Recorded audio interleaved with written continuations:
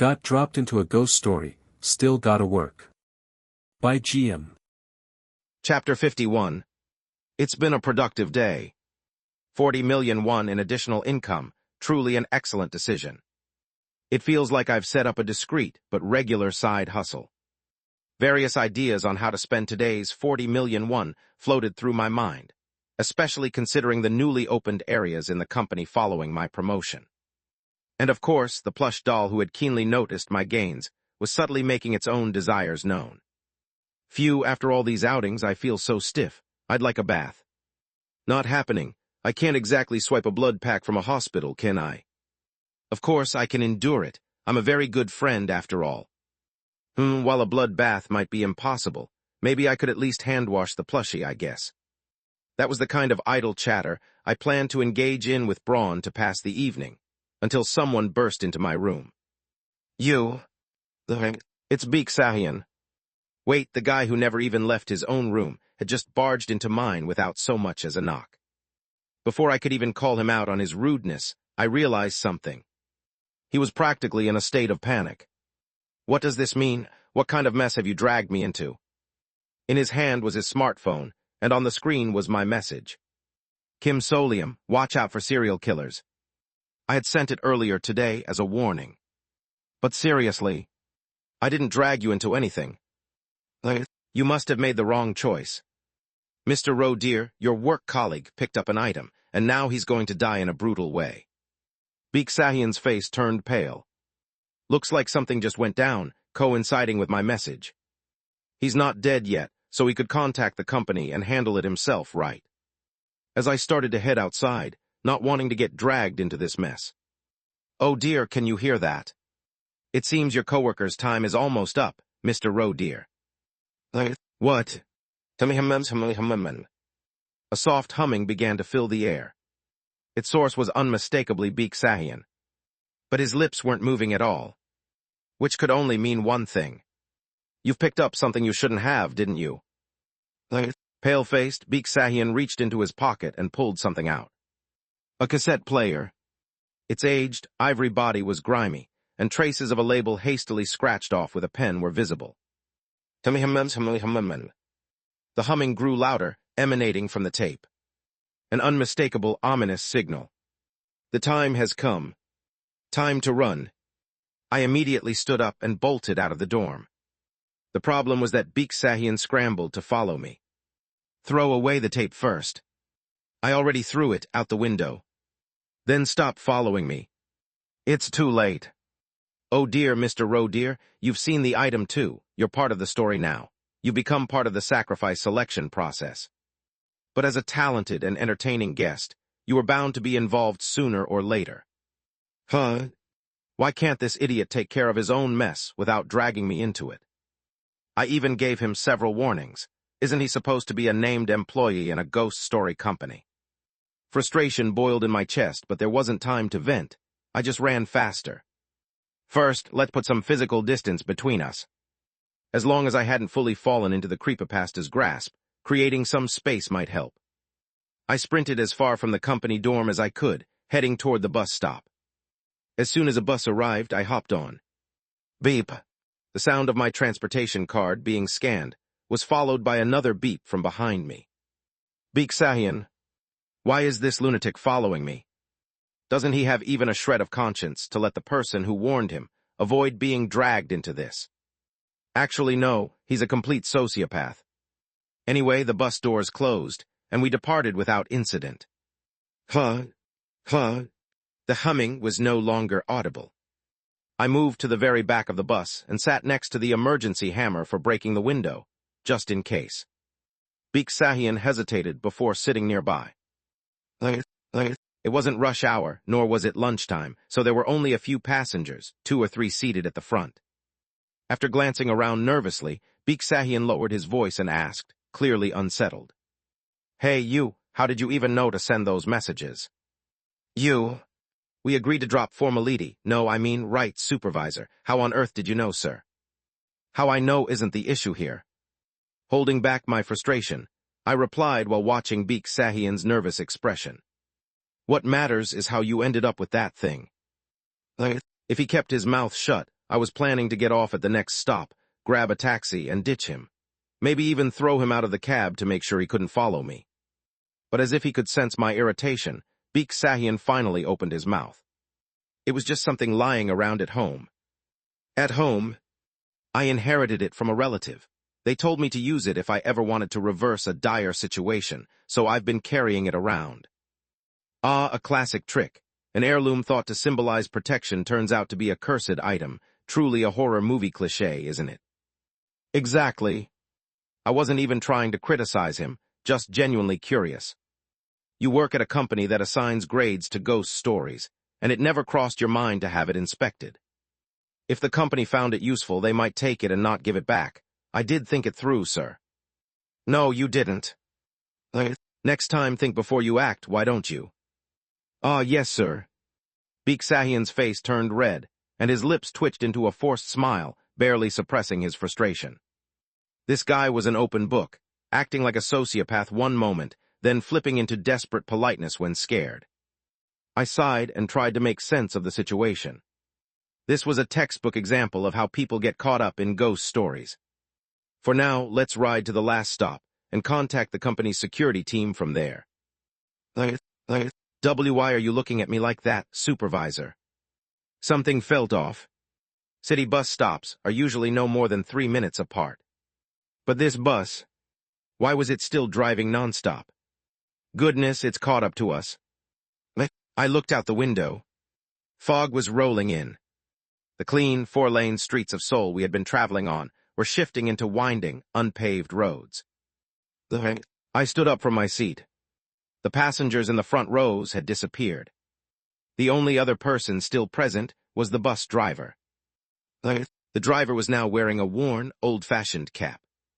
The kind that might have been used when buses operated with a more formal air decades ago. With gloved hands, the driver casually hummed as they reached for the radio. Click, and what came through the speakers was the same humming from the cassette tape. The humming filled the bus. The modern low-floor bus that had been driving through Seoul had transformed into an old, rickety bus with rows of single-file seats. Don't look back. It was already too late. Baek Deoksu, his face pale, gripped the handrail and stared straight ahead.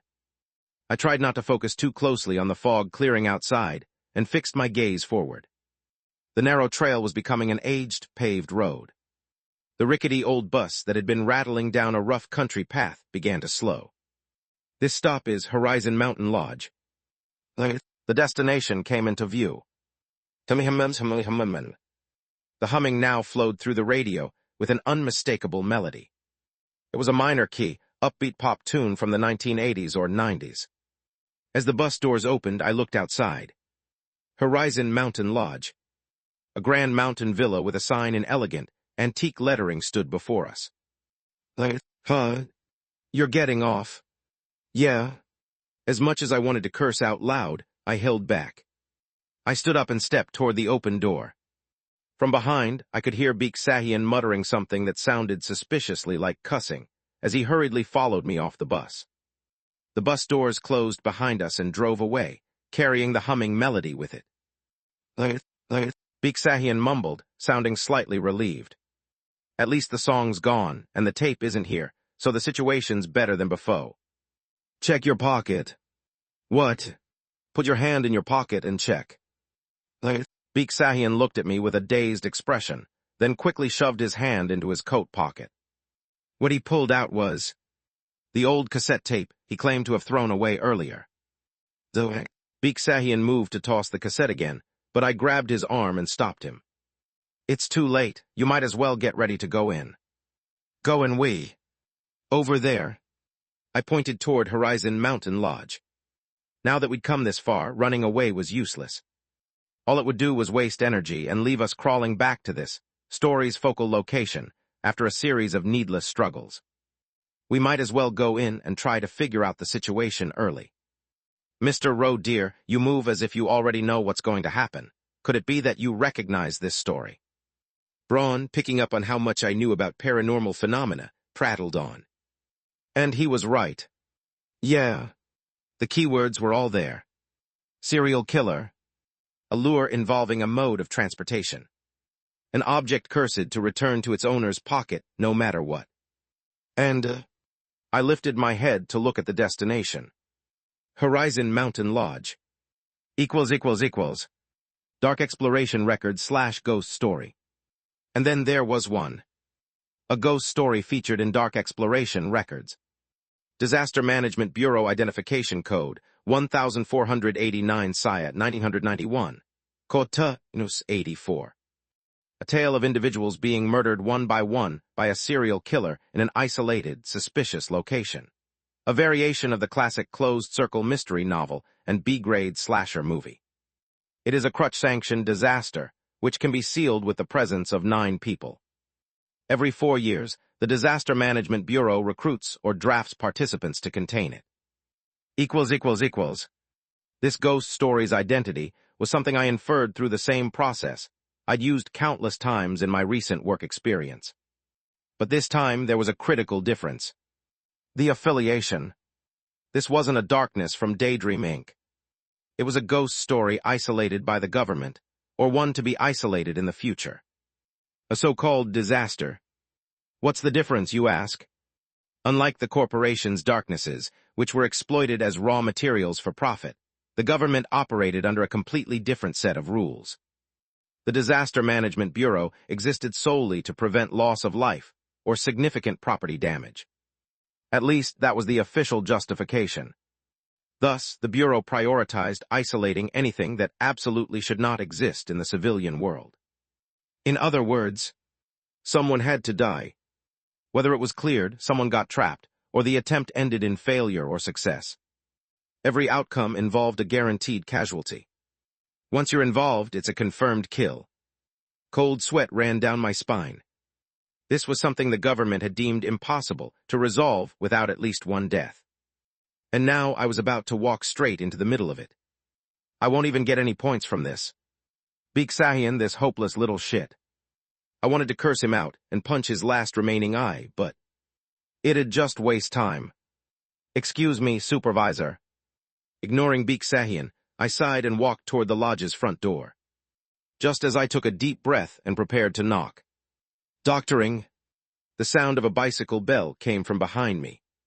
Turning around, I saw a bicycle pulling up to this secluded house in the woods, with someone riding it. Oh, look, another arrival, someone else who picked up the item. No kidding. Another poor soul caught in this cursed ghost story. I held back a sigh and looked over, only to freeze in shock. I recognized the figure getting off the bike. More precisely, I didn't know his face, but his outfit was unmistakable. Dark clothes, a hat pulled low, and a mask covering his face. Salmon Market. It was the same person I had sold cursed food to earlier today near Gwangwamon Station. Chapter 52. Caught up in this serial killer ghost story, 3 minutes had passed since we arrived in front of the mountain lodge in the middle of the forest. The second-hand market buyer, who had gotten off their bike after us, approached the cabin's door. He paused briefly when he noticed Baek Deoksu and me standing there first. Looks like he recognized me. The second-hand market buyer seemed to recognize me, but I stayed silent, pretending not to notice who he was. Baek Deoksu, ever eager, immediately began speaking in a friendly tone. Excuse me, are you the owner of this house? Sorry, but it seems we got on the wrong bus. With this forest around us, there's no signal. Would it be okay if we made a quick call? I also got lost and came here to ask for help. Oh, I see. At that point, I turned to the buyer and pretended to be surprised. I widened my eyes slightly and gave a polite nod. The buyer, already aware of who I was, didn't seem particularly startled and returned the gesture with a small nod of his own. Meanwhile, Baek Deoksu subtly started prying for more information about him. Clearly, he was trying to assess whether this person was weaker than him. Were you out here trekking for the weekend? This seems like a remote place. Are you a local? No, I'm not sure how I even got here. I definitely started in Seoul. Oh, really? Same with us, but there's no signal here. Do you happen to know how to get out of here or where we are? I'm not sure. Let's go inside and ask. All right. Baek Deoksu, clearly disappointed with the lack of useful information, clicked his tongue softly, and glanced at the bike the buyer had arrived on. And then he seemed to notice something. The mark printed on the handlebars. Seoul Metropolitan Government, 2153. Obviously, an official government-issued bike. Having found an opening, Baek Deoksu brightened and began to speak again. "Excuse me, are you Per?" I lightly nudged his side. He froze, clamped his mouth shut, and turned to look at me. I slowly mouthed the words. "Disaster Management Bureau." He must have heard at least once at work how terrible the relationship is between the company and the bureau. If this person found out who we were. I suddenly drew a finger across my throat. Baek Deoksu's complexion turned pale. From that moment on, he avoided speaking to the government employee directly. Good, a wise choice. "I'll open the door." I nodded to the civil servant, who had already reached for the door handle, and he lightly opened the wooden door. "Kriyak? Anyone here?" The midday sunlight spilled into the slightly dim interior of the lodge. And then, "Oh hey, more people are here. Are you the owner of this place?" People who had already arrived began to emerge. A married couple who looked to be in their 40s. 3 young adults in their 20s. And a middle-aged man. 6 people in total. Including the 3 of us, that made 9. It's starting. Suppressing the urge to groan, I stepped inside the cabin. Everything proceeded as predictably as a cliché could. The married couple claimed their GPS led them here. I mean, the GPS sent us to the wrong place. The car broke down and our phones don't have any signal. It's driving me crazy. Honey, I told you so, didn't I? We should have gone to Sapporo instead of Sokcho. 3 university students from a hiking club who claimed to have gotten lost. We parked right below the trail, though. Yeah, but this is so annoying. And finally, a middle-aged man who'd been trying to catch the nearest bus stop after finishing a shift as a designated driver. Still seeing people around is such a relief. If we wait, the owner should come, right? And once the lodge owner shows up, the bloodbath begins. Something like that. I glanced around with the dead eyes of someone who had already given up. I hadn't even brought any decent items. Living is hard, seriously. Focus only on myself, just myself. We were soon asked questions by the others. "What about you folks? What brings you here?" "Oh, we're just office workers. We must have gotten on the wrong bus while heading out for field work. This here is my supervisor, and I'm just an employee." Look at Baek Deoksu subtly shifting responsibility onto me. I took out my notepad. Luckily, since I was still in my outdoor clothes, it was in my pocket, making it easy to maintain my usual demeanor. "Hello? Why are you writing instead of speaking?" "My throat's a bit sore." "Oh, yeah?" The 3 university students turned away, looking unimpressed. The married couple glanced at me and took a step back. "Geez, these colds going around lately must be really bad, huh? You should at least wear a mask. What if you spread it to someone else?" "I'm sorry, I'll avoid speaking as much as possible and be careful." Baek Deoksu shot me a disgusted look, as if I had become something revolting. He'd been reacting like this all along, taking over the responses I might have given. "By the way, is that young man from your company too?" "No, we met at the door, but The second-hand market buyer, a tall man with sharp eyes that gave him an intimidating presence, replied politely. "I'm a public servant from the Seoul City Hall." Oh, he actually admitted it. He briefly explained that he was a public servant and had gotten lost while riding his bike. And that was the end of it. He conveniently left out the part where he worked for the Disaster Management Bureau, and that we were all stuck in a ghost story where a serial killer would soon be picking us off one by one, like a deadly game of Russian roulette. Still, people aren't fools. They began to sense something was off. So all these people just happened to lose their way in broad daylight and end up at this countryside lodge. Maybe we've been bewitched or something. Hey, don't say such unlucky things. The more people there are, the braver they get. Even while bringing up ghosts, the group began glancing around the room like it was some kind of curiosity show. Come to think of it, this place looks pretty fancy, doesn't it? Like one of those mansions rich families had in every neighborhood back when we were kids. They weren't wrong. The wooden lodge, built in a style popular a few decades ago, was a mix of quaint charm, rustic wealth, and understated elegance. Oh, look over there. That's a gold frame, isn't it? On one side of the living room was a large framed picture, its frame seemingly made of real gold. But what caught my attention wasn't the frame, it was what was inside. Plus, joyful mealtime. The rabbit bakes in the kitchen. The deer is caught in the backyard. The pigeon is fattened in the bedroom. The lamb is sliced in the living room. Boing boing, the sound of hopping with laughter. The wooden floors beneath go bam bam. The table full, humming in the air. The family gathers round. Bon appetit. Plus. No way. That's blatant foreshadowing. Who could it be a metaphor for the upcoming murders? It sure looks that way. Yet no one here seemed to be particularly interested in horror or mystery genres. The university students claiming to be part of a hiking club chuckled amongst themselves, and even pocketed an ivory trinket from the side table near the sofa. Oh, if one of them ends up being the first body tomorrow, I wouldn't be surprised. Just as I thought that. Clunk. There was a sound from the kitchen at the back. The shadow of the back door swinging open fell across the room. And then a figure slowly stepped through the open door.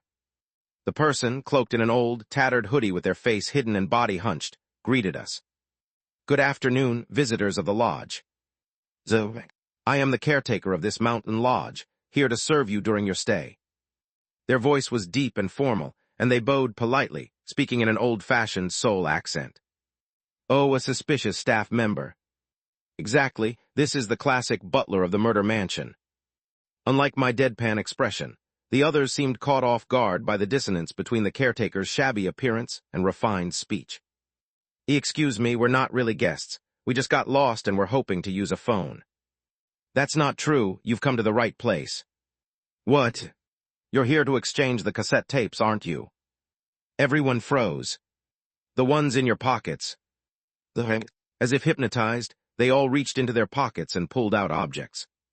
They were all holding old ivory-colored cassette tapes with the titles scrawled out, just like Baek Deoksu. How does everyone have those? The master of this lodge was a very wealthy man. During his lifetime, he distributed those cassette tapes far and wide. The group flinched, and he made a promise. What kind of promise? If you visit my lodge with one of these cassette tapes, I shall trade it for anything I possess. That was his promise. And even in death, that promise remains valid. An inheritance exchange? What a tempting bait. Very obviously bait. Or maybe it's so obvious that it works too well. Money has that certain magical power, after all. Even as they laughed nervously, everyone's eyes reflexively darted to the display cases full of gold and Celadon treasures.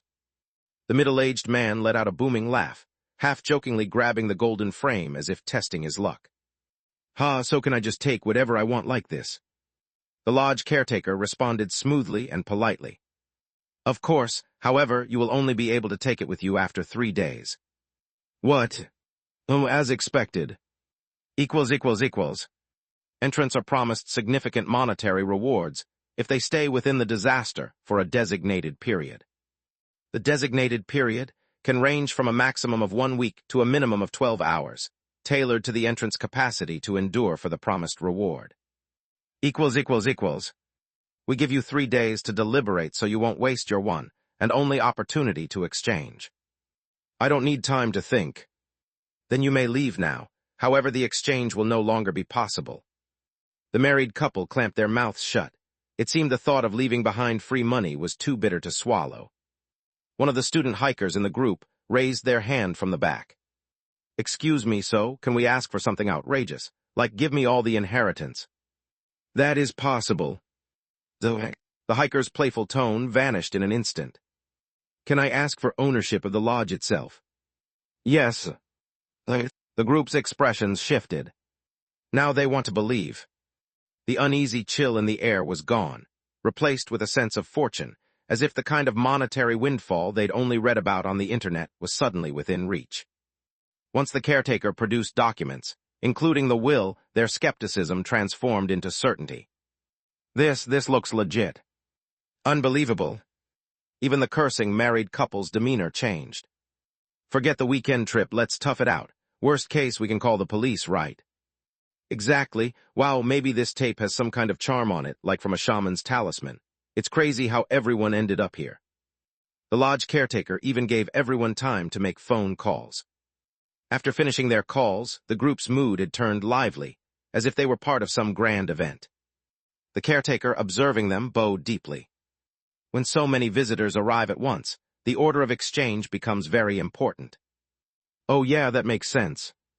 Yeah, like if the first person demands all the inheritance, it's game over for everyone else.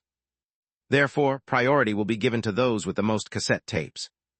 The group immediately glanced around at one another. The three university students exchanged quick looks amongst themselves. If grouped together, they had the most tapes. Wait, are we supposed to buy tapes off each other now? I am merely explaining the rules. It is not mandatory. You are free to negotiate your own exchange conditions as you see fit. The order is important, after all. A tense, meaningful silence passed between them. Shall I prepare your rooms, then? There are suitable bedrooms upstairs. Yes. Sounds good. Let's get the rooms sorted first.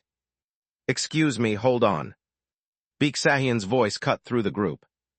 I might have to leave due to urgent matters. Could you tell me the way out of here? Of course. But that didn't happen. A moment later. Entrants will inevitably find themselves isolated, the disaster site for various reasons. The most common would be due to abnormal weather conditions such as typhoons, heavy snowfall, or landslides. A torrential downpour has caused a landslide outside, burying the roads. Thankfully, the electricity remains functional, so your stay will be unaffected. Baek Deoksu turned to me with an expression that practically screamed, "We're fucked." Exactly. I shrugged. Now that things had reached this point, no one would be able to leave until everything that was meant to happen had unfolded. Meanwhile, I'm racking my brain trying to figure out how to survive this without losing my head. At least one small comfort was that there wouldn't be any ghosts. Just a serial killer. And wasn't it obvious? Every horror movie and mystery novel loves to use this twist, and ghost stories are no different. The killer. One entrant will take on a special role within the narrative, embodying the predator archetype. Is among us, and this individual is often referred to as the serial killer. I've got to find and avoid the person who would become the killer. This individual will firmly believe that they are inheriting the legendary murderer's legacy and undergo mental and physical transformation. Unless I could try a slightly different approach. As I stroked my chin, I noticed the civil servant quietly leaving the group. I'll step outside to check the weather. Go ahead. I followed the civil servant out to the veranda. The wind and rain were growing fierce, darkening the surroundings and splashing enough to dampen our clothes. The downpour seemed loud enough to mask any conversation. Carefully shielding my notepad from the rain, I showed him a message. Excuse me, are you the person who bought the cookies? I'm wondering if I might have mistaken you for someone else. Fortunately, the civil servant didn't feign ignorance. Yes, that's correct. But he looked me up and down, as if assessing me. I glanced around, pretending to check the area, and ensured no one was watching us before scribbling another note, this time with a tense expression. I'm sorry, but is this some kind of strange situation? It's just odd that only people carrying cassette tapes got lost and ended up here. Do you think it's a ghost or something? Considering that he already knew I had experience with paranormal phenomena. After all, I'd sold him food tied to ghost stories. This level of questioning shouldn't seem out of place. The real issue is whether he thinks I entered this place intentionally. I'd much rather be treated as an innocent civilian. Depending on his response, I'd decide how to position myself moving forward. Honestly, he's most likely to give a safe answer like I'm not sure yet. You are correct. So direct. The civil servant hesitated briefly before asking me. How did you come across the cassette tape? Actually, I don't have one myself. It's my colleague who has one. It gave me a bad feeling, so I told him to throw it away, but we ended up here anyway after getting on the bus. The civil servant rested a hand on his chin, silent for a moment. Do you often find yourself in situations like this? I forced a sheepish smile, pretending to be awkward. Sometimes. I see.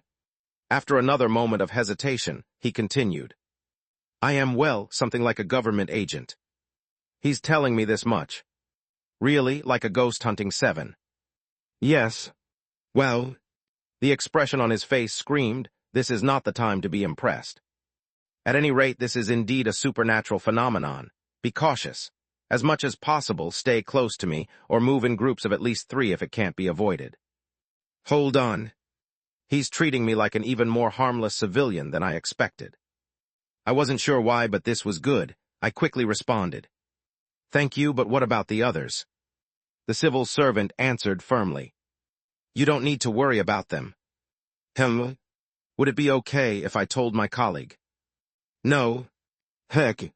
Glancing toward the living room, the civil servant lowered his voice and spoke softly, as if revealing a massive secret. Actually, there is a killer among us. Oh, yeah. I already knew, of course, but I couldn't let that show. Feigning shock, I hastily scribbled another note. A killer, how do you know that, sir? This mountain lodge is no ordinary place. It's never been publicly disclosed, but similar incidents have occurred here multiple times. Guests were murdered by a killer. A storied, legendary site where nightmares of the past are recreated. Truly a fine preference. Now's not the time, Mr. Host. No matter how close you may be to someone, don't trust them. And under no circumstances should you open your door while alone in your room. Usually, isn't it the person who barricades themselves in a room who ends up dying first? Regardless, I felt I'd confirmed a few key facts about both the civil servant and this ghost story. Thank you.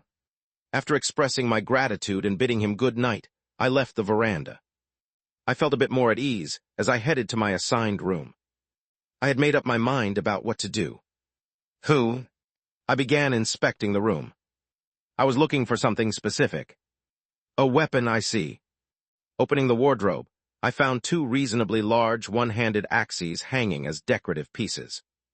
It was terrifying and exhausting to carry, but there was no choice. This is going to be so very fun. Now that things had come to this, I might as well strike first. Gripping one of the axes, I made my decision.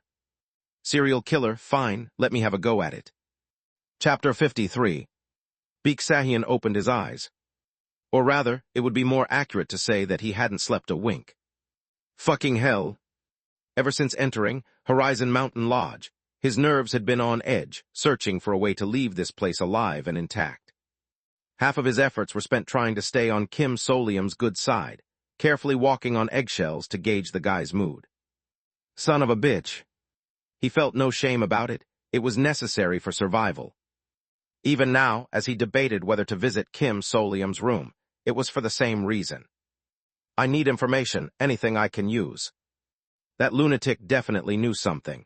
Baek Deoksu was convinced he needed to extract that knowledge to secure a trump card for his survival. But, was Kim Solium really a lunatic?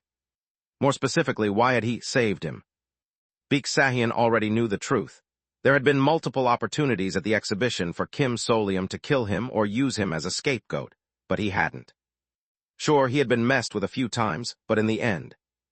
No, he probably did it for fun. It's only because keeping me alive would make things more unpredictable and entertaining for that bastard.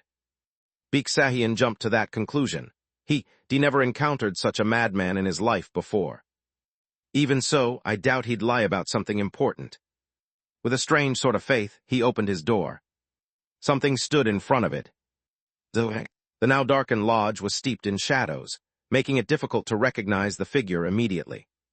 A man of similar height to himself. It was Kim Solium. Shit. Startled but strangely relieved. Better him than a stranger. At least Kim Solium wouldn't try to kill him. Hey. But as Baek Deoksu's eyes adjusted to the dim light, he noticed something in Kim Solium's hand. An axe? What? An axe? He almost rubbed his one remaining eye in disbelief, before a plausible explanation struck him. That's for self-defense against the killer, right? But then another thought entered Baek Deoksu's mind. The text Kim Solium had been sending. Watch out for serial killers. What if those texts weren't warnings, but a prediction of the future? Bye-bye. The axe came down on his head. The next morning, a couple leaving their room heard a melody, faintly blending with the heavy rain. Ahem, isn't that the song that played when our car's GPS broke? Omo, it does sound like it. Is this some local radio station? Breathing in the damp, eerie morning air, they held their cassette tape tightly like a treasure as they passed through the hallway to the kitchen. And then, they saw something stuffed into the kitchen hearth. It looked like someone had detonated fireworks and toys inside, charring the area completely black. The burnt remains. Among the dark red ashes, two stick-like objects jutted out, bent at odd angles. And at the end of those sticks, shoes. The sneakers were partially burned, still clinging to what used to be a person's feet. Eric. Oh my God, is that a person? Egu, what is this? What's happening, Egu? The couple's screams of horror echoed through the lodge, quickly drawing the others downstairs. One by one, the others joined the chaos, their faces pale. What's going, ahhh? Gasp. The students, the middle-aged driver, no one was immune to the panic. One person, claiming earlier to have a sore throat and only communicating via notes, collapsed to the ground, his face drained of color. But weren't there two people who said they were office workers? No way. The couple pointed at the burned feet sticking out of the hearth. The young man who came with you, is it him, the one with the eye patch? The remaining office worker stared at the scorched sneakers, covering his mouth, and gave a small nod. AGH. Someone had died.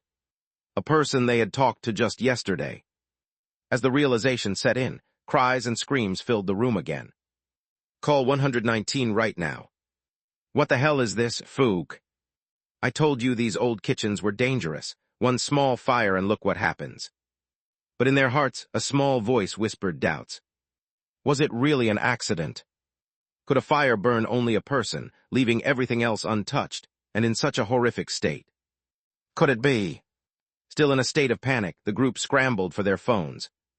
And moments later, a collective chill ran down their spines. The phone isn't working. There's no dial tone. Where's the caretaker? Someone just died here. But the caretaker, who had promised to take good care of them, was nowhere to be found, as if he'd vanished into thin air. The dark, rain-soaked mountains surrounding the lodge.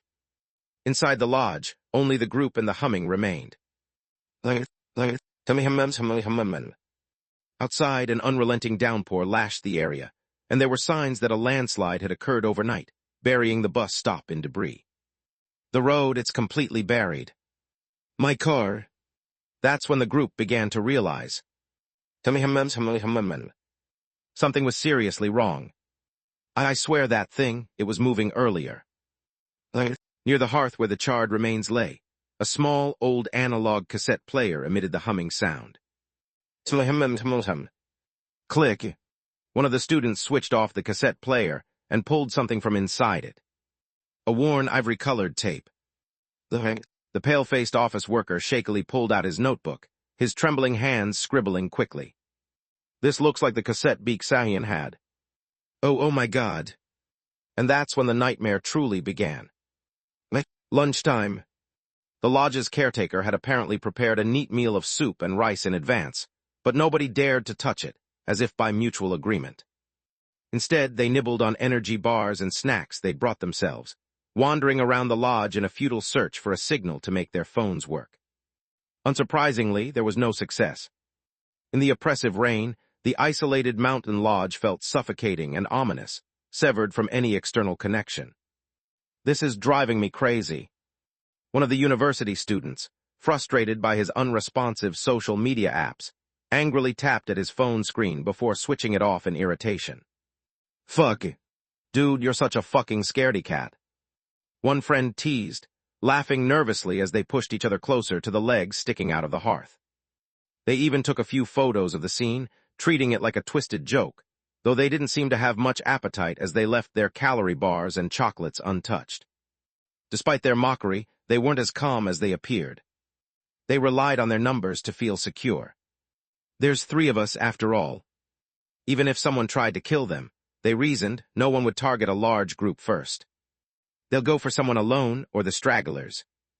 That thought seemed to put them somewhat at ease. Hey, one student turned to chat with his friend, but a peanut-filled chocolate bar was suddenly extended in front of him. When he looked up, he saw the pale-faced office worker holding out his notebook. Would you like some? I don't think I can eat it. No thanks. The student replied curtly, and his friend beside him snickered. Dude, he can't eat peanuts. I apologize. The office worker apologized silently, retreating to the sofa with a dejected air. Wasn't he the one who'd been introduced as a supervisor? At first he'd seemed quite intimidating, but after witnessing his colleague's death, he looked utterly deflated. Scared stiff, huh? He now gave off the impression of someone who would crumble under even the slightest pressure. Hey, wanna bet? Sure, but man, this is too much. Meanwhile, the other two students went outside for a smoke. The office worker, still fiddling with his unresponsive phone, cast a dark glance at the hearth before heading upstairs. And just like that, the room grew silent. One student was left alone, uneasily shifting in his seat. In the movies, this is the part where someone gets attacked. He tapped his foot anxiously, glancing around the room with a wary expression. The presence of a jackknife in his pocket gave him some reassurance, but not for long. Shit, why'd they go off on their own? Unable to bear it any longer, he decided to go looking for his friends in the backyard. Gripping the jackknife tightly, he quickened his pace, unnerved by the sensation of something prickling at his back. He pushed open the back door to the kitchen, which led to the yard. Click. A damp, musty smell hit him immediately. They're probably under the roof somewhere. Surely they wouldn't stand in the rain to smoke, right? With that thought, he headed toward a storage shed connected by a covered walkway. But as he walked, a peculiar smell caught his attention. Something metallic and sharp. Ironed.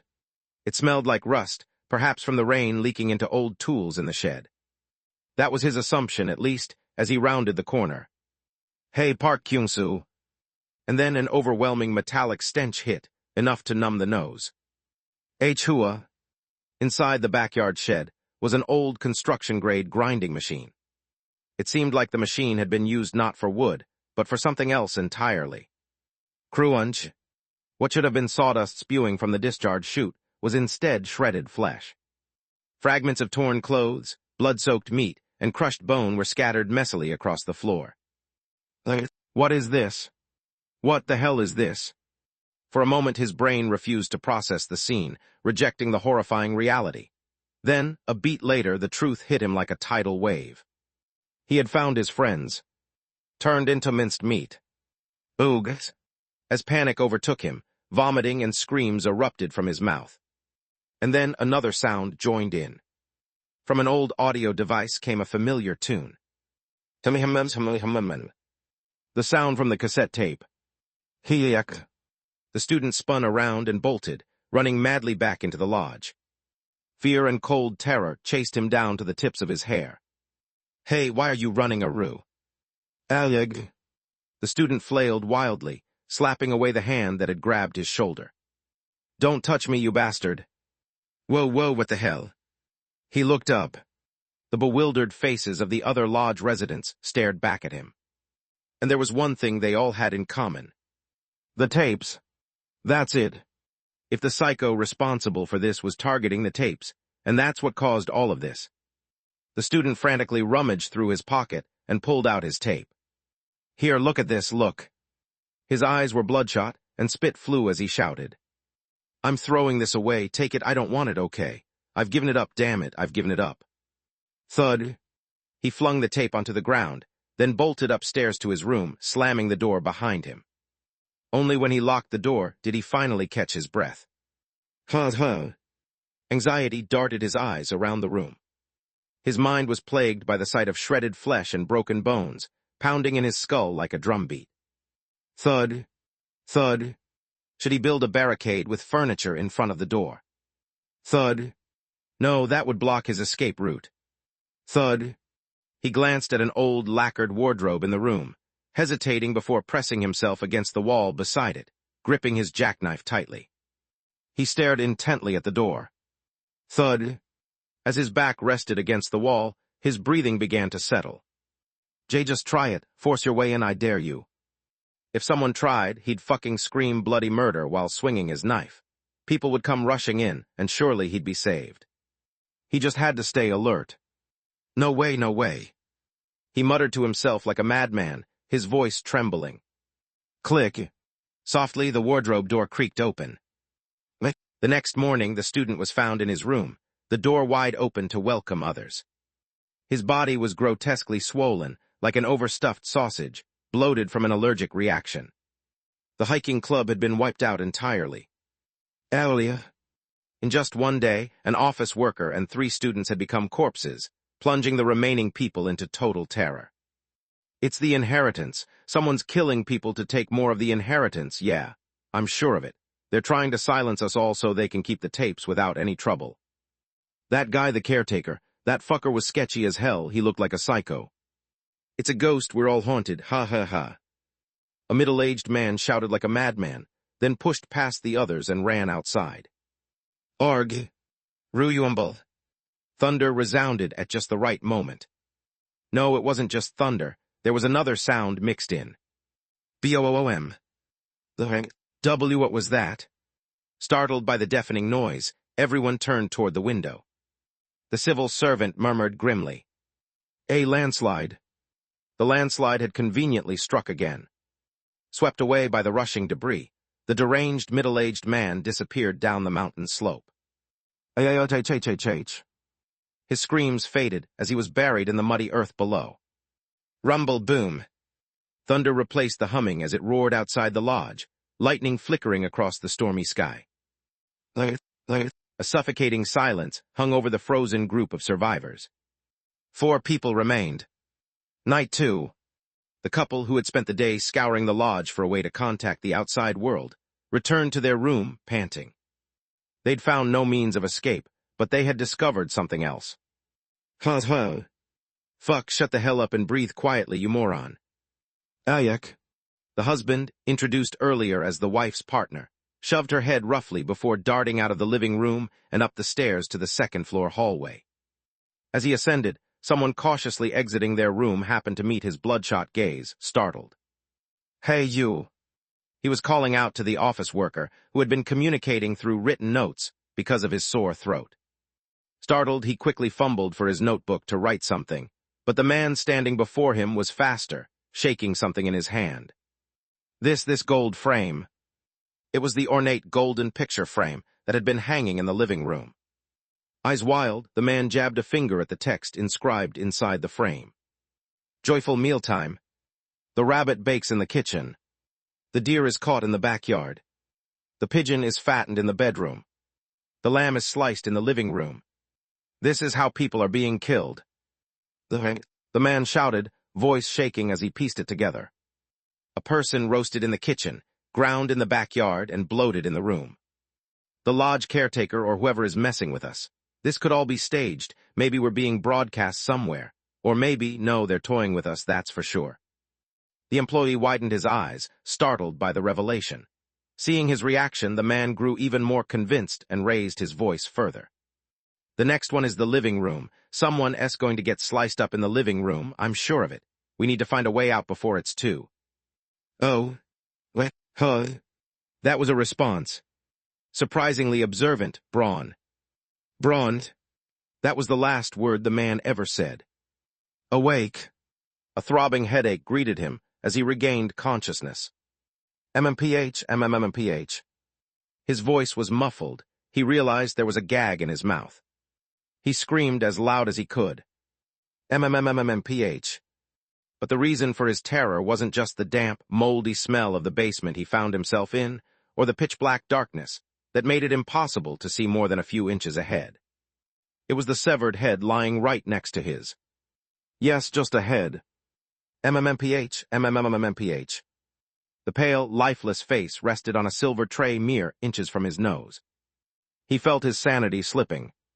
Tears, snot, and cold sweat poured down his face as he desperately screamed for help, though the gag swallowed every sound. HRRNNPH, SSPPPH, MMMPH. Scared, try to bear with it, I'm holding back too. A calm, composed voice responded from somewhere nearby. The man rolled his eyes frantically, trying to distance himself from the head as he looked up. And he saw him. The office worker. Dressed in black sweats, the younger man frowned as he gazed down at him. Then, as if in disdain, he looked at the bloodied work gloves in his hand before letting out a sigh and slipping them back on. Next, he picked up an axe. MMMMPH.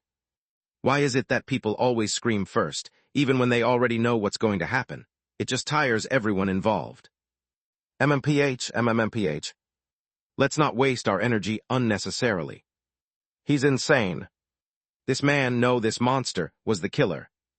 The captive wanted desperately to negotiate, plead, fight back, do anything to survive, but his bound body and gagged mouth gave him no options. Tears streamed uncontrollably down his face.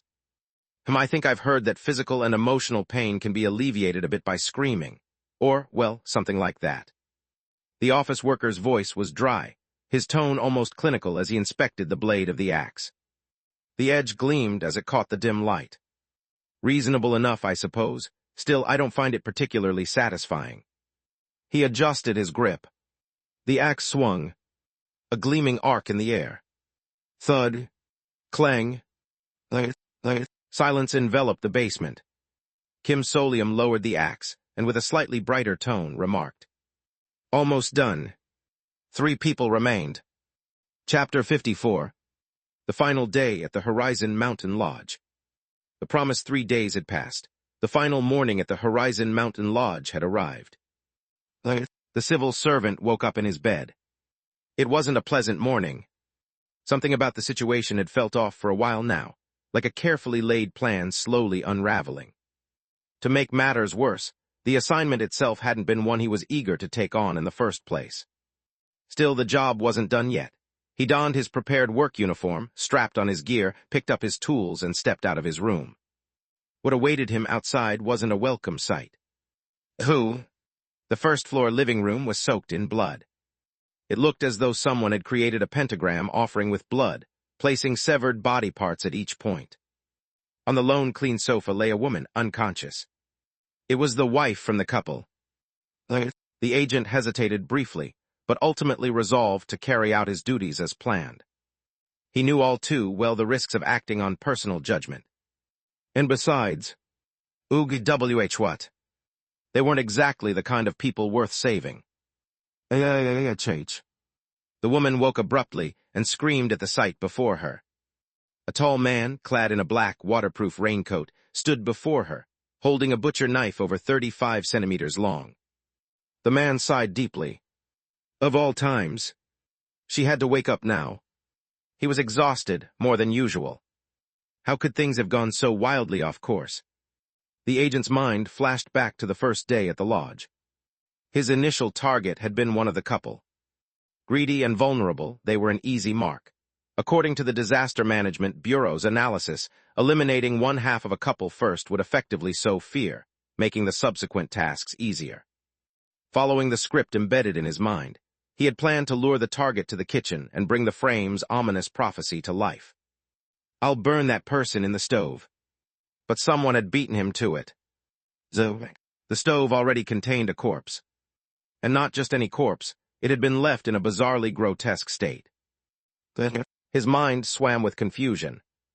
The Disaster Management Bureau had ensured that he would be assigned the role of the serial killer, pre-assigning him the cassette tape as part of the disaster's framework. So how could there be another killer? At the time, he had dismissed it as the unpredictable nature of supernatural catastrophes. That was until lunchtime, when he stumbled upon the shredded remains of 2 students in the backyard. He had no choice but to quietly stow away the large hammer he had prepared in his wardrobe. By then, he had realized the truth. Someone else had been preemptively killing the victims. It was maddening. And now, on the final day, someone had even gone so far as to set up this elaborate dismemberment scene. His head throbbed from the sheer absurdity of it all. Still, his tasks hadn't changed. Despite the chaos, he had to complete his duties step by step. That was the Bureau's way. His recollections came to an end as he looked down at his next victim. The woman's eyes were wide with fear, but she was too paralyzed to resist.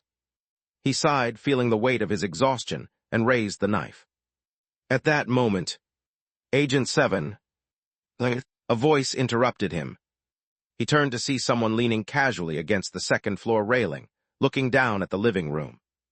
It was the office worker, the seller he had met through Salmon Market. You don't have to kill her. Kim Solium looked down at him. This individual will firmly believe that they are inheriting the legendary murderer's legacy and undergo mental and physical transformation. In every way, the agent fit the description of a disaster-appointed serial killer. The black raincoat, the gleaming butcher knife, his appearance screamed killer. But Kim Solium knew better. Despite how he looks, he's someone you could reason with. Are you certain, friend? Yes, he's certain. Agents from the Disaster Management Bureau come prepared for these kinds of scenarios. For instance, like the holster barely visible beneath that civil servant's raincoat. Dark Exploration Records / Supernatural Disaster Management Bureau. /items. Tether handler. A black holster-shaped equipment-type item. When equipped, it grants resistance to supernatural mental disturbances of hollow sanction level or lower. Usage condition. Must be a grade 8 or higher official of the Supernatural Disaster Management Bureau. It was mental defense equipment. They wouldn't send agents unarmed into a disaster capable of transforming someone into a brainwashed serial killer. No way they'd send them in with a clear head. Agents were regularly deployed into high-risk supernatural disasters where death was often an assumed outcome. Imagine running into a devious pharmaceutical rep using items like smiley stickers for manipulation. Kim Solium observed the agent standing silently before him and spoke. You really don't need to kill anyone. All the groundwork has already been laid. I've already done everything. A moment of silence. Are you saying you've killed them? Well, it was true that this disaster wouldn't end without a series of murders.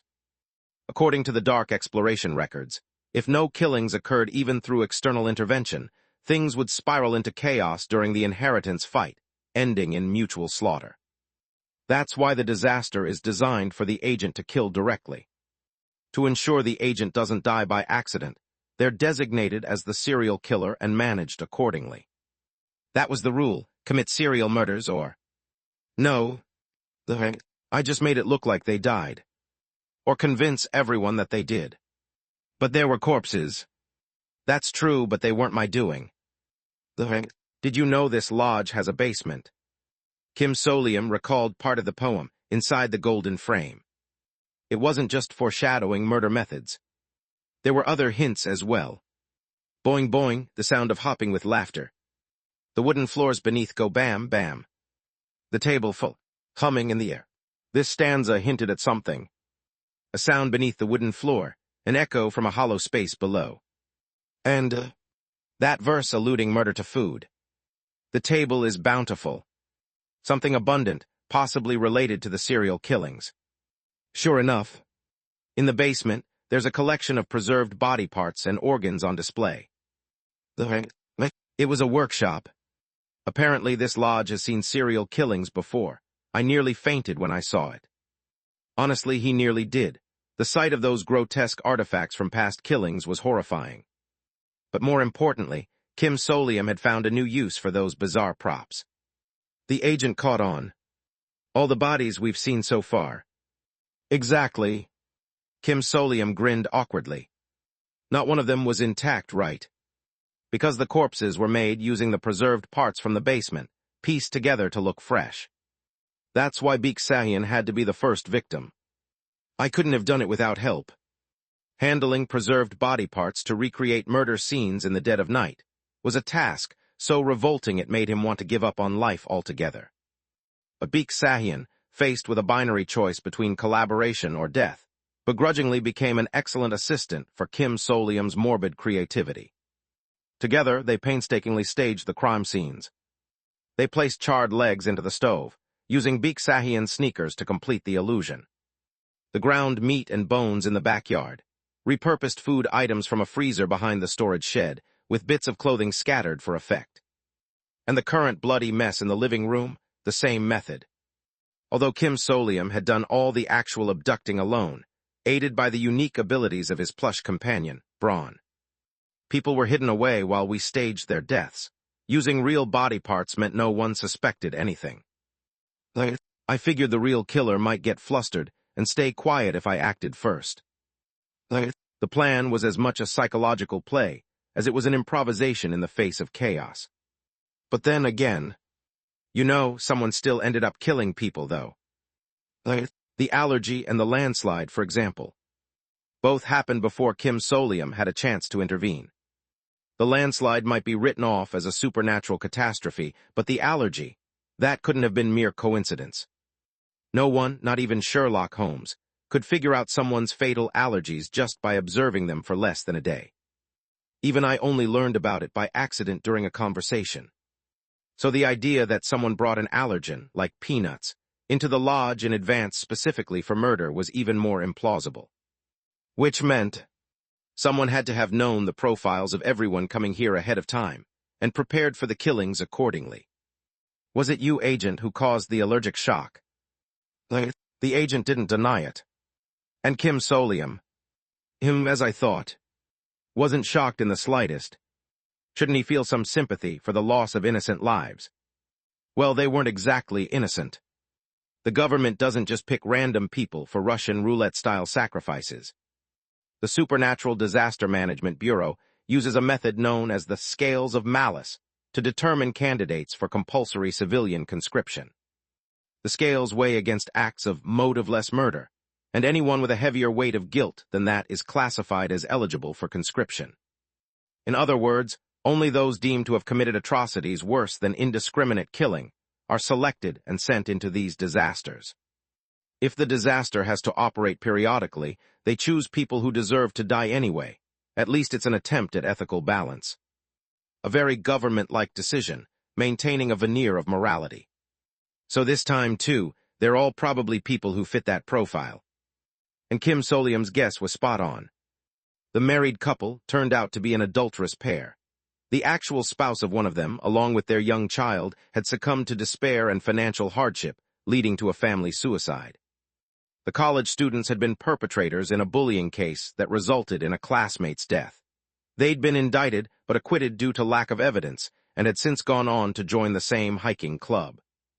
As for the designated driver, he was an as yet uncaptured child predator. Even without knowing these details, Kim Solium had a general sense. A dream lineup, I'm sure. Clearly, the government had orchestrated things to ensure the tapes ended up in the hands of these individuals. And they sent an agent to monitor and manage it all. That person was standing in front of Kim Solium now. The agent spoke, his voice steady. They're all criminals. Everyone in this lodge, if the law worked as intended, would be sentenced to death in some countries for crimes of such egregious severity. He hesitated before adding, everyone except you who doesn't have a tape. But inwardly, the agent wasn't confident this explanation would land. His prior encounters with civilians during missions hadn't gone particularly well. Wearily, he raised his gaze. But, I see, that makes sense. Surprisingly, the office worker standing on the second floor nodded easily. Anyway, aside from those two, the rest of the group is alive and well, so that's good. Kim Solium spoke casually, as if the situation were no big deal. Even for criminals, killing them must weigh on you. This isn't a bad outcome, all things considered. Finally, the agent asked, who exactly are you?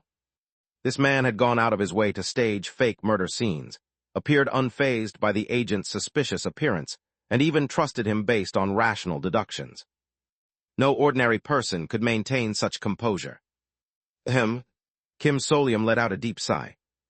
I'm just someone who tends to get swept up in these situations. Are you affiliated with the Disaster Management Bureau? Not at all, I've heard rumors, though. It's fascinating to meet an actual agent in person, He suddenly turned his head. Creak. The back door to the kitchen was opening. Just like on the first day. It seems the lodge caretaker has returned. The ending scene of this disaster was approaching. Chapter 55. The mountain lodge was a mess, a pentagram drawn in blood and dismembered body parts strewn across the living room. In this macabre scene stood the civil servant, holding a butcher's knife before a fainted woman. From the second-floor railing, I watched it all. If I didn't know it was fake, I myself might have fainted at such a grotesque sight. But the lodge caretaker who entered through the back door was polite as ever. "Did you have a comfortable stay?" As if that were possible. Still, there was no point in wasting energy responding, so I simply stayed silent. The caretaker didn't waste time on cliches like, "I stayed out of your way so you could rest undisturbed." Instead, he simply said this one thing: "3 days have passed, the time has come. You may now exchange the cassette tapes for the inheritance of this lodge." No one has died up to this point, though. This is where chaos erupts, where people start killing each other. It's inevitable. The accumulated fear and trauma must reach a peak before the cassette tapes will release their survivors. That's why I made sure to create it. The fear and trauma, that is. Modern sensibilities didn't make it any less distasteful, but I'd scared them enough to believe they were really dying. It seemed my efforts had paid off. The caretaker recited his lines, and the fact that the living room was still peaceful without bloodshed proved it. Of course, this peace wouldn't last. The caretaker's first approach was toward the fainted wife on the sofa. "Dear guest, would you like to exchange your cassette tape?" "MMH what H-hu? A-A-H-H-H-H-H." The woman woke up screaming, stumbled a few times, and bolted out of the lodge. What a shame. She would have been better off staying unconscious. Unbothered, the caretaker turned and addressed the next person. "Would you like to exchange your cassette tape?" The civil servant stared at the caretaker for a moment before speaking slowly. "I'll reveal my decision last." "Understood in that case." The caretaker turned to the final person. "Me?" I met his gaze. Despite his tattered clothing, his speech carried the refined cadence of Seoul's old aristocracy. "Would you like to exchange your cassette tape?" Would I? Yes. Of course I would. I've worked like a deckhand on a shrimp boat for the past 3 days to get to this point. Entrants are promised significant monetary rewards if they stay within the disaster for a designated period. This was why I had gone so far as to play the role of a serial killer. Exchange priority. I retrieved the cassette tapes from a backpack belonging to the deceased college student. The couple's tapes. The student's tapes. Even Baek Deoksu's tape. 6 tapes, you are guaranteed first priority for the exchange. As the caretaker spoke, his tone momentarily revealed his excitement before reverting to politeness. "You may now claim ownership of this lodge, sir. Would you like to?" "No." If an entrant chooses to inherit the place of disaster, Horizon Mountain Lodge, as their reward, their altered psyche would become permanently tied to it. Even if my serial killing was a ruse, there was no need to risk taking on such a burden. But I can't just make a random exchange or refuse outright either. Whether you exchange the tapes for gold, garbage, nothing at all, or even burn the lodge to the ground, the cycle restarts. When the next round comes, the serial killer's items are redistributed, drawing new victims to this very place. The lodge would reappear as if nothing had happened, perpetuating the carnage. Besides, I'm pretty sure if I make the exchange, the people I pretended to kill and hid will all actually die. There was this record. == 6. Personnel, 8 conscripts, 1 civil servant, grade 8. The civil servant was successfully designated as the serial killer, but deviated during the 3rd murder, using a special item instead of the provided poison. Attempted to conclude the disaster without killing conscripts by inducing near-death states. Outcome: 1 civil servant survived, refused the exchange. The conscript in a near-death state was later confirmed to have died after choking on vomit post-exchange. == The idea of locking everyone up so they couldn't escape during a fire, conveniently preventing their survival. That's how I'd end up a genuine serial killer. Even if these people were destined to die in this cursed tale, it would still feel wrong. Let me respect my humanity, however fragile it may be. After much consideration, I made my choice. I want to exchange 1 cassette tape for the employment contract of the lodge caretaker. The caretaker seemed momentarily stunned. My employment contract? Yes. I nodded. Did you know? The Supernatural Disaster Management Bureau typically aims to eliminate curses like this. The insane pharmaceutical company I work for aims to ensure employees escape while deftly preserving and managing phenomena. It's never about actually resolving anything. For Daydream Inc., these ghost stories might serve as raw material supply sources, but for the government, they're just catastrophes to be dealt with. This difference has even inspired some creative reinterpretations in the wiki. In short, government-managed phenomena can successfully disappear. For instance, the lodge caretaker announces the contract period has ended with this exchange. The location of the lodge becomes an empty lot, with no signs of paranormal activity to date. Disaster resolved. This is the official conclusion of the last recorded investigation into this phenomenon, a definitive end. Which means, why not terminate it before the next cycle even begins? That's how I arrived at this. I assume your current employment contract is tied to the previous lodge owner. I'd like to transfer that contract to myself. Not taking the lodge itself, but inheriting the caretaker's employment rights and terminating his contract. If I could replicate the scenario in the official records, this disaster could finally conclude. I waited for the caretaker's response, and it is theoretically possible. Exactly. However, with all due respect, the employer must meet certain qualifications. Qualifications? Yes. The caretaker's formal tone carried a faint, fleeting trace of arrogance. There must be inherent, existential nobility. For the person running a murder lodge, it seems the ethics of this role are vastly out of sync with modern sensibilities. The caretaker is acting like an 18th-century butler, mistaking his master's authority for his own. Why not just take over the lodge and fire them? Braun, I'm going out of my way not to do exactly that. Hold on, I think I might have another way. Your patience is admirable, Mr. Roe dear. Sure. I idly scratch my chin. Nobility, Actually, something did come to mind. It's true that I didn't bring much in terms of items, but I always carry one small thing in my pocket. My merch. The latest trinket from the merch box, the silver heart. A small, silver badge that enhances one's persuasiveness when worn by a kind individual. It's a good opportunity to test it, too. I had carefully handled the tiny badge in my pocket, using a pair of tweezers to affix it to the fabric. Then, as expected, the other party showed no particular reaction. Maybe it's an issue of application range. He probably isn't human. The wearer earns the reverence of others proportional to their cumulative altruistic actions. Well, I had doubts about the definition of nobility anyway, so this was just a test. I quickly adjusted my approach. In that case, are you saying I lack innate, existential nobility? I had no choice but to start talking. Finding someone who meets such criteria is certainly difficult. I hope you won't feel disheartened, sir. No, that's not the issue. What's important is this.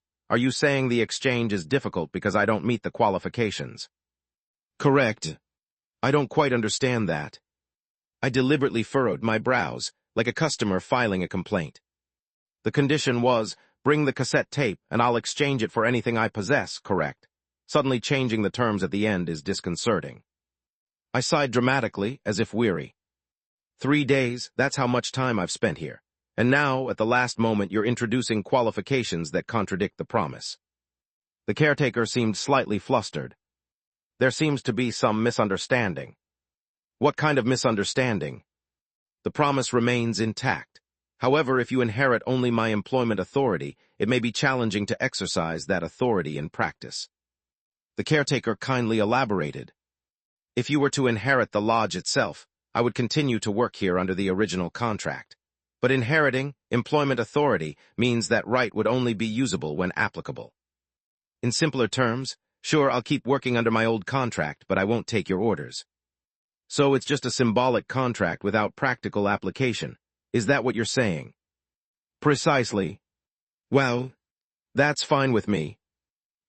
Even better. It's invalid. So as long as I'm aware of these terms, the exchange can proceed, right? If I still wish to proceed knowing this, there's no reason to stop me, correct? If that's the case. The caretaker extended both hands. You are correct, dear guest. He conceded. Please place the cassette tapes you wish to exchange. Yes, sir. I quickly handed over the tapes I was holding. Clack, clack, clack. 6 tapes left my hand and landed in the caretaker's rough palms. The caretaker smoothly tucked the tapes into the folds of his worn clothing.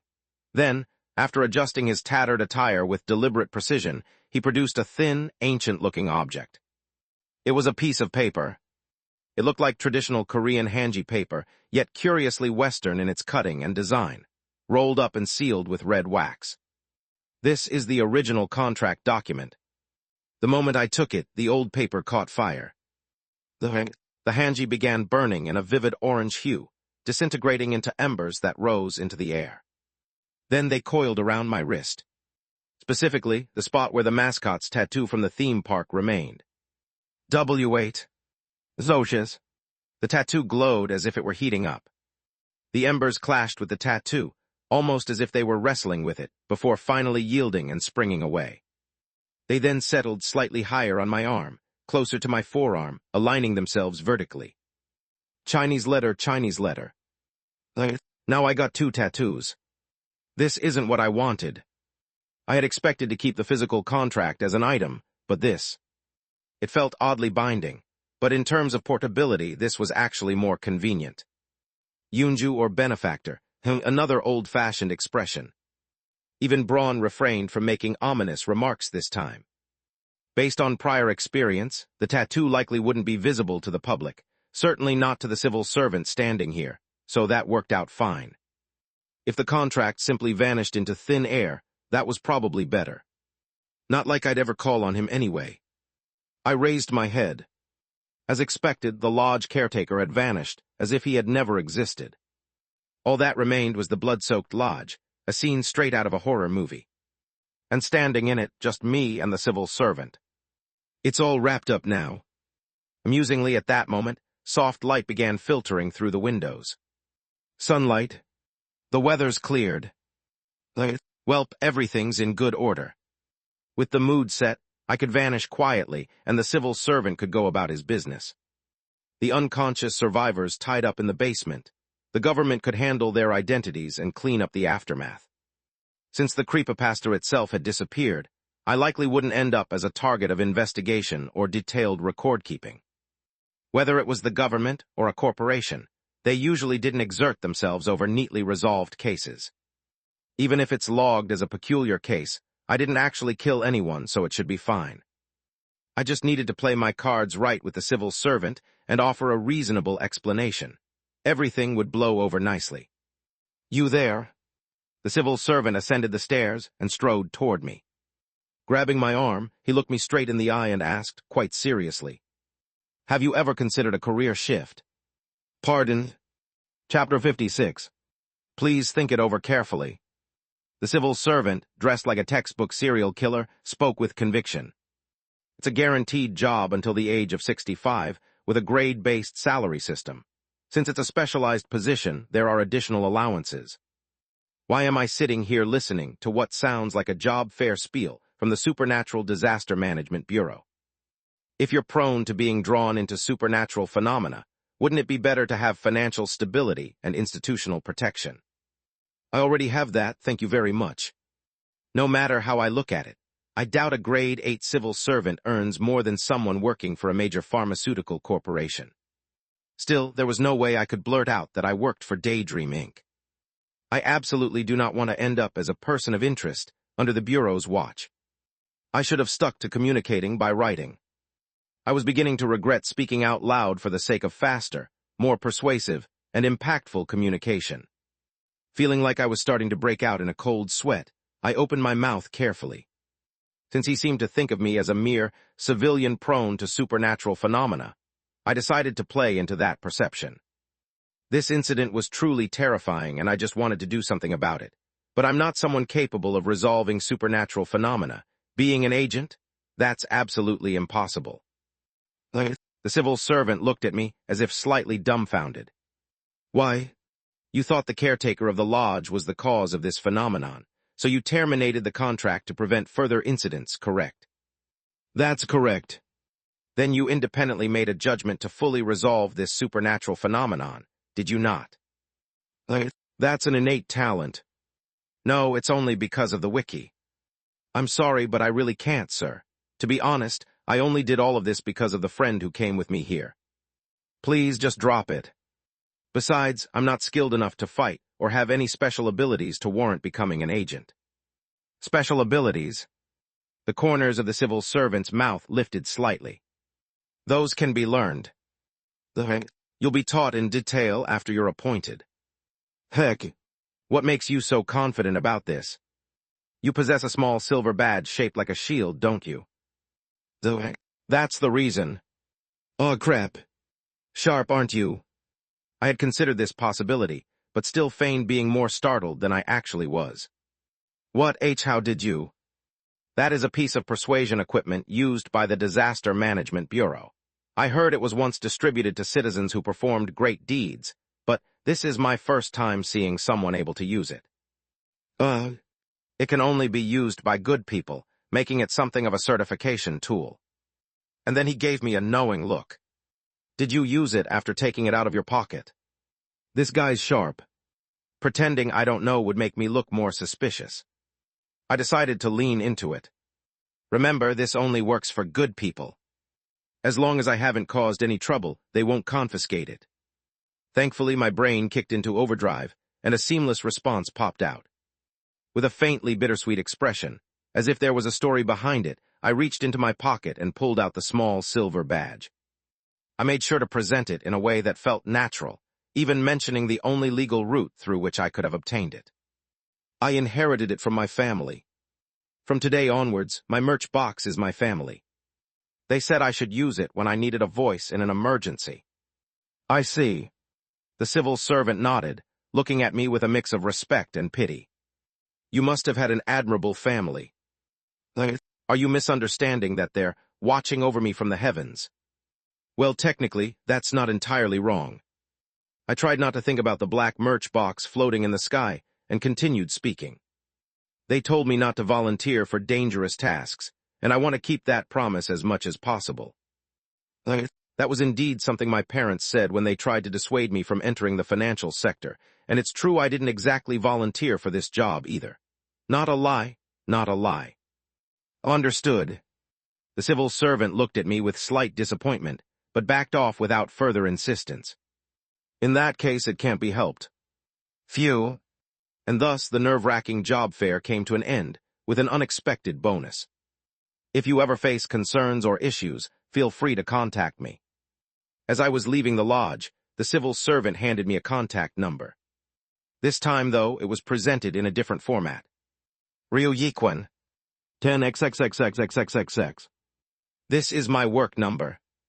Oh, the one I just gave you will be more useful than the previous card. The previous one might involve delays in dispatching a response team, and there's no telling which type of agent might show up. In short, it was a get-out-of-a-creepypasta-free card. I exchanged the previous contact information with this new one as if I were swapping out cassette tapes. I never thought I'd end up with connections like this. Now, before he'd try to make small talk, I should quickly leave, though he'd probably do a background check on me anyway. In that case, I scratched the back of my head awkwardly, pretending to be a bit embarrassed. Actually, with our transactions through the salmon market, I was so scared I resorted to written communication. But next time we meet, I'd like to talk like this with our voices. Of course. And could my identity be kept confidential? It's just that it makes me uncomfortable and well scared. The civil servant was silent for a moment. If you leave things as they are now, that should be possible. He'll let it slide. Nice. Does that mean he'll leave me as an anonymous figure? Perfect, this left room for future dealings. Next time I'll raise less suspicion and sell more food. Take care on your way down. You too, agent. I shook hands with the civil servant, who then rode off on a bicycle. Even his final attempt at persuasion, as we parted, was brushed off quite smoothly. Honestly, sir, I'm at my limit with situations like this. Even now, I feel like I'm barely hanging on. It would be too much for me. And I truly meant it. Baek Deoksu, stop giving me that creepy, glaring look. The civil servant, apparently just making a polite gesture, nodded and rode off without hesitation. Along with their parting advice to leave before the Bureau's cleanup team arrived, a life-saving piece of wisdom. Time to scram. I left the lodge, now bereft of the landslide debris and bus stop as if by magic, and began walking down the mountain trail.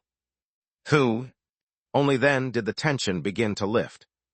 Over the past few days, sacrificing your sleep and pouring your efforts into creating that artistic final shot, this brawn knows how hard you worked.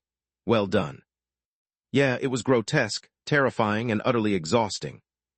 To think he got sent into such a ghost story alone, this is why I'm not cut out for the bureau. I couldn't remember a day when Daydream Inc. seemed like a better company than today. At least they pay in cash and points. There's a saying that even servants should work for wealthy families, and this was the perfect example of that. Though I wouldn't say it's particularly rewarding. I glanced back at my colleague, who was equally entangled in this thankless job. Let's just get out of here, this cursed lodge. Fuck, I got caught up in this nonsense that doesn't even pay in either points or cash. There's something you need to say before we go. Baek Deoksu clamped his mouth shut. Then turning to me, he spoke in a highly defensive tone. I don't think I owe you anything for this. After all, it's not like I begged you to save me. Oh, really? You've already received the reward for the cassette tape exchange, Supervisor Kim Solium, sir. Isn't that enough? Oh, I smirked. That's funny. You're bold enough to talk like that to someone who gave up their weekend and even skipped work to save your sorry life. Baek Deoksu's face turned pale before he reluctantly responded. What do you want? Nothing. Honestly, this was fun. I began walking briskly down the mountain path. From behind, I heard Baek Deoksu scrambling to keep up and offering a belated response. Anyway, I admit I ruined your weekend and caused you to miss work. That's all. Oh, I'll transfer 3 days' worth of salary to you, so just wait. Sure. But shortly after, as we entered an area with cell service and our data started working, Baek Deoksu let out a shout. The date's exactly the same. Of course it is.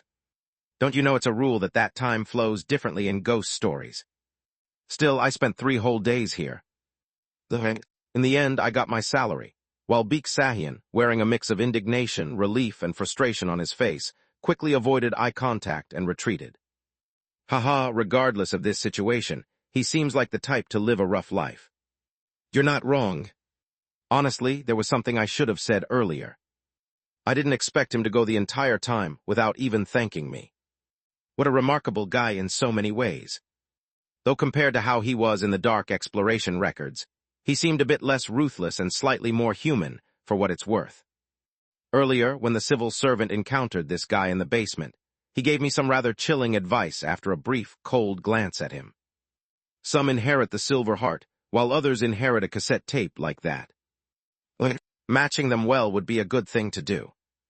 Yes, thank you, sir. Well then, the government had ensured that the cassette tapes ended up in the hands of criminals, people whose guilt was beyond doubt. Which means this guy was officially recognized as a criminal by the government. Even if I tried to think the best of him, at least one person in Baek Deoksu's inheritance route had to be a criminal. It was just something lying around at home. I inherited it from a relative. A relative. I suppose there might be a story behind it. But I stopped thinking further. I didn't have the luxury to dive into the backstories of characters in the wiki. I need to survive this ghost story company first. And before long, this cursed company was back to doing what it does best, bringing bizarre and unpredictable events into my life as if they were the norm. A few days later, Supervisor Kim. On my way back from a coffee run, someone familiar called out to me in the hallway. It was Lee Byung-jin, the section chief in charge of manual revisions who had gone missing. Congratulations. I knew our Supervisor Kim would go far. We've only known each other for less than 2 months, sir. Top of the entry class, scouted to the A squad, saved me and even connected to the security team. And now a rapid promotion? Yeah, that's great. Thank you. It didn't feel great, but I replied politely anyway. However, instead of wrapping up the conversation and leaving, Section Chief Lee Byung-jin lowered his voice and muttered. Director Ho has his eye on you, Supervisor Kim. The director is the best superior you could ever have in this company. Don't miss this opportunity. Opportunity? There's even a rumor that Director Ho runs a top-secret project team under his department. You might get transferred there. Haha, you don't know what you're saying, sir. In the world of ghost stories, anything labeled confidential cuts your survival odds in half. Instead of saying that, I politely shook my head. I've been here less than 6 months. I'm not seeking out something like that. I'll just do my best in the position I've been given. Modest too. I knew I had a good eye for people, haha. I was just grateful he conveniently forgot his overbearing attitude from when I was pretending to be part of the security team. People are truly products of their environment. Section Chief Lee patted my shoulder a few times, looking proud and left with these parting words. Anyway, I'm curious where you'll end up, really. That sounded oddly loaded. Why does it feel like he's assuming I'll definitely be going somewhere? That question didn't stay unanswered for long. Later that afternoon. Hey, Ro, even if you get reassigned, let's catch up occasionally. I still owe you a meal or two. Pardon? I blinked at my somewhat dejected coworker. Reassigned? Wait, did I seriously just get transferred to some strange place? Was the director's interest just a ploy to lull me into complacency before blindsiding me? Why would anyone bother to do something so petty and diabolical to an ordinary employee? I mean, I'd rather you stayed on our squad, but looking at how things are going. Fortunately, before I spiraled into panic, Assistant Manager Yoon kindly explained. She said that squads of the field exploration team typically had a 3-person quota. Occasionally, they'd assign 1 or 2 extra members just to train new hires. The new members often stayed as extra personnel until they got promoted. But you're a supervisor now. I was the exception to the usual case. You'll probably be shuffled somewhere else, but don't worry too much. Feeling a glimmer of hope, I asked, is there a chance I could be an exception? Not really. It's just that the squad will likely stay exactly at its 3-person quota soon. Keep this between us. Assistant Manager Yoon smirked. I'm quitting soon. A coworker just announced her escape. Chapter 57. Office workers always carry their resignation letter with them, whether physically or mentally, over their hearts. However, it's usually hidden. Telling a new hire, though. And from a direct superior, no less. I've almost collected enough points. Don't go spreading it around. Given Assistant Manager Yoon Hae's personality, I'd have expected her to keep her poker face until the very day of her resignation, revealing it only at the last moment. Are you sure it's okay to tell me this? Why not? It's not exactly bad news. Besides, there are plenty of people in this company who brag about how many points they've accumulated. Yoon Hae gave my shoulder a firm pat. I just thought I'd let our squad know in advance.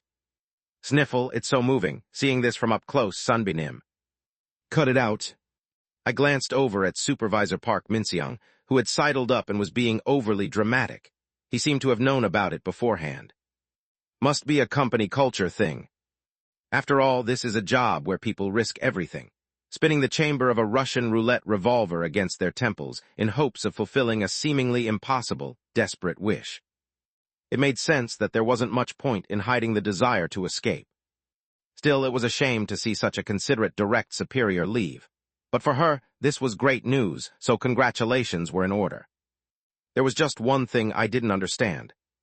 Assistant Manager. Yeah. Does that mean you've gathered all 500,000 points? What 500,000? Yoon Hae looked startled before her expression relaxed, and she chuckled knowingly. Oh, did you think I was aiming for a wish ticket? Isn't that the norm? Finding someone who isn't would probably be harder around here. Well, when I first joined, that was my goal too, but after looking around, I realized there are other ways. I see. Now that I thought about it, not everyone might need to go all the way to a wish ticket. If something you can buy from the Employee Points Mall fulfills your wish, that might be good enough. I just need one of the high-tier magical potions this company offers. As expected. May I ask how many points it costs? 170,000. I'm less than 5,000 away now. Still, I'll probably have to stick around a few more months to earn the bonus points here and there thanks to you. Yoon Hae gave a rare playful wink. I'll talk to the squad leader and see if we can keep you here until the next regular personnel announcement. That meant I could likely remain on the D squad until then. Afterward, once she left, the squad would naturally be down to its proper capacity. How thoughtful. Her confidence that I'd even want to stay with this squad made it all the more impressive. Sunbeam, when you leave, we should definitely have a proper squad dinner. And let's stay in touch after you're gone. We could go watch baseball or something. Of course, you just need to stick it out a few more years too. Now I'm stuck collecting all 500,000 points. Despite scratching his head, Supervisor Park's face seemed brighter than usual. Anyway, this means Ro can stay on our squad, right? If the squad leader pulls the right strings. And when the squad leader returned from the section head meeting, they confirmed the matter calmly. Yes, the odds are in your favor. Oh, it's a matter of probability. Do not base your plans on the assumption of staying.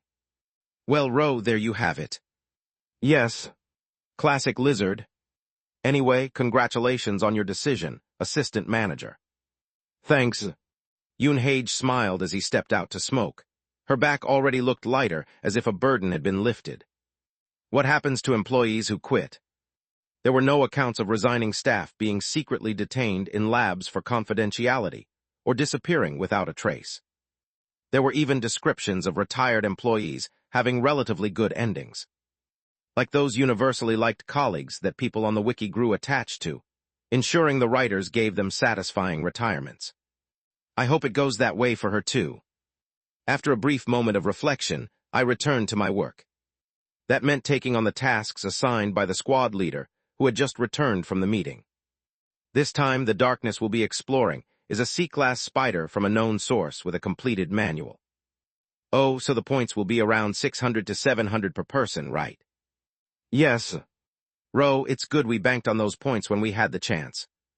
The influx of new darkness manual completion explorations that had been almost exclusively assigned to D-Squad was finally slowing down. There's usually a seasonal burst of new darknesses. The research squad tends to register them all at once as the deadline approaches. This really feels so company-like. Of course, as a new hire, pointing that out wouldn't do me any good. I smiled faintly and said, then we can all work safely for a while, right? That's what I like about you, Ro. You're always so positive. Supervisor Park laughed heartily and handed me the tablet displaying the manual in PDF form. Even with a manual, it's still C-class, so if you let your guard down, it could be serious. Let me know when you've fully gone through it. Yes. Looks like this one just involves surviving in a certain location for a day. I took the tablet and started reading. The official manual was written in the usual calm tone, following the same format as always. It resembled the entries in the Dark Exploration records, Wiki, meaning the data had been implemented with detailed, practical information based on prior records. Let's see. This is a ghost story about getting lost in a space within a mostly empty commercial building, a phenomenon referred to online as a type of backroom. As I read the next paragraph, a strong feeling struck me like a hammer. For months now, I'd been using the Dark Exploration records to infer the true nature of ghost stories and match them to their corresponding manuals. So I wasn't exactly surprised by the general nature of these phenomena anymore. But this situation, it's surprising in a different way. Normally, it's the kind of thing where I'd end up in a scenario like the Tuesday quiz show, involving insane mass slaughter or a situation where my death is practically guaranteed. But this time, it's different. This is good news. Oh my God, a wholesome ghost story. If fear were measured on a scale, this one would probably be a 0. Even the most faint-hearted could breeze through it after knowing the spoilers. Then why was it rated C-class? Because Daydream Inc. misclassified the grade due to a misunderstanding. This story was meant to bring joy. It was one of those misunderstood ghost stories, seemingly dangerous but actually warm and gentle. It was safe and friendly, but people's biases made it seem scary, leading to amusing misinterpretations. It's more like a magical experience than a ghost story. Naturally, there weren't many cases like this in the Dark Exploration records. My heart raced slightly. Was I really going to experience this? Wait a minute. If this goes well, this might not just feel warm and fuzzy, it could actually make my life better. My mind started spinning quickly. To pull this off, there was something I definitely needed to have. And that was, "You're being sent in tomorrow afternoon, so there's plenty of time. Take your time reading through it. Though honestly, you probably don't even need me to explain things, Ro. In that case, would it be okay if I stepped out for a bit during lunch tomorrow?" Well, I don't think either squad leader Lee or the assistant manager Yoon would mind, but why? If it's for a doctor's visit, we can give you extra time. Oh no, it's not that, I thought about my bank account and started counting. There's something I need to buy. To make the most of this wholesome ghost story, I needed to bring along something very expensive. The next day after lunch, we traveled to the site in assistant manager Yoon's car, heading to the location where the darkness was contained. Got everything you wanted to bring? Yes. The expensive thing I had purchased during lunch was safely packed in my briefcase. From the driver's seat, the assistant manager checked. Ro, this is your first time entering an urban legend that takes place in a real location, rather than being kidnapped by touching some cursed item, isn't it?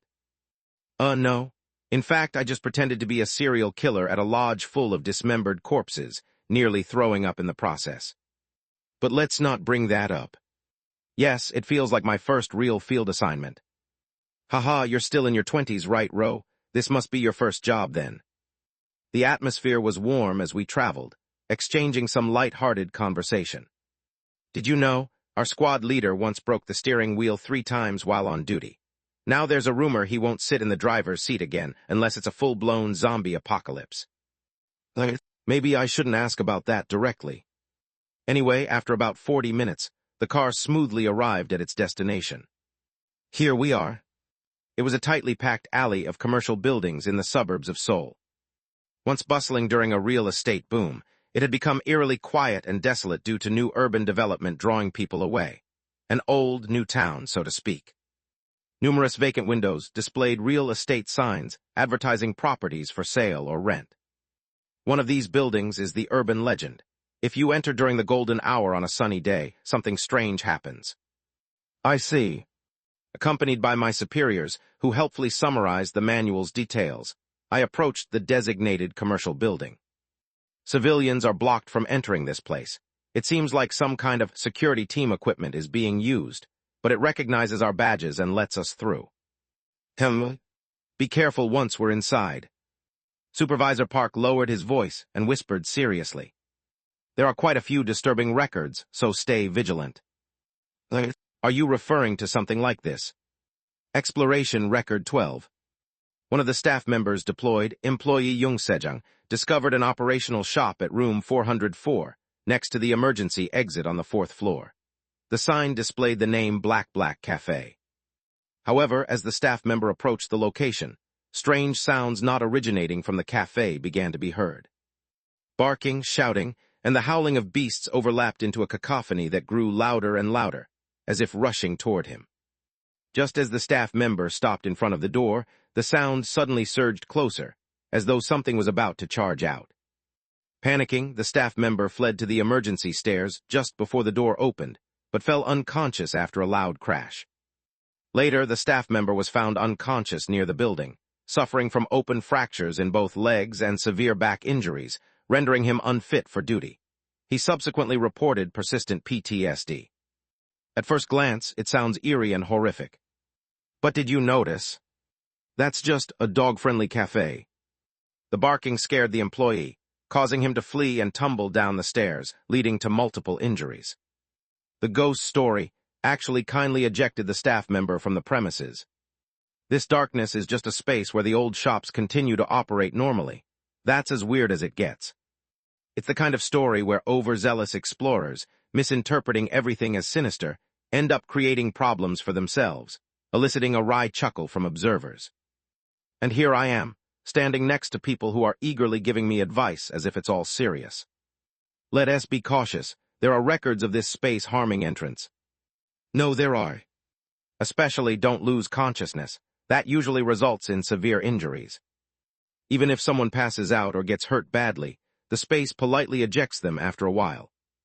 This is literally a shopping complex that ensures people leave once business hours are over. Still, I refrained from explaining.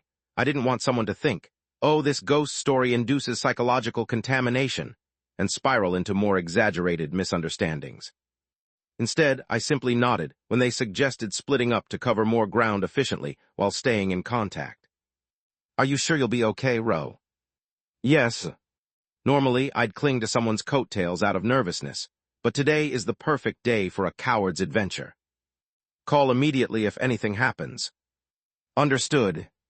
Equipped with a walkie-talkie provided by the security team, which oddly reminded me of a toy I'd seen in the alien shop, I moved out.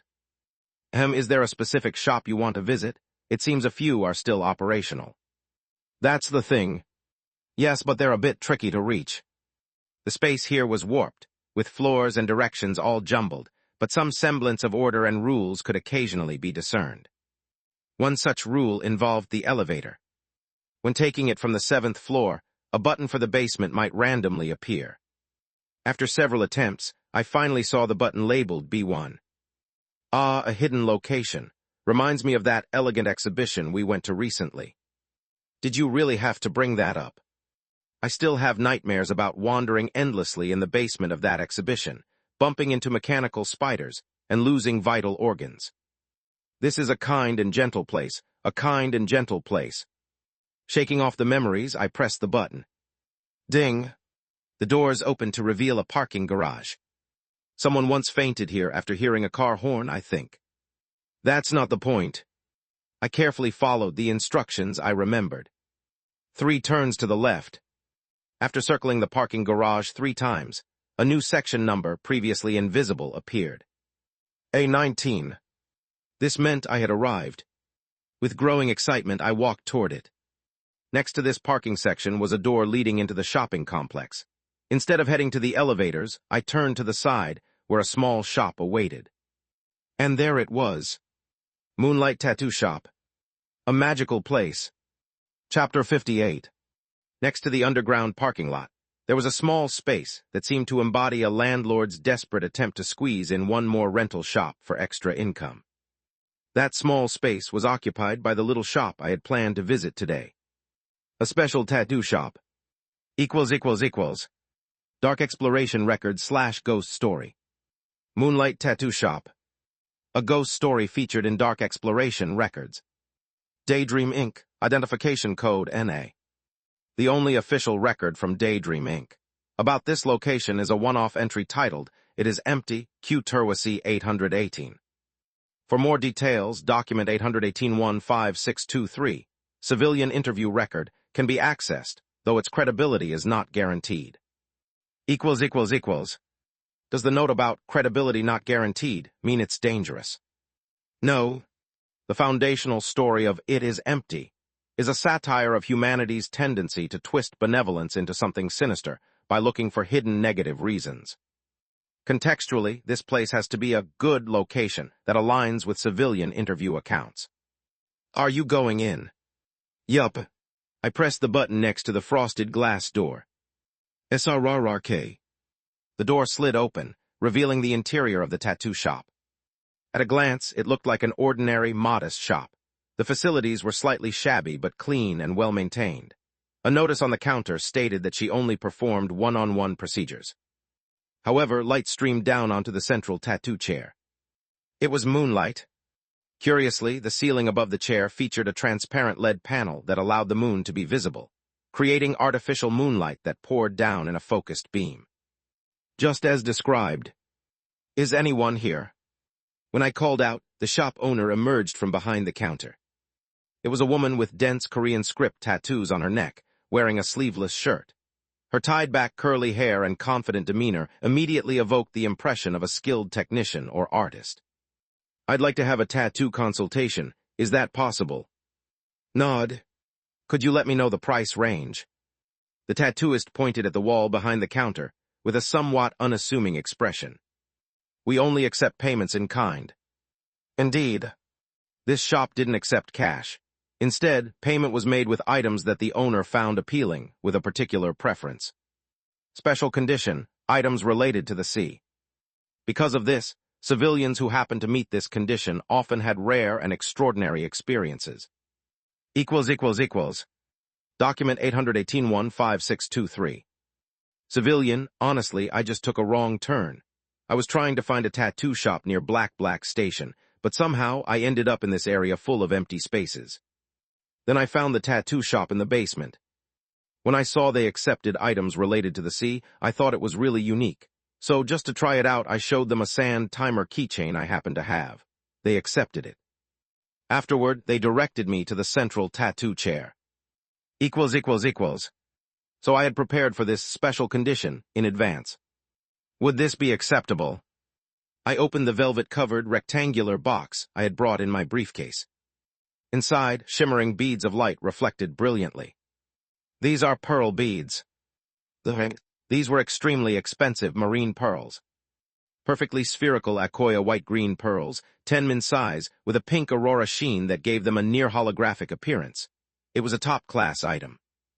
Technically, there are more expensive sea-related items, but according to the civilian's account, the shop owner seemed particularly drawn to items influenced by the passage of time. Pearls, being organic and composed of protein, were inherently shaped by time. Besides, I managed to pick these up during a quick lunch break at a wholesaler in Jongno. I had even excluded South Sea pearls, which were less affected by time, in favor of these Akoya pearls. How about this? Nod. The reaction was overwhelmingly positive. The tattooist stared in awe at the gleaming pearls before carefully accepting the box I offered. For a brief moment, joy flickered in her otherwise modest eyes. What could she possibly use them for? I had no idea. In any case, after organizing the box with incredible speed behind the counter, the tattooist politely gestured for me to proceed to the central chair, bathed in moonlight. Thank you. The tattooist soon brought over a large lemon drink and a thick booklet. So far, everything was as described in the accounts. She brought me a lemon drink and a booklet, which seemed like a collection of tattoo designs. One was labeled Basic Design 3. I chose a tiny dolphin silhouette the size of a fingernail and got it done. During the process, she gestured for me to close my eyes, and strangely, I felt no pain. I glanced at the cover of the booklet. If the person who gave a mother-of-pearl keychain received Basic Design 3, what could I expect after offering pearls worth millions of won? Granted, this might be an overly materialistic way of thinking. This is a small tattoo shop in a ghost story. A mystical shop owner might not respond to material offerings. Royal Special Premium 1, customizable. Well, that worked. Thank you. Money wins once again. Anyway, the designs here seem to reflect what my offering could earn me. I turned the pages of the booklet. Designs included constellations drawn with water droplets, a fusion of polar bear claws and Inuit patterns, and a wistful pastel-toned seascape at sunset. The collection was stunning. If I'd come here for the express purpose of getting a meaningful tattoo, I'd be poring over these designs with awe. But that wasn't my primary concern. The tattoo disappears the next day anyway.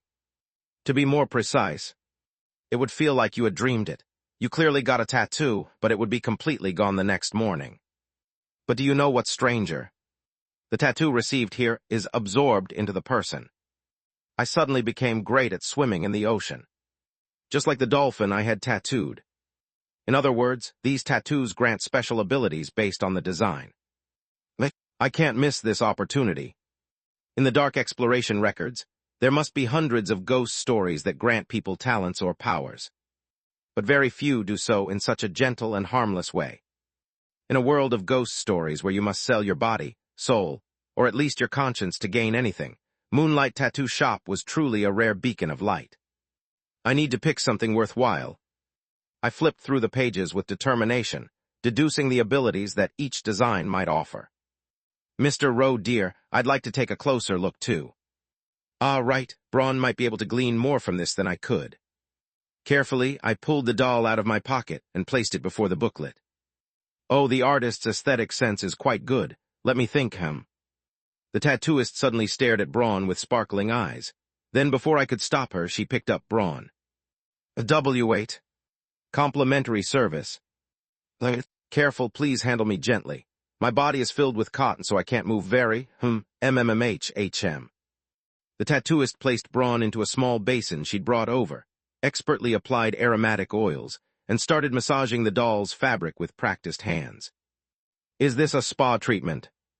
Hoo-woo, the fatigue from filming is melting away. The plush doll sounded like an exhausted celebrity enjoying a high-end treatment. It was truly a surreal sight, one I'd never encountered in any ghost story. Was this heartwarming? Let's just pick a design. After the tattooist handed back a gleaming, revitalized brawn, I thanked her politely and returned to flipping through the booklet with vigor. Unfortunately, none of the designs had clear indications of their abilities. There was only a curious abundance of sea-related motifs. If that's the case, do you have any recommendations? How about asking outright? Are there any designs related to courage or boldness, symbols of fearlessness? Yes, this was what I needed most. To escape being a coward. As tempting as the other abilities were, my most fundamental and powerful special ability was my knowledge from the dark exploration records. That information was my greatest asset. But to use it effectively, I needed a rational mindset capable of sound judgment. I can't keep living with a heart that feels like it might stop from sheer panic. How many times had I almost died because of this cowardly heart? This is probably my one and only chance to visit Moonlight Tattoo Shop. It made sense to address my most urgent need first. Asking directly wasn't something covered in the records, so I was a little nervous. But the tattooist readily flipped through the booklet and pointed to a design. The design was tomato. Yes, it was a tree bearing tomatoes. The design depicted dynamic branches, leaves, and fruit, drawn with bold, rustic strokes that resembled the marks of a well-worn pen nib. It was melancholic, rough, and poetic. The only color in the design was the bright red of the fruit, the tomatoes. How does this relate to courage? Honestly, I didn't understand, but since the tattooist communicated exclusively through the designs in the booklet, I couldn't get a detailed explanation. Still, it was a recommendation from the professional, so I figured it must be significant. All right, I'll take this one. The tattooist nodded happily and retrieved the booklet. Oh, the placement will be here. I rolled up my left sleeve. If I was getting it, I thought I'd place it near an existing tattoo anyway. Suddenly, the tattooist's expression shifted, and she stood up from her seat. What's going on? She quickly pointed to a notice on the wall. Tattoo services may be refused for specific reasons. Then she pointed directly at my arm. No way. Zoshes. Chinese letter, Chinese letter. You can see these markings. The tattooist nodded, looking at me as if it were the most obvious question in the world. Of course she would see them. She's part of a ghost story, too. But that wasn't the issue right now. Are these markings the reason I can't get a new tattoo? Nod. Does that mean I also can't get one on my other arm or back? Nod. So there's no way for me to get a new tattoo right now. Odd. Damn it. I didn't even choose to have these markings in the first place. Isn't there any other way? I really want this. I let my shoulders slump, feigning disappointment. The tattooist seemed taken aback and started contemplating something. After a moment, she pulled something out from behind the counter. A promotional pamphlet. The tattooist flipped through it quickly and pointed to a specific line on the page. Cover-ups available. Transform your old tattoos into something new. The Moonlight Tattoo Shop's cover-ups don't conceal the original tattoo. Instead, they amplify its charm. Retain its full meaning while discovering a new beauty. Wait a minute. Does this mean she's offering to enhance my existing tattoos? Not bad. The theme park mascot and lodge caretaker tattoos were a bit much anyway. You should consider a more artistic choice. A nightjar, a constellation, the 8 trigrams. There are plenty of beautiful designs. It's better to cover them up with something stylish. I glanced down at my arm. Zoshes. Chinese letter, Chinese letter. I can have either of these enhanced. The tattooist nodded. So I can only get one new tattoo, but cover-ups are considered exceptions, allowing either to be enhanced. Still, I instinctively felt that choosing only one would yield better results. This shop clearly offers higher quality tattoos based on what you give. Dividing the value between two might dilute the outcome. I deliberated. And then, please enhance this one. I pointed at one of the tattoos on my arm. Chapter 59. The tattoos that Ghost Stories left on me were all text-based. One was in Latin. Zoches. This was inscribed when the membership granted by the Blue Dragon mascot at the theme park burned away. According to Braun, it symbolized special authorization, granting a type of access pass. The other was in Chinese. Chinese letter, Chinese letter. This appeared when the lodge caretaker's contract from the serial killer Ghost Story, the hanji burning over my skin. However, because I lacked the qualifications, it was nothing more than a symbol with no real function. If I had to choose one to enhance, it has to be this one. I'll be in your care. The tattooist leaned in to examine the tattoo I had pointed to. Chinese letter, Chinese letter. The reason for this choice was simple. It's better to increase the range of abilities I can use. It's unfortunately almost guaranteed that I'll be venturing into various ghost stories in the future. This means relying on just one superpower won't cut it. Even Chief Lizard had near-death experiences despite his strength. It's clearly not enough. It's better to have a variety of abilities for different scenarios. Strengthening a single ability halfway wouldn't be as effective. It's more practical to make use of an unused tattoo. With Moonlight Tattoo Shop, I didn't have to worry about stepping on a landmine. The shop was extremely benevolent, so it didn't grant harmful powers. I could trust that the lodge caretaker wouldn't suddenly appear to strangle me. Moreover, I glanced at the Latin tattoo. Good child. Thinking back to the emotional bond I seemed to have formed with that mascot, covering up this tattoo felt wrong. That's a warning sign. As a dedicated reader of the dark exploration records, my instincts told me to avoid tampering with something that carried emotional resonance. It's finally starting. And so I made my choice, and the tattooist began her work. When she tried to show me several design options, I stopped her. Oh, please just proceed with what you think works best. If I wanted the best results, I had to trust the professional. I smiled brightly. I trust in your skill, tattooist Nim. The tattooist's eyes gleamed momentarily before she confidently gestured for me to lie back on the chair. She also handed Braun to me to hold tightly. Does she think I'm a stress relief toy? What an amusing yet rude misunderstanding. But I felt no pain. The tattooist donned intricate steampunk-style goggles and began operating an enormous tattoo machine. Are tattoo machines normally that big? It looked as large as a surgical device, and for a moment I was taken aback. Then moonlight poured into the machine. The lead light from the ceiling flowed into the machine and concentrated at its tip. The needle glowed like a jewel as it approached my arm, and following the instructions, I closed my eyes. A strange sensation spread through my left arm. It wasn't pain, tickling, or even pressure. It felt as if old grime was being peeled away, my skin rearranging itself and fitting together perfectly.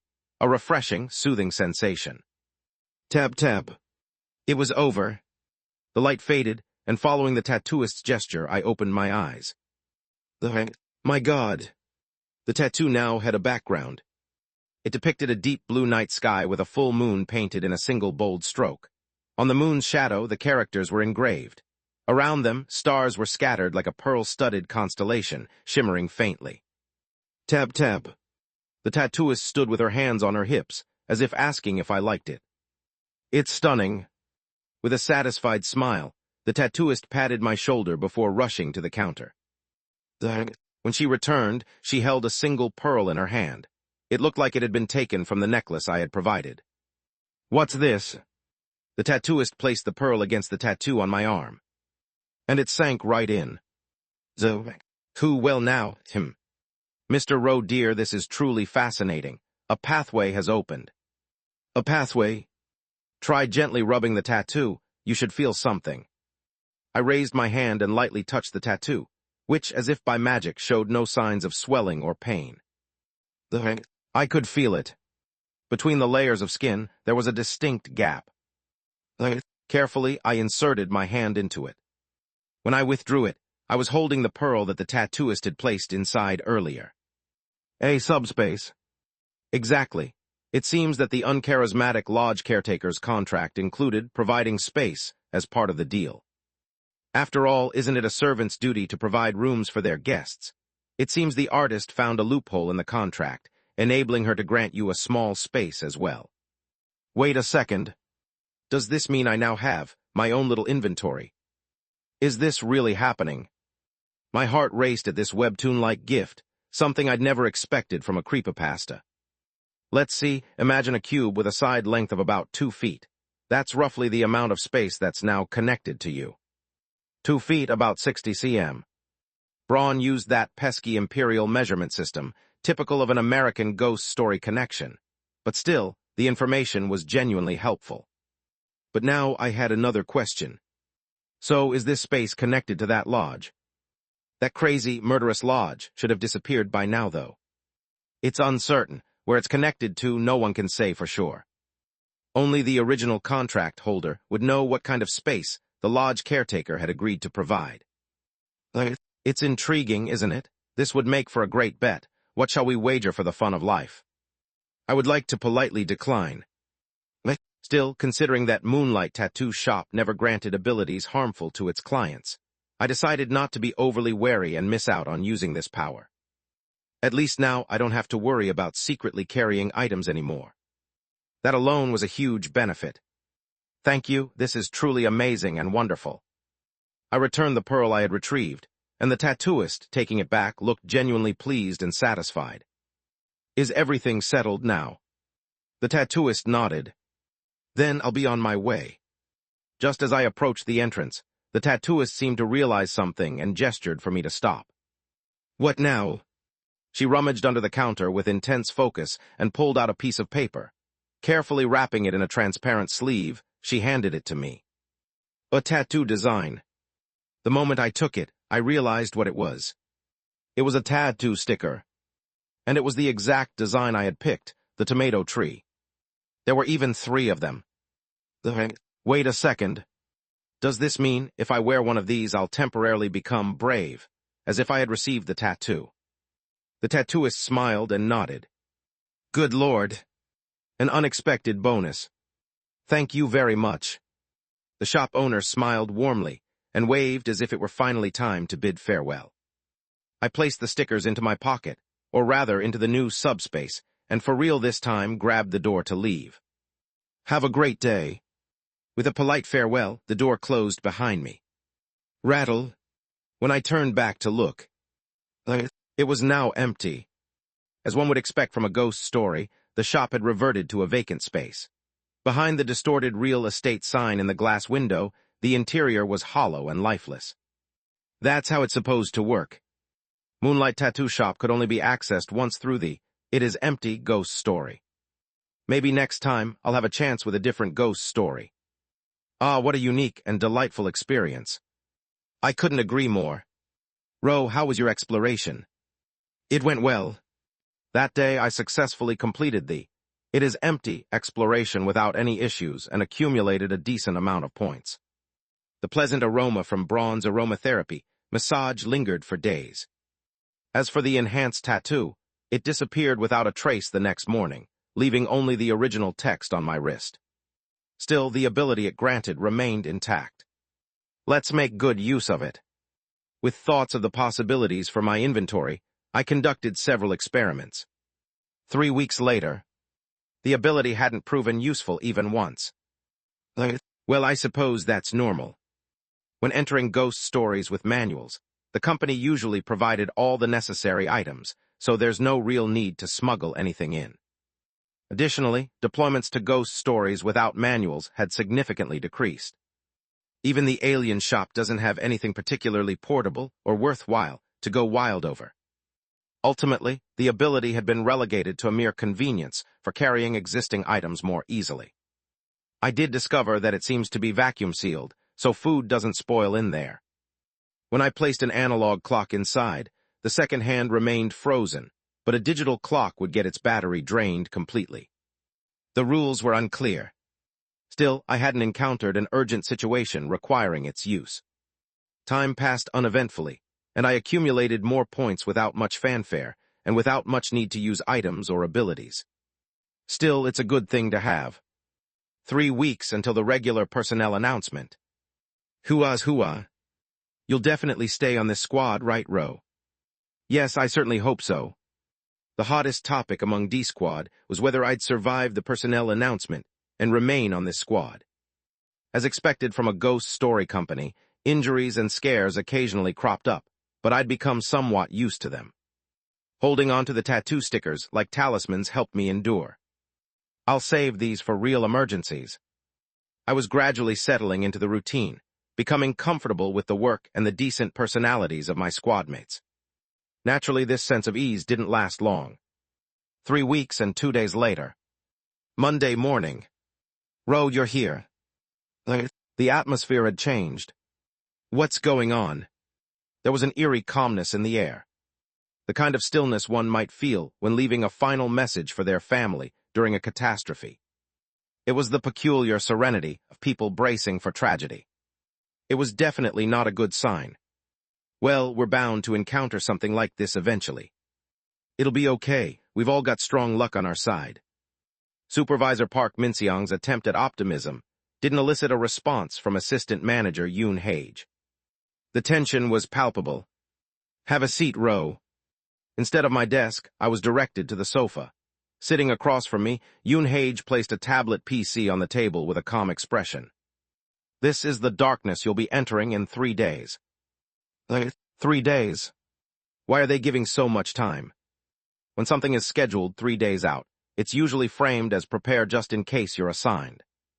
It's rare for it to be stated so definitively. 12 people will be entering this darkness. It's rated B class. Don't be too alarmed.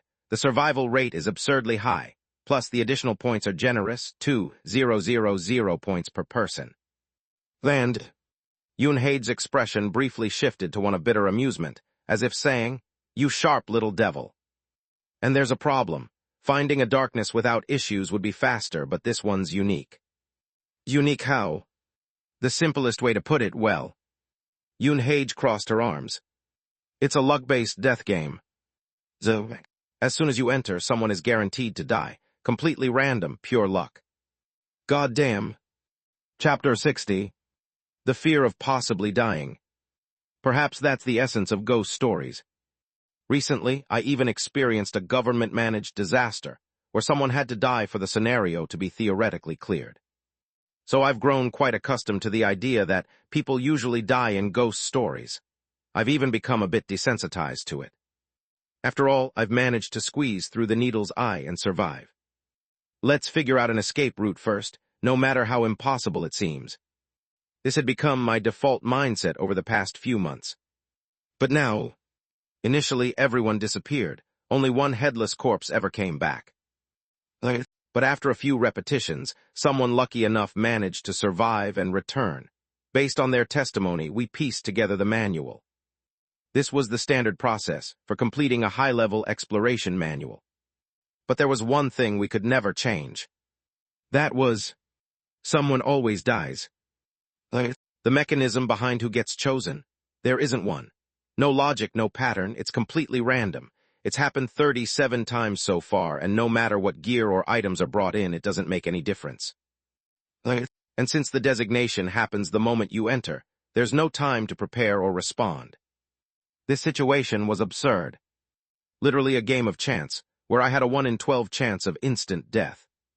Including the rest of the squad, the odds were 1 in 3, absolutely ludicrous. Someone would just die. You might think, why not send someone expendable instead of a competent person like me? I didn't, ma'am.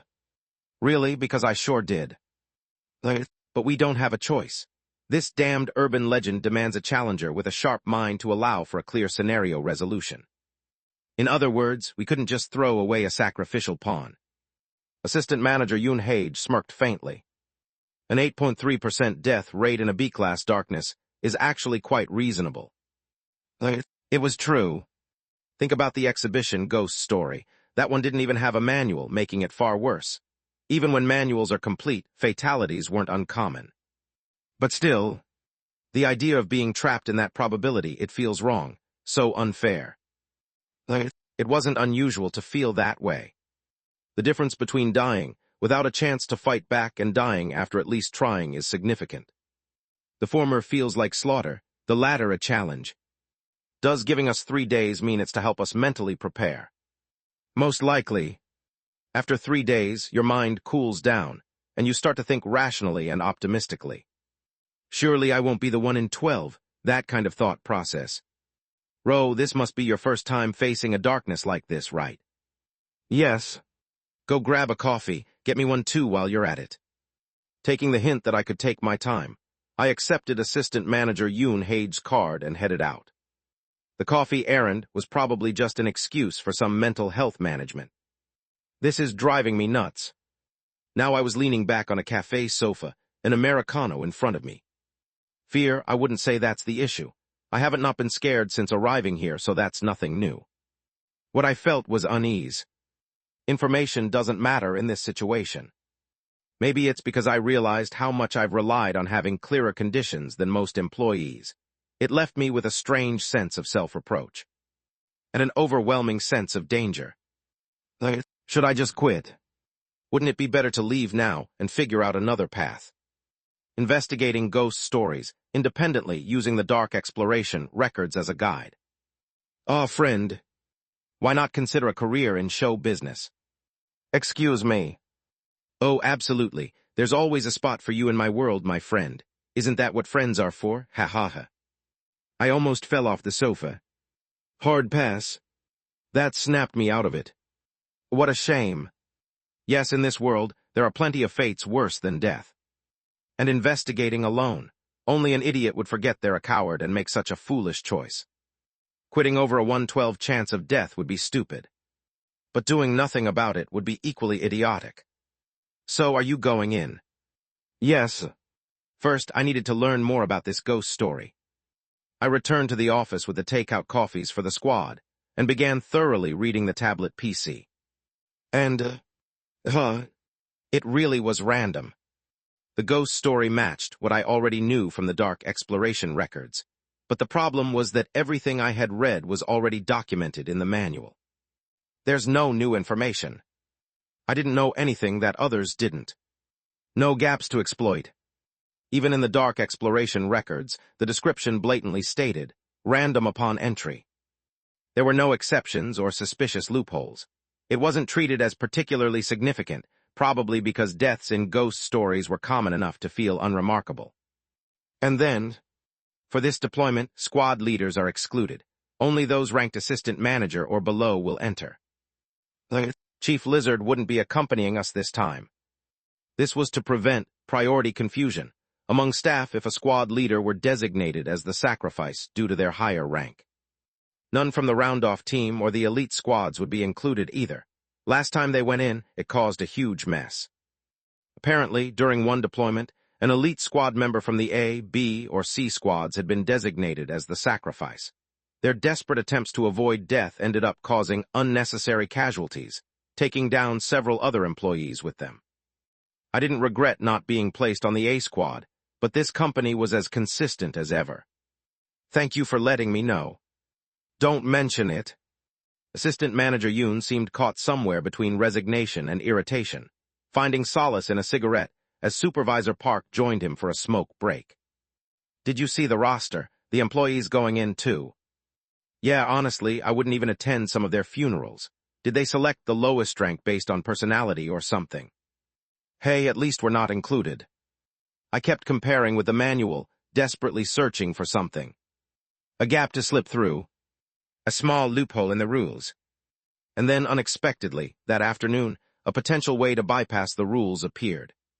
Though it came in a slightly different form. Supervisor Kim. Section Chief. Section Chief Lee Byungjin had come to find me. As the manual revisions officer, he wouldn't have come all this way just in passing. I heard you're going into that insane Russian roulette ghost story, aren't you? I had thought it before, but he truly had a knack for irritating people. But Section Chief Lee wasn't here just to make a fuss. After lowering his voice and ensuring no one else was around, he leaned in and spoke quietly. Why don't you talk to Director Ho about this? Apparently the director has been impressed by your performance. Are you saying? I looked at him. If I speak to the director, I'll be excluded from this. Exactly. Normally, these things are decided under the guise of fairness, but I'm against that. Someone as talented and promising as you shouldn't have to go, You're a top performer after all. A legitimate escape route presented itself. Getting an executive to intervene. Trigger warning, self-harm blood. I opened my mouth to respond. I'm all right. This was something I absolutely couldn't choose. It would draw too much attention. The moment I accepted that option, I would effectively be picking sides within the company. And in a ghost story company, even the executives were unlikely to be ordinary people. Aligning myself with someone in a desperate, survival-driven manner would be a terrible move. Especially since this was a matter of life and death. The moment I'm excluded, rumors will spread like wildfire. Would they take it well? Not a chance. It would be seen as selfishness. In any community, earning recognition as a proper member requires sharing burdens. Trying to avoid that would get me completely ostracized. In the field exploration team, where members must constantly operate in squads of 3, actions like trying to exclude myself could wreak havoc on my workplace dynamics. Unless a director intervened to quietly pull me out and later claimed credit for saving me, that wasn't going to happen.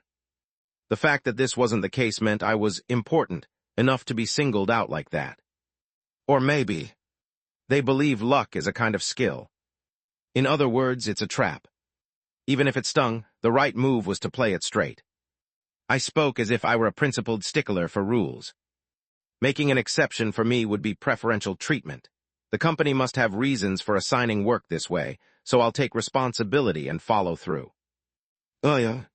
Section Chief Lee Byung-jin stammered, but after asking, "Are you sure?" several times, he finally relented and left. Honestly, I barely stopped myself from grabbing his pant leg and screaming, "Yes, please save me." Let's just call this character build reinforcement. Because there's no other comfort to be had here. I watched him leave with a bitter smile and returned to my desk. Let's review the manual again. But whether I looked at or reread the manual, the result was the same. There were no loopholes.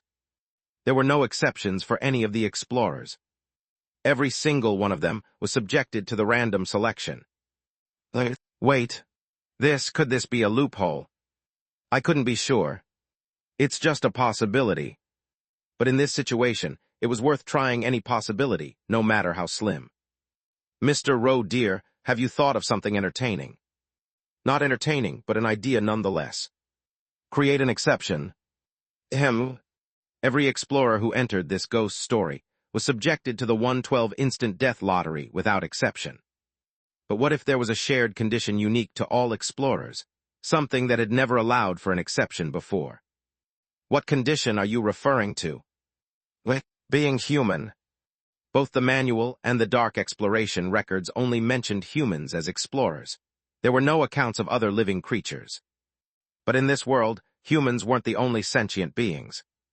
If we include animals and plants, the possibilities become endless. What if a non-human being could avoid the judgment? Based on the irregular cases I'd read in the dark exploration records, this seemed like the most plausible exception in the current situation.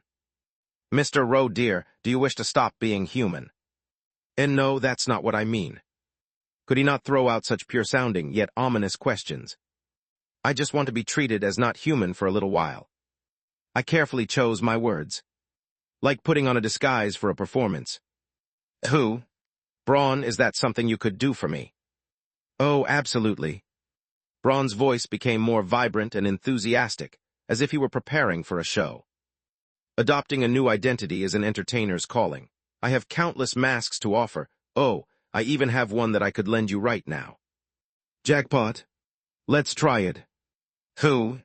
I tore my gaze away from the manual and the dark exploration records, leaned back in my chair. Just then, Assistant Manager Yoon and Supervisor Park returned from their smoke break, waving at me as they entered the office.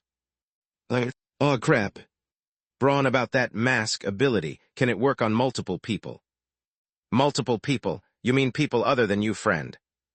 I mean including myself. If I can regain a bit more of my former glory, it should be possible. Back in my prime, I could cast entire studio audiences, no, hundreds of people, into new roles. Perfect. Braun. My friend calls on me again. I patted my pocket respectfully. Let's give you a bath. Mr. Roe dear, I appreciate the thought, but I'm not an occult-obsessed celebrity who would enjoy bathing in their friend's blood. I know. Even if he was a quiz show host notorious for blowing up contestants' heads, Braun, as my good friend, was certainly someone I could afford not to doubt. But there was no other way. Even if I somehow procured blood packs from a hospital, the freshness would degrade, reducing their efficiency. I couldn't use someone else's blood, and bringing in a creature from a ghost story like last time wasn't an option.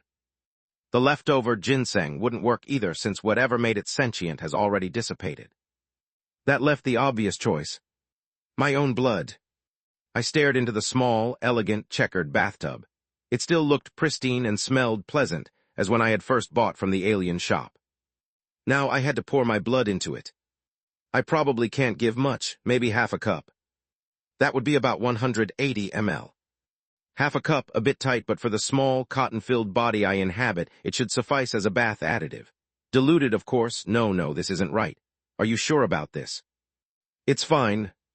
I can do this. Taking a deep breath, I grabbed the kitchen knife. Next to me was a vial of a wound-healing potion I had brought from the company's medical office. Who? I pricked the flesh of my arm with the upper part of the knife. Good heavens! Blood began to flow, a steady stream indicating I'd struck an artery. Remember, I'm scared of creepy situations, not blood itself. This isn't creepy. I repeated the phrase like a mantra over and over, trying to calm myself. Eventually, the promised amount of blood, half a cup, had dripped into the tub. That should be enough. But I didn't stop the bleeding. Mr. Roe, dear. A bit more. It seems sufficient, friend. Just a bit more. Friend. Okay, that's enough. Done. I quickly used the company's healing potion to stop the bleeding. Its magical effects sealed the arterial wound beautifully. Though I felt a bit lightheaded from the blood loss, it wasn't a big issue. A recovery potion will fix that too. By the time I enter the ghost story in a couple of days, I'd be back to normal. What mattered now was the fragrant aroma wafting from the tub. Who? I leaned closer to inspect the tub, inhaling deeply as the pleasant scent tickled my nose. It seemed my blood had done its job successfully. I must have given about 500 ml. The mixture had transformed into a proper bath solution. It smells like wood. The scent reminded me uncomfortably of that cursed forest ghost story, but at least it wasn't unpleasant or strange. Nodding in satisfaction, I turned to Braun. You can get in now. How's the scent? Ah, it's delightful. Quite unique, like your unpredictably whimsical decisions, Mr. Roe, dear. I smirked. Was that sarcasm, because I bled more than planned? Sarcasm is a key trait of any successful talk show host, but I don't wield it indiscriminately. Thanks for your concern. I'll take care of my recovery, don't worry, but I won't do this again. Now that's a wise declaration, friend. Is it? To be honest, I did this deliberately. Giving my good friend a bit of a shock was my way of ensuring he'd feel reluctant about using my blood for baths in the future. And it seemed to have worked.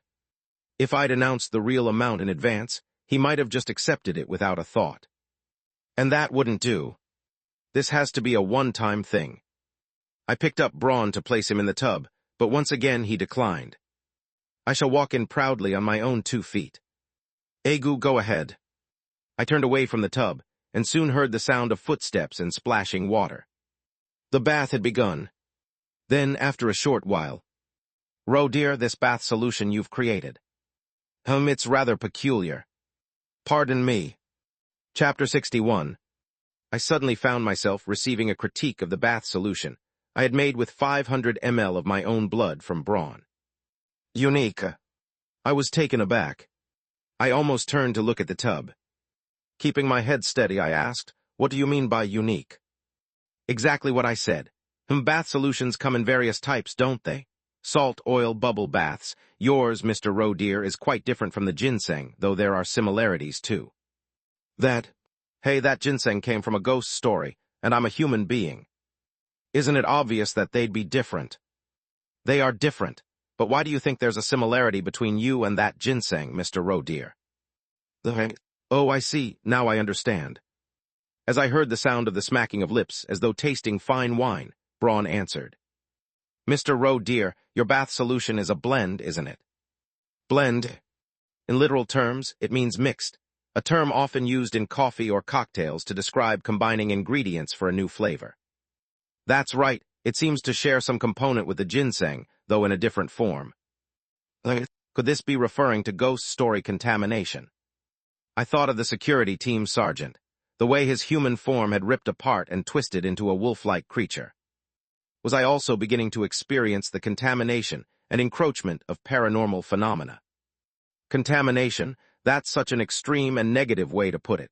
Isn't life a process of change, mutual influence and transformation? That's where the fun lies. Damn it. Instinctively, I glanced down at my body. If there were any visible signs of ghostly influence, it would most likely be. Do you think the tattoos are the cause? Tracing the origins of what's already mixed is quite a challenge. There are connoisseurs who can guess a vineyard by tasting a drop of wine, but I've never liked that kind of pretentiousness, even as a talk show host. Anyway, there's no need to worry, Mr. Roe dear. You're not about to meet a new version of yourself next week or anything like that. Theoretically speaking, that seemed true. Living and working here inevitably means I'll experience some level of ghostly contamination. There was no point in panicking over it. After all, the stronger and more varied one's supernatural abilities become, the greater the risk of being consumed by them. Balancing that risk was essential, though I don't think I've reached a point where I need to worry about balance yet. Still, it was something I'd have to manage in the future. Luckily, one of the facilities I now had access to as a supervisor specialized in monitoring such changes. I'll visit that place after safely surviving this ghost story. There's also something particularly unique about your bath solution. Oh, it's all dissolved now. Braun let out a long, satisfied sigh as if he had been trying to analyze the bath solution further. I thoroughly enjoyed it. At least one of us enjoyed it. That was a relief. The bathtub glimmered with neon lights, flickering briefly as though flipping through TV channels. Braun lounged against the tub's wall, his plush body radiating a lively energy. Shall we step out now? I walked over and lifted Braun out of the tub. The plush doll felt oddly more luxurious than before, though the size hadn't changed. Still, Braun's voice sounded sharper, more articulate, more vibrant. I covered the plush doll with a towel, shielding him from view, and asked, "Feeling reinvigorated?" "Beyond words. It feels like returning to my prime, when I was most active." While it wasn't as dramatic a transformation as when I used the contaminated ginseng, Braun had clearly rejuvenated. And when I pulled back the towel covering him, I noticed something I hadn't seen before. A tag. There was a small scrap of fabric at the back of his neck, where it looked like a tag had once been attached. So there was originally a complete tag here. It seemed to be a remnant recovered during his rejuvenation. Interesting. I made a mental note of it. I feel wonderful. That's good to hear. After drying off the plush doll, I placed him neatly on a towel-covered table. The preparations were complete. I have a favor to ask. I had a feeling that was coming. After all, how could I refuse a friend who had just prepared a bath for me? You're probably about to ask if I can lend my mask to more people, aren't you? That's right. With Braun rejuvenated, he could now wield more powerful abilities. Excellent. How many people are we talking about? 2. 2 days later, following instructions in the company's notice, I headed to a different location for work. It was an abandoned private kindergarten building, already populated with company personnel. "You're already here," I greeted respectfully. "Ro, you're early." Standing near the poorly cleaned entrance of the kindergarten, I soon saw my squad mates arrive. "Let's hope it's one of those guys who bites it, not us." "Please, just this once." Thanks for whispering, though honestly, I don't think anyone would have cared even if you hadn't. Everyone wore the same anxious expression anyway. Ro, do you see that guy over there with the rabbit's foot? It's supposed to be a lucky charm." "Does it work?" "You think, last expedition, someone wore something similar and still got sent to the afterlife in one hit." "Yeah, Assistant Manager Yoon's right. They say none of those items work here. The selection is fair and unavoidable." I glanced at Supervisor Park, who, though pale, was trying to force a smile. He looked as if he had braced himself but was still deeply nervous. "Supervisor?" "Yeah?" Would the company have any issues if I tried something similar, to avoid being picked as the sacrifice? Preparing some countermeasures to dodge it. Something like that? Supervisor Park laughed and patted me on the back. Oh, Ro, of course not. Everyone does it. I'd bet my paycheck that everyone here has spent the last 3 days trying every trick in the book to weasel out of this. Bold words, Assistant Manager Yoon. Yoon Hage smirked faintly. How do you think they figured out none of it works? Plenty of people tried and still ended up as the sacrifice. Why, Ro, are you planning to try something too? Yes. After a moment of hesitation, I pulled Braun out of my pocket. The keychain you carry around.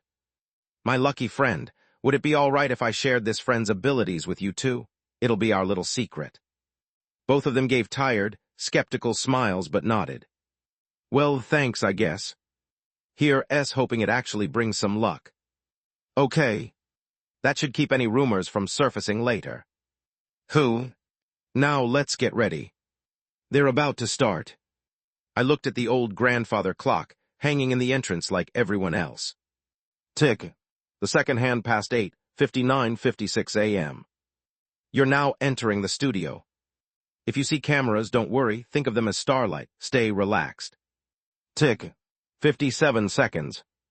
Oddly, I felt calm. A certainty about my identity. Oh, I see you're wearing your mask, excellent. That mask is now who you are. Tick. 58 seconds. I raised my head. My horns felt itchy, like wood but not quite wood. Only I knew it was something else entirely, that it was black. And there are other animal friends, 2 of them. Tick. 59 seconds. I turned my head and saw a badger and a falcon observing the surrounding humans. And then, it seems no one here is stronger than you. I know. I blinked, perceiving the heat signatures of the humans around me, flushed with tension. And then, tick, 9:00 a.m. The grandfather clock chimed loudly. Bong. I took in a sharp breath. The dilapidated kindergarten building transformed into a pristine, modern space. It smelled of fresh construction, like a newly completed facility awaiting its first use. And I was in a room filled with neatly arranged toys, standing alongside the Falcon, or rather, Assistant Manager Yoon Hage. We had entered the ghost story. I slowly looked down at my neck. Clean. I exhaled, letting the tension drain from my body. I made it. The strange thickness I'd felt across my entire body, the tactile sensation of horns, all of it gradually faded away. The certainty in my identity dissipated too. And that concludes everyone's brief role. Thank you. So that's what the mask was. It was a bizarre experience, and I was glad it had been short-lived. Since I'd stretched Braun's limits by having him mask 3 people at once, his voice sounded drained. The fact that it held up even for a few seconds was impressive. You did well. I reached into my pocket to gently pat Braun. No, hold on, what in the world is this? Why did he sound alarmed? I immediately pulled Braun out of my pocket. Hanging around the neck of the plush doll was something that hadn't been there before. A black news hologram. It was the mark of a sacrifice. Did Braun just get selected as the sacrifice? A ghost story resident himself. I teetered on the brink of confusion, unsure whether this was an impossible fluke or something I should be alarmed about. Then Braun started talking. Pardon, participate in a teaching demonstration, you say? What are you talking about? I interview teachers, I'm not the one teaching children. Good gracious. Show business, for heaven's sake. You people are so boring, stuck in a rut, inflexible, and utterly lacking the charm the public craves. I'm opting out, thank you very much. With that, Braun snapped his plush, cotton-filled fingers. And then, miraculously, the noose around the stuffed doll's neck disappeared. Trying to enforce rules to involve an uninvolved participant. What an unprofessional kindergarten this is. So the tactic of being recognized as non-human worked after all. It wasn't quite how I envisioned it, but the outcome was clear enough. Braun had been selected, but his participation in the ghost story was redirected to another participant because he refused to comply. Wait a second. Redirected. I quickly looked down at my neck. Still clean. Who did it pass to then? While it was a relief that it wasn't me, the idea of the ghost story transferring the noose to another target randomly because its first pick was declined. Was this how it worked? Ro. I turned to Assistant Manager Yoon Hage, still processing what had just happened. Assistant Manager, just now I think. When I looked at her, don't panic, take a deep breath slowly. She smiled at me. Now I'm going to ask you for a favor. If you think you can't do it, feel free to decline. Assistant Manager. I'd handle it myself if I could, but that's not an option. With a bitter smile, she lightly patted the noose, now firmly secured around her own neck. Because I'm already locked in. == Dark Exploration Records / Ghost Story. Hungry Hangman. A ghost story featured in Dark Exploration Records. Daydream Inc. Identification Code QTURWA B191. Based on the word-guessing game, this darkness permits no exceptions to its rules. Participants are unable to escape their assigned roles under any circumstances. The psychological tension and fear that arise within are a hallmark of this ghost story. The sacrificial, hangman, climbs the gallows as the other participants guess words related to them, ultimately resulting in their execution by hanging. There are no exceptions. Should I say I'm glad I at least get some time to leave a will? Guess that's a small mercy. No, this can't happen. Wait, please just. It's fine. Assistant Manager Yoon's smile shifted into a wry grin. Look, I'm going to die anyway. The real question is whether you all survive while I die, or everyone dies together.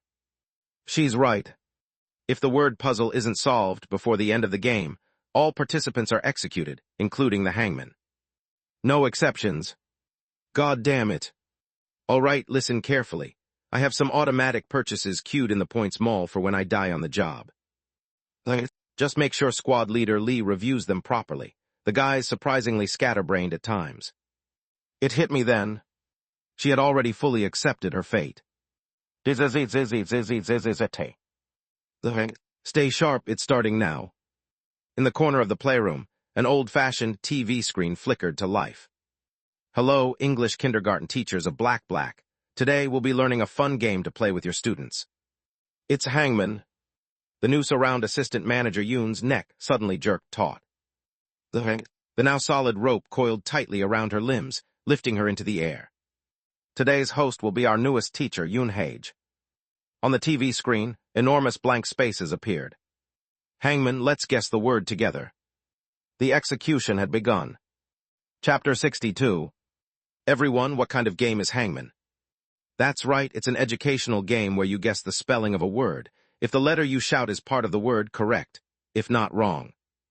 And to make it easier for learning, we'll be giving you some hints. A figure dangling in midair. The pastel tones of the TV and its cheerful voice sharply contrast with the scene, cutting into my ears. Shall we get started?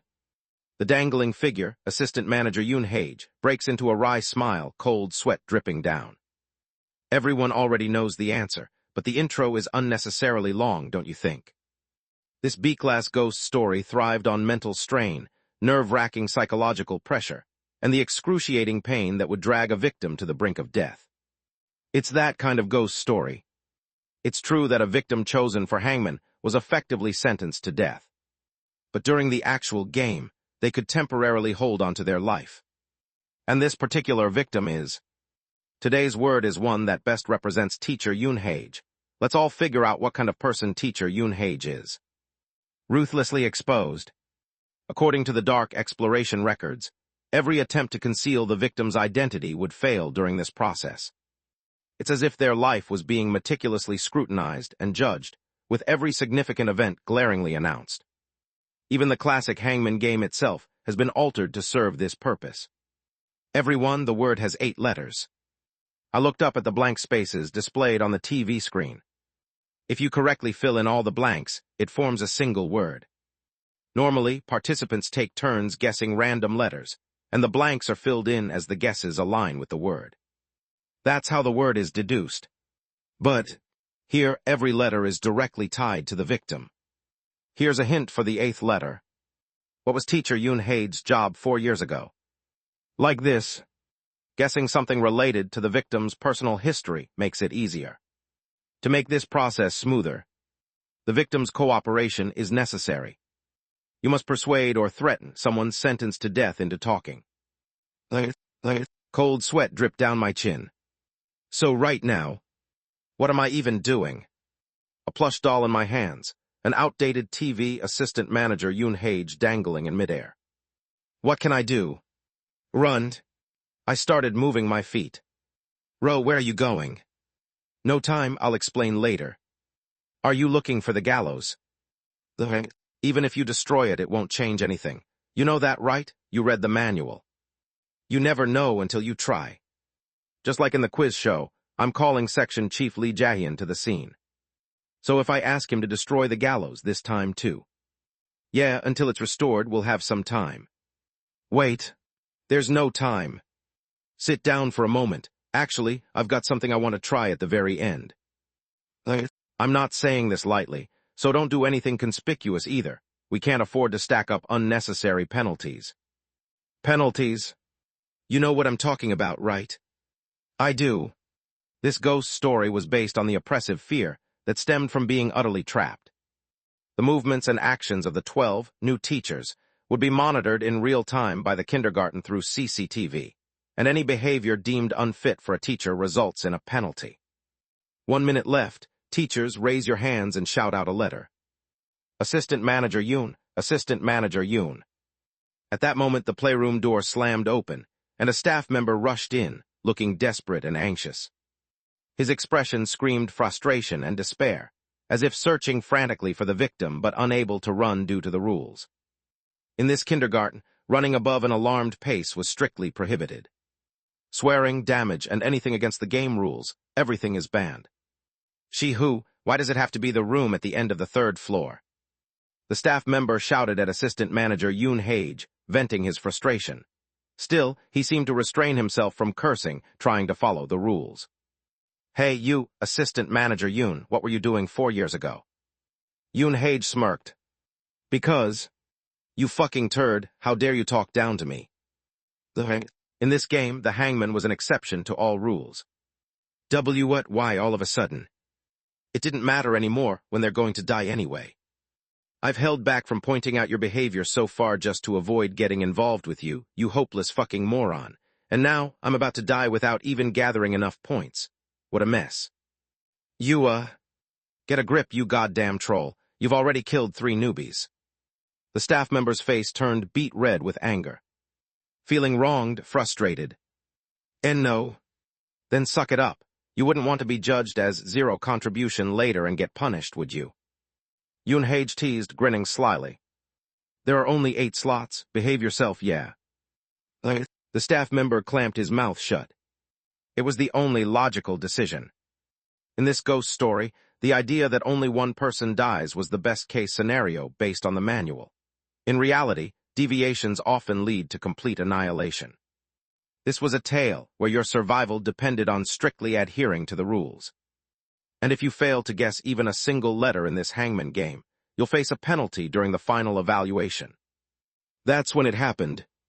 Hey, Ro, come here. Assistant Manager Yoon Hage called out to me. When I approached, she lowered her voice so only I could hear. I was a reporter 4 years ago. Ro, you make the guess. Avoid the 0 contribution penalty from the start. This is driving me crazy. Even if you refuse to guess, nothing will change. You know that, right? It'd help my mental state, ma'am. Then start by worrying about the mental state of someone who's about to die. Will you? Yoon Hage frowned. Imagine how awful it would be if that guy beats you to the answer, huh? Huh? I pressed my temples and eventually stepped toward the TV. The staff member who had barged in looked at me in disbelief. W-H-U. The last letter of the word is R. It's the initial of reporter. Correct. The screen made a cheerful sound as it filled in the letter. R. And then, let's give a round of applause for the hangman tilde. K. Yoon Hage's body twisted. The left foot of the assistant manager, suspended in midair, literally vanished. 1 step closer to execution. The sacrificial hangman climbs the gallows as the other participants guess words related to them, ultimately resulting in their execution by hanging. There are no exceptions. This is madness. It's not like it got hacked off, so there's no pain, don't worry. How can I not worry? Well, at least it didn't start with the neck. We can still talk, right? No way. No matter how I think about it, dissuading me from the last-ditch attempt was just a bluff to keep me stuck here. I can't let time run out like this. Meanwhile, the TV continued. Here's a hint for the fifth letter. What was the last mode of transportation Ms. Yoon Hage used during her time as a reporter? The staff member hesitated, gritting his teeth as he glanced at Yoon Hage. Just tell me, hey, even so, we what? Yoon Hage stared at them incredulously. You're responsible for 3 dead newbies, damn it. You should have been the one stuck here to die. Shut up, you're dead meat now anyway. Oh, Tilda, then don't listen to this dead meat. Yoon Hage lazily tilted her head with a bored expression. The staff member, his face flushed red with anger, shoved me aside and stepped up to the TV. Transportation. Well, probability-wise it's obvious. Bus or subway. Yeah, okay, subway initial S. Oh dear, ding, wrong. As punishment, please recite the educational booklet for 10 minutes. With a twisting sound, a holographic black booklet appeared in front of the staff member. Gala. It stuck to his face. The black booklet melted as if it were merging with his skin, swallowing his face whole. He rolled on the floor, struggling desperately to tear it off, but nothing changed. Beneath the dissolving booklet, a clear brand appeared on his forehead. Chick class. Yoon Hage clicked her tongue. What a mark to get, idiot. Pay attention, Ro. If that accumulates, you'll be stuck here being educated until you're a proper kindergarten teacher forever. That's right. If you fail to participate in this game properly, you'll end up in a fate worse than death. 3 times, just 3 penalties, and it's over. 3 penalties. It's enough to contaminate someone to the point where they're no longer considered human. Like the security team. But this is even worse. Unlike the security team, if you're not rescued, you'll just disappear, trapped in this ghost story indefinitely. So don't do anything unnecessary. If you screw up, you won't even be able to die. Cold sweat dripped down my back. I know. In this situation, as long as I follow the manual, I'll survive. I've even guessed 1 letter correctly, removing the penalty. So is there any reason to take a risk? If I try, the situation might just get worse. There are plenty of records in this ghost story of people who tried to save the hangman, only to end up contaminated and stuck here forever, endlessly educated as kindergarten teachers. There are no exceptions. Yeah, there's no way out. I know that too. There's no way out. No matter what, the game must be completed, and the hangman must die. That's how it works. This isn't some fun ghost story about bending the rules to escape. Its very nature is different. From the moment it was registered on the wiki, this was a theme that drove people insane because the rules couldn't be broken. This ghost story amplifies the fear of helplessness and suffocating adherence to rules, ultimately forcing you to desperately self-censor in accordance with those rules. Still, there was one faint variable I had witnessed. Braun, who had escaped the game by talking to this ghost story. But I lost that chance because I stood there dumbfounded, just watching him talk. I should have intervened. I should have done something, dragged out time, avoided the noose, and kept the conversation going. Tim. Braun had looked on in disbelief, horrified. Well, I'd rather not, talking more with these people, how boring. Mr. Roe dear, are you seriously saying I should have humored this outdated game and pretended to go along with the hanging? For me, your friend. What? Who? Braun, even I can't argue with you there. Wait a moment. When you declared your refusal to participate in this game, you knew someone else would be chosen as the hangman, didn't you? So, you knew there was a 1 in 12 chance I could die, and you didn't hesitate. So you didn't care if I ended up being hanged. No, that's not it. It's not like that. But this outdated game, even as a game, should be respected for its rules. Of course, I mean, my friend is more important. For the first time, Braun's voice wavered, filled with confusion. It seemed as though the role of being a good friend, and the role of the narrator within the ghost story were clashing inside him. Let's not forget, this guy has the twisted mindset typical of a ghost story resident. But at the same time, he was a stuffed doll trying very hard to remain my friend. Right. I had to center myself. I might be a coward, but I shouldn't let myself be stupid. I explained as calmly as possible. I didn't mean to say that I thought you should have been hanged either. It's just, I'm going crazy with anxiety. I just meant that I wish I had asked you to stick around a bit longer to gather more information before bailing. You seem to be able to communicate with this ghost story. Ah, that's true. Unfortunately for you, Mr. Rowe dear, it seems they've decided to treat me as an outsider now, so no special interviews are being granted. Still, if that's your reasoning, I can certainly understand. Yeah. But faintly, I had a feeling we understood each other differently.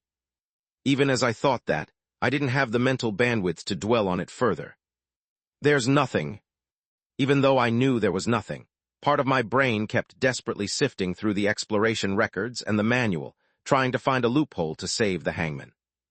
But there was nothing. Of course there was. If there had been, I would have thought of it over the past 2 days while racking my brain to the breaking point. There's no precedent. No matter how much I scoured my mental catalog of the dark exploration records, or revisited the manual, it wasn't there. I already knew.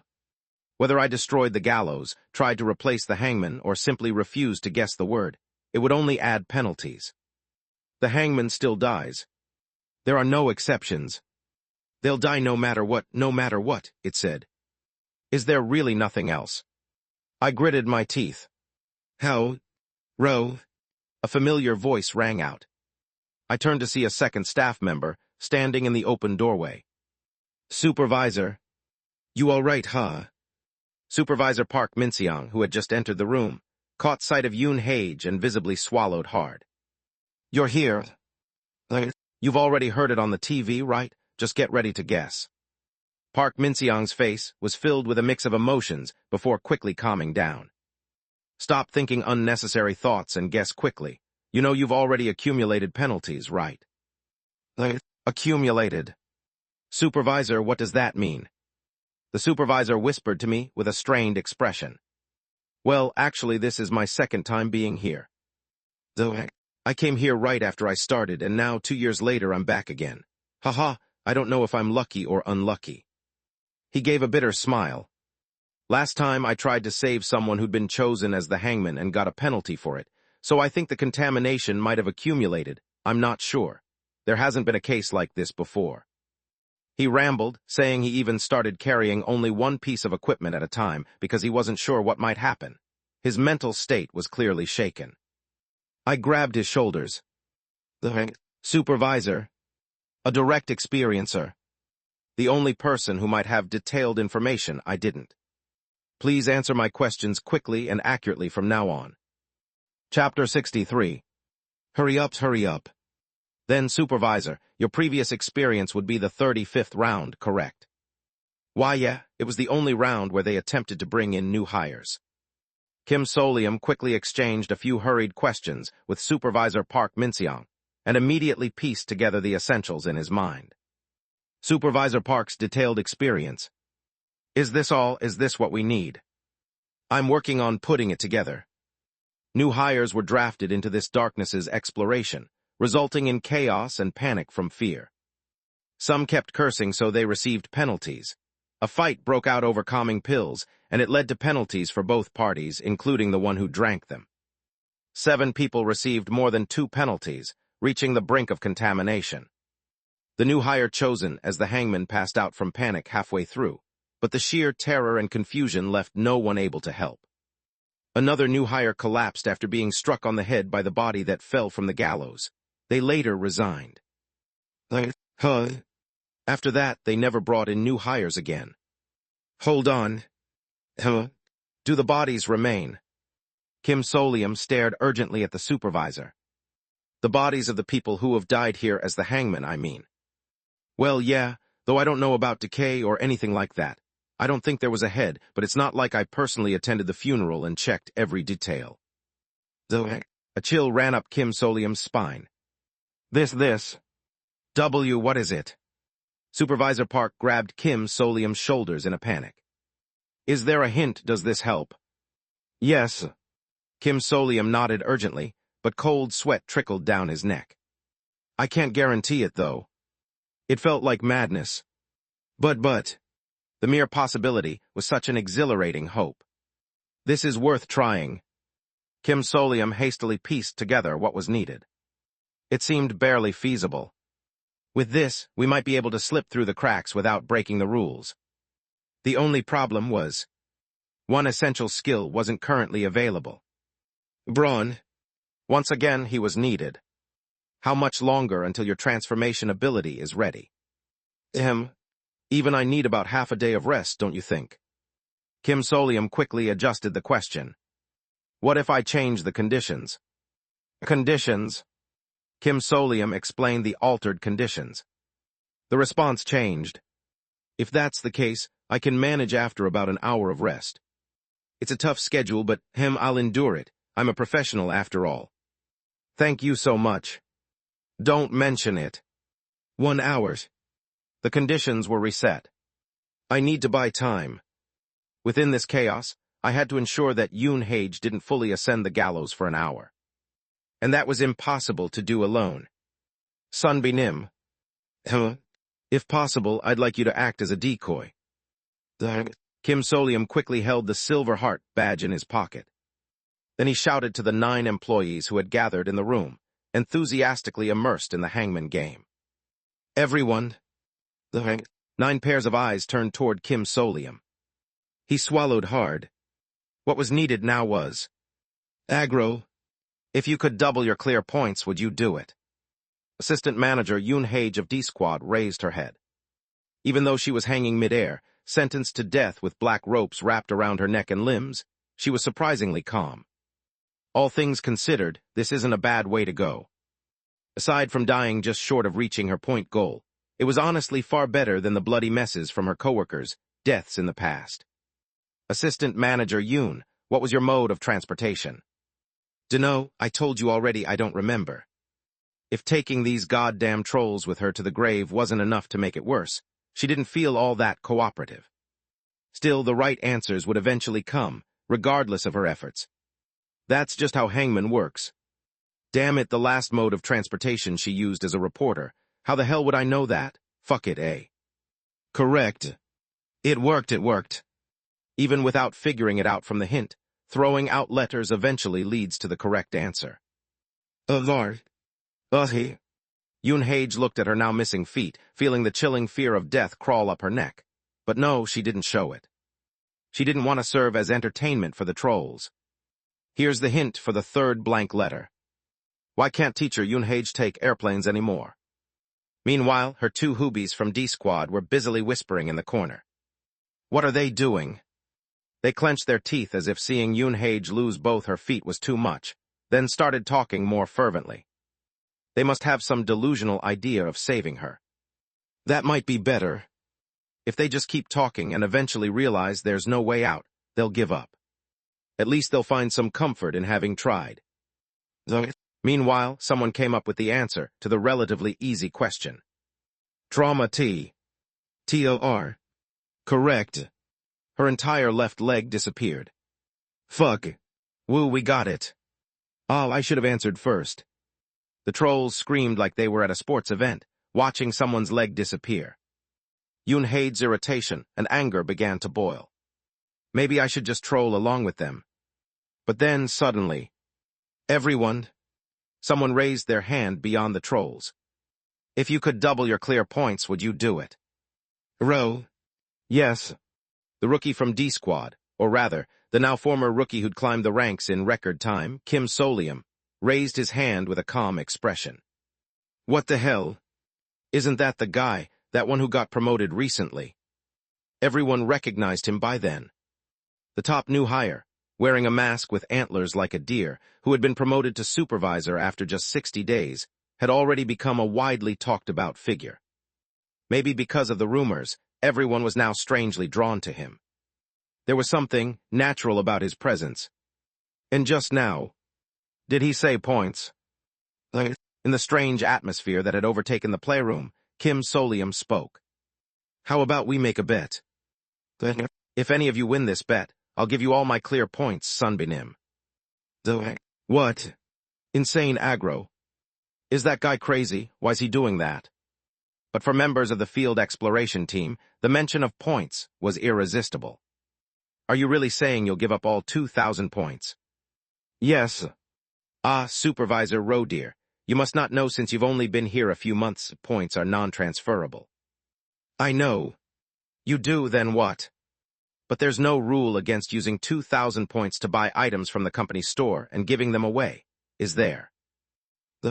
If you win, you can pick whatever you like. I'll even pay for custom equipment. The atmosphere shifted. If the sacrifice had already been chosen, then how useful would additional points be? Are you serious? Yes. He was serious. Of course, if they could win. Then what's the bet? In response, Kim Solium crossed his arms. Who can guess the most letters in the hangman puzzle? The person who guesses more letters than me will get the points. Is he insane? For reference, I've only guessed one, so just getting 2 would meet the threshold. W8. Supervisor Park Minseong from D-Squad stood up in alarm. Ro, why are you making a bet in this situation? There aren't many B-class ghost stories that are safe as long as you follow the manual. I thought this could be a good opportunity to see if guessing more correct answers might trigger any special phenomena. Right. Kim Solium spoke seriously, looking around at the employees. If the atmosphere gets strange, please stop. I hope it doesn't become dangerous. Some of the employees exchanged smirks and sneers, before one of them spoke up with a sarcastic grin. Oh, Tilda so noble. You're making a bet to add more detail to the manual and make it safer. Yes, that's correct. Kim Solium replied without hesitation. I want to help make it so that those who come in after us can clear this more safely. Why? No particular reason. I just think it'd be good if someone did it, and I'm in a position to do so. The employee who asked fell silent. For some reason, they felt uneasy. Come to think of it, didn't this rookie rescue a missing person? Another memory surfaced. Last time, I heard he saved all the other employees from some B-class darkness and got promoted because of it. He'd retrieved an unpopular desk worker that no one else cared to find without pay. He de-risked his life in a high-grade darkness to save employees he didn't even know. He's not normal. Normally, these people would have laughed at someone like this guy, calling him gullible. But strangely, for some peculiar reason, they couldn't. Tudding. A clear, metallic sound seemed to echo in their minds. It was as if their thoughts were sharpening, seeing things in a clearer, more objective way, detached from their usual habits and inertia. And oddly enough, those seemingly foolish choices began to look, somehow impressive. They spoke without thinking. All right, let's do the bet. Oh, thank you. Kim Solium bowed repeatedly, thanking the now-quiet employees, and then began to walk away. I'll see you all when the game is finished. He approached Assistant Manager Yoon Hage, who had been watching the whole scene with her jaw dropped. Assistant Manager. Yoon Hage felt a throbbing headache. This guy's problem is that he's too nice. Smart rookie or not, this was his flaw. He's too sincere. The type to burn out or break under the weight of his own ideals. He'd passionately declared that his items belonged to his coworkers just to try and save them before, and now he was seriously pulling a stunt like this. You're seriously. Kim Solium lowered his voice and spoke quickly. It's a bluff. Oh, I just stirred things up to buy us time. For a moment, Yoon Hage almost forgot she was about to die, but then she managed to reply. You're saying you're stalling for time? Yes, ma'am. Wait, if you're planning to try something in that time, don't. That's how you get yourself killed. What if I insist on doing it? We're going to try no matter what. If you cooperate, our chances of success will be higher. This stubborn brat. Yoon Hage gritted her teeth. Hey, I told you I'll handle it myself. I don't believe that. You've already given up. You're ready to die. So quick on the uptake. I won't say I haven't thought about trying something. Finally, Yoon Hage confessed. Things she hadn't mentioned to avoid giving her Hoobies false hope. You know how this ghost story enforces all sorts of rules on the so-called new teachers, right? But do you know who the only exception is? That would be the hangman.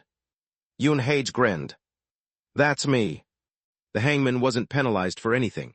Not for cursing, not for slamming their head against a wall hard enough to break the skull. The problem is, even so, moving my body is difficult. She gestured with her eyes toward the ropes binding her. But if I put it the other way around, it means I can do whatever I want with my upper body. Of course, the chances of anything working were slim to none. Yoon Hage spoke casually, keeping her composure. Did you hear that? Only I can keep trying this loophole. Even so, I don't get penalized, so you penalty targets just sit and... Kim Solium's eyes glinted. I'll use that loophole to maximize the survival rate. What? Please remember what I'm about to say. Kim Solium explained, clearly, firmly, and concisely, what Yoon Hage needed to do. And after...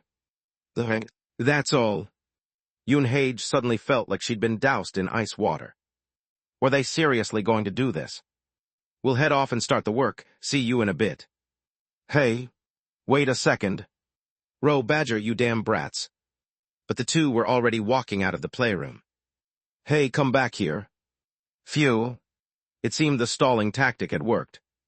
I was walking down the unnervingly clean, colorful, and quiet kindergarten hallway with Supervisor Park Minseong. Let's move faster. The testimonies from Supervisor Park and Assistant Manager Yoon were helping me form a clearer picture. My mind wavered between anxiety and hope. Even so, the unsettling atmosphere of this ghost story setting still made my skin crawl. But courageous as always, Supervisor Park kept glancing back at me with a worried expression before finally speaking up. "Ro, are you sure about this? Those 2,000 points aren't a joke. What if someone actually guesses 2 letters? That'll never happen. I grinned. With selfish personalities and everyone keeping each other in check, it's impossible. They'll sabotage each other every time someone tries to guess. According to the records, each question's time limit ranged from 7 to 10 minutes, depending on the whims of the ghost story. Even conservatively, they'd have to cycle through 9 rounds of this full-time limit. So what's the best method? They'll probably keep sabotaging and fighting until the very last moment. And since they still wouldn't want to accumulate penalties, someone would begrudgingly propose terms for their guesses. And the likelihood of that being the correct answer, very slim. In the end, they'll all have to take penalties, and the time will drag on. Additionally, once contamination starts accumulating, they'll hesitate to randomly guess letters, slowing things down further.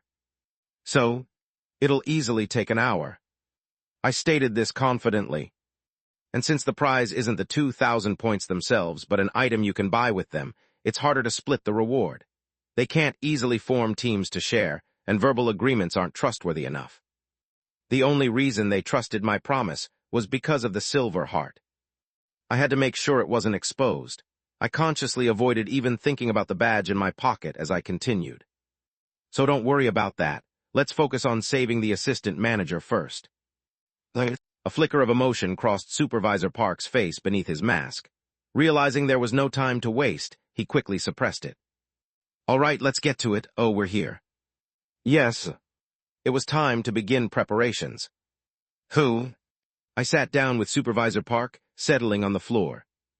It was the largest space in the kindergarten. Playroom. I tried my best not to look too closely at the scene before me. In front of us was a colorful ball pit, and a stage decorated with flowers and butterflies. But atop the cheerful stage, 2 grotesque chunks of flesh stood awkwardly.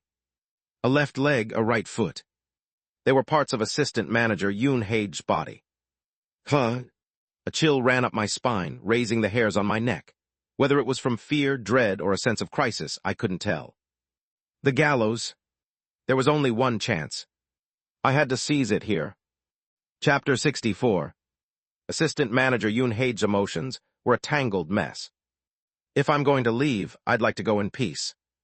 Apparently, that was an impossible wish. Hey, move back. Do you think I didn't notice you already guessed one right? Move back. I haven't guessed a single one yet. Troll bastards. It was utter chaos. The scene had already been unseemly when everyone acted as if they were watching a spectator sport while fending for themselves. But now, with everyone monitoring and sabotaging each other while yelling, it had gotten worse. Survival and points. 2 objectives meant double the conflict. It was like watching a wagon wheel stuck in place, unable to move because of friction, only building up heat. Ro, that punk, he's really something else. It had been a long time since Yoon Hage had seen such excellent political maneuvering. Good thing he's a decent guy. Judging by the mess in front of her, they might actually stall for more than an hour.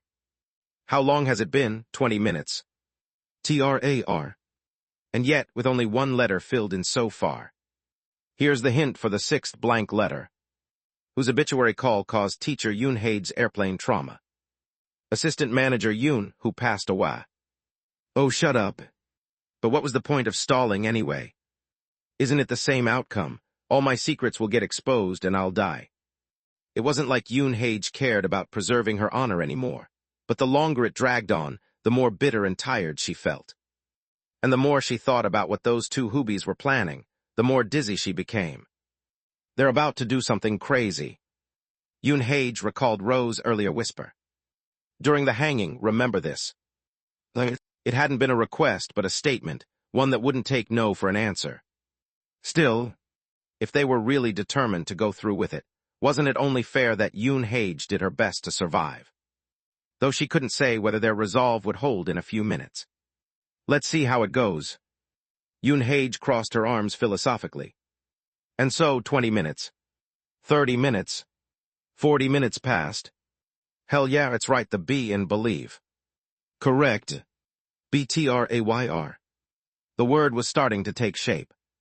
And at this point, it's only natural that someone would catch on. Wait a sec. Who? The word's true identity. This word. Ro, over there. I looked up. 1 hour and 8 minutes had passed. The word was complete. BETRAYER. Betrayer. The word that best represents teacher Yoon Hage is betrayer. What? 4 years ago, as a reporter, teacher Yoon Hage betrayed her longtime boss and team, trying to publish an exclusive article on her own. She failed and had her story stolen. And during this process, her false report caused severe emotional distress to her sources, leaving them in despair until some of them actually died. What's the moral of this story?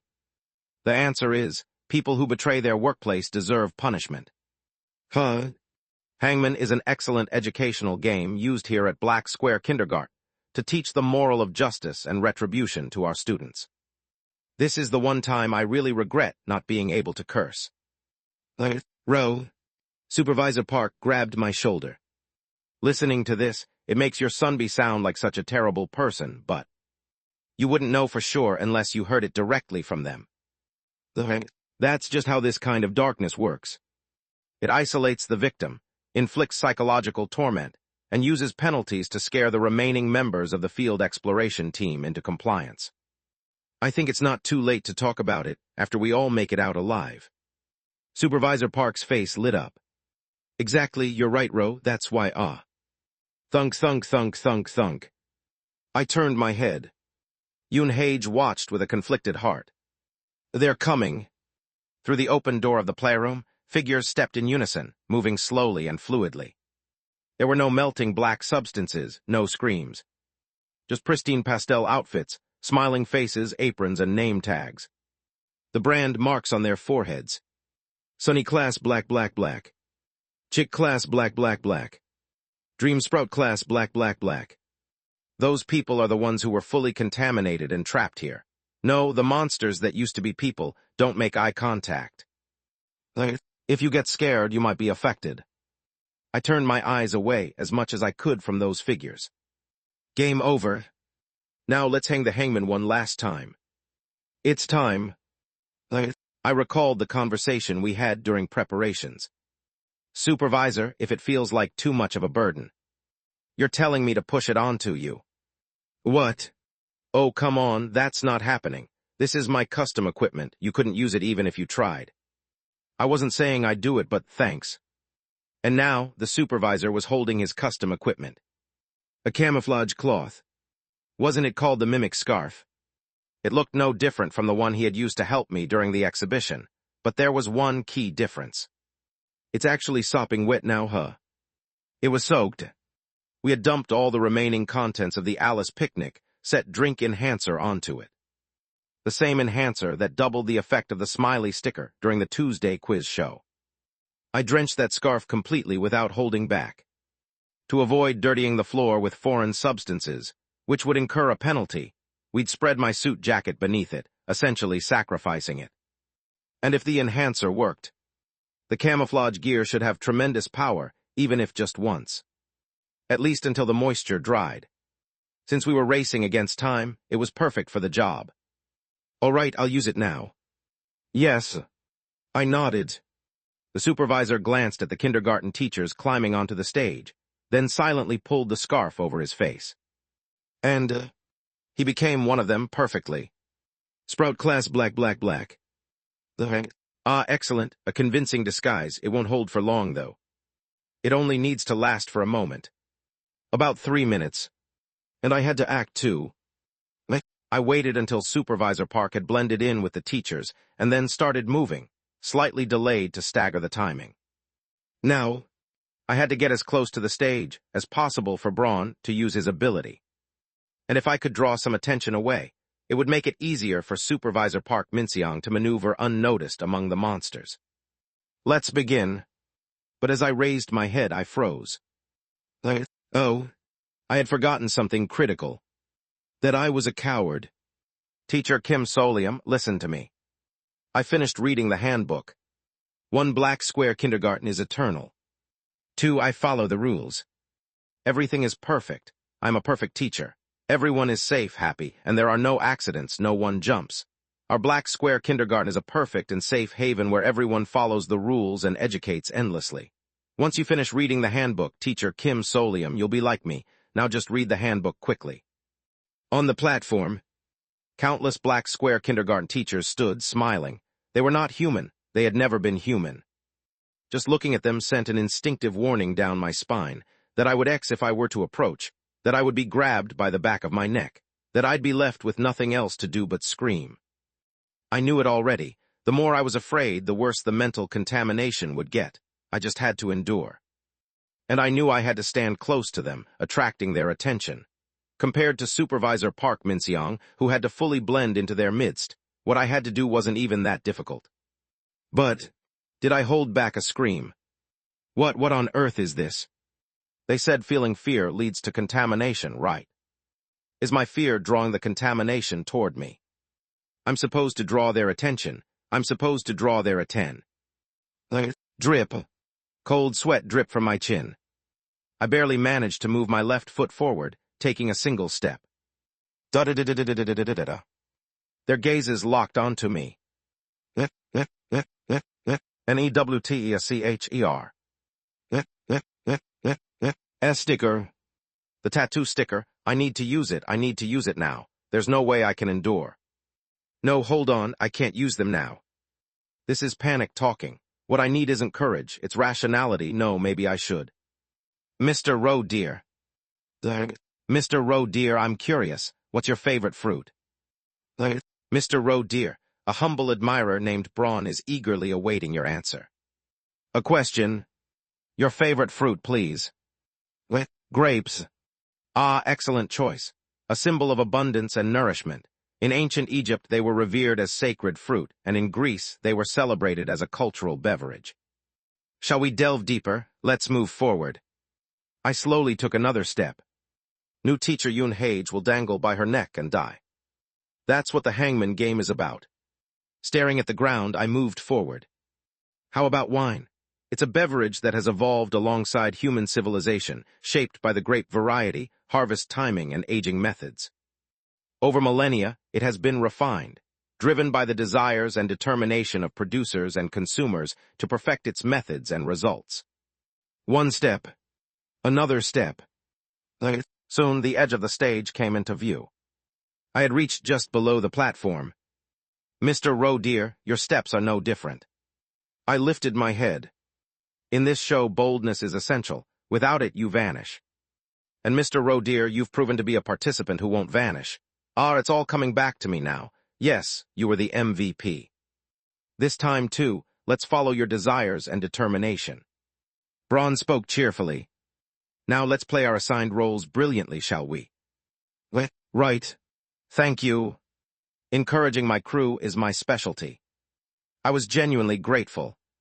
I took a deep breath. Though the smiling teachers' gazes landed on me again, it felt more bearable. The whispers and phrases didn't burrow into my brain enough to overwhelm me with fear or contamination. Don't let fear consume me. I can do this. I steadied myself and stood, looking up at the teachers crowded on the platform. New teacher Yoon Hage, please step onto the platform, Tilda. The execution had begun. The kindergarten teachers stood in abundance atop the colorful, cheerful stage. It looked as though an event was about to take place, but what they surrounded was an executioner's block. A black execution scaffold. At the scaffold, a black line extended straight ahead. At the end of the line were assembled body parts. Both legs, both arms, thighs, waist, chest, neck, and finally a head. The moment the head appeared on the stage, the parts merged, and assistant manager Yoon Hage exhaled deeply. Then, looking at the teachers surrounding her, she clenched her teeth. Goodbye. The teachers clapped gently with smiling faces. Likely holding back a stream of expletives, Yoon Hage's face was pale as she moved her feet. Not by her own will. The black holographic ropes forced her limbs to move, guiding her toward the scaffold amidst the crowd of teachers. And then, this is the moment. Did you know? Of course, any contact with the teacher chosen, as the hangman was strictly forbidden. Any attempt to rescue them, even a last handshake or an item exchange, was prohibited. Even if someone tried to risk a penalty, their actions would be blocked just before the attempt. So the only opportunity to act was during one specific moment. The hangman is ascending the scaffold. This is what happens when you guess correctly. When Yoon Hage appeared on the stage and began ascending the scaffold, at the exact moment she passed directly beside the teachers. Tug. One teacher gave her something. Supervisor Park Min-seong, perfectly disguised as a kindergarten teacher, handed something to assistant manager Yoon Hage. Since Yoon Hage's arms and legs were bound by ropes, she couldn't use them. Only small, movable parts of her body were functional. For example, her mouth. The something, handed over in passing, disappeared into Yoon Hage's mouth in an instant. As if nothing had happened. Yoon Hage continued walking, expressionless, and finally stepped onto the gallows. This is where the second critical moment came. Now, let's begin the execution. Braun. Now. Understood. Let's see your mask in a whole new light, reframing the familiar. I frantically looked up at Yoon Hage. No chain. Thunk. The black holographic rope around her neck gained physical form and texture. Hangman Tilda. And then it pulled upward. Damn it. I wanted to avert my gaze so badly, but I forced myself to watch, pretending to be unaffected. The rope pulled with a disturbingly immense force, and then... Ting. Thud, thud, thud, thud. The headless body tumbled down from the stage. Thump. The lifeless body part fell right in front of me, and I caught it. It was limp, devoid of any signs of life. Then it gradually faded until it completely vanished. The game has ended. New teachers, please wait for your evaluation. It's finally over. So you won the bet, Supervisor Rodeer. Man, how'd you stop anyone from guessing twice? The other staff, who had been waiting at the back for the kindergarten's instruction to watch the hangman's final moments in the playroom, approached with relieved sighs and complaints. Is this your first time seeing a team member die? Honestly, Yoon Hage wasn't the kind of person who'd live long anyway. One of them gave my shoulder a light pat. Well, don't take it too hard, okay? She's dead now. I smiled. What? Why are you smiling? She's not dead. What? Huh? They stared at me like I'd lost my mind. But then... what is this? Screams erupted from those who looked up at the stage. Not because they saw Yoon Hage's severed head. Rather, this. One of them pointed at the stage with a trembling voice. Why is it a hand? Exactly. But it was definitely a head. I looked at Yoon Hae's severed left hand lying on the stage and chuckled. I never thought I'd laugh at the sight of a severed body part, but I couldn't help it. It worked. Ah, what a remarkable piece of craftsmanship.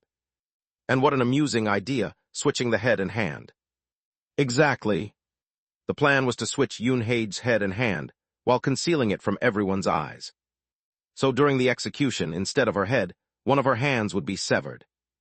Using hands or feet to substitute for other body parts is a classic stage trick. Braun, muttering about doing this only for a friend, was unexpectedly brilliant in this moment. But this isn't over yet. For the hangman to escape, they have to die and leave as a corpse. If Yoon Hae had somehow survived the execution, the system would have noticed and enforced another way to follow the rules. So, all I have to do is place this plum-sized apple in her mouth, right? Supervisor Park Min-seong had been essential to the plan. While disguised as a teacher, in that fleeting moment that assistant manager Yoon Hae passed by, what he had slipped into her mouth was none other than a snow-white mountain mini-apple. It was an item I carried, designed to induce death-like sleep. It was a stroke of luck that the wrist storage upgrade let me carry a whole apple instead of just juice. That's why I was able to give these instructions. Assistant manager, when the apple enters your mouth as you ascend the scaffold, swallow the final piece just before your wrist is severed. What? It will happen in that moment, that's all. Yoon Hae followed the instructions to the letter. At the exact moment when her wrist, mistaken for her neck by everyone, was severed, Yoon Hae swallowed the last piece of the apple. This put her in a state identical to death. Her body, now indistinguishable from a corpse, was recognized as having been executed as the hangman and successfully ejected from the ghost story. Exactly. Outside that outcome, no other possibility could have worked in this situation. Success. Huh? I pressed my hands against my face. Even so, I wanted to leave and confirm his survival as soon as possible. What if someone mistook the body for a corpse and transported it away? It felt too early to feel catharsis or relief. I just wanted to get out of here quickly. The evaluation is ready. Thankfully, the TV displayed the final signal. Soon, it would announce which participants contributed to completing the hangman word and which didn't, assigning penalties or granting a pass accordingly. From the looks of it, no one seemed contaminated enough to fail escaping. As the teachers on the platform disappeared, Supervisor Park Min-seong finally jumped down from the stage. We did it right. Yes. The supervisor collapsed onto the ground in relief and joy. It was worth squeezing into that gap. Even though his face was pale, Park Min-seong grinned earnestly as he finally removed the camouflage equipment. Supervisor, you didn't guess a letter, so you'll probably get another penalty. I can handle up to the second one. As we had discussed earlier, the supervisor nodded, accepting the consequence. Honestly, it doesn't feel great, but, well, taking one penalty for missing a correct answer is way better than letting the assistant manager die. I'll stop at the second. There's no way I'll get a third, so I'll be fine. Goodness ding, wrong. Wait, what?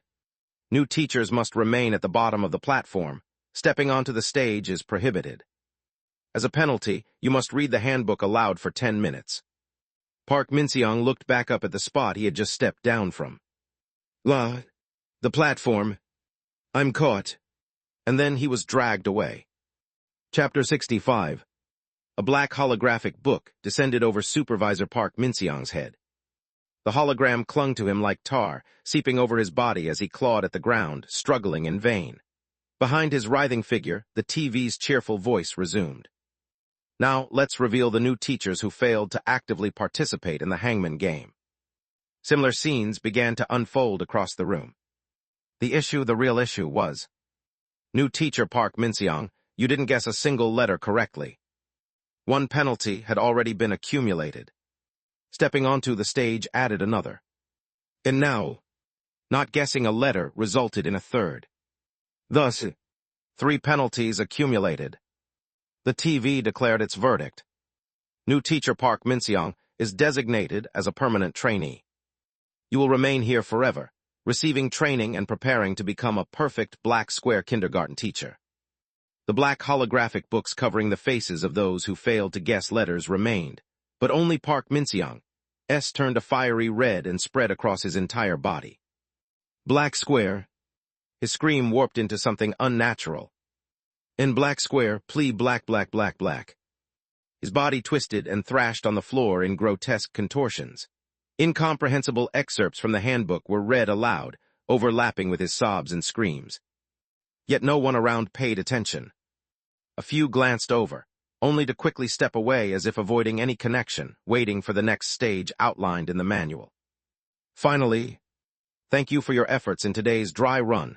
Goodbye, new teachers. Clearance confirmed. Finally, it's over. Move it.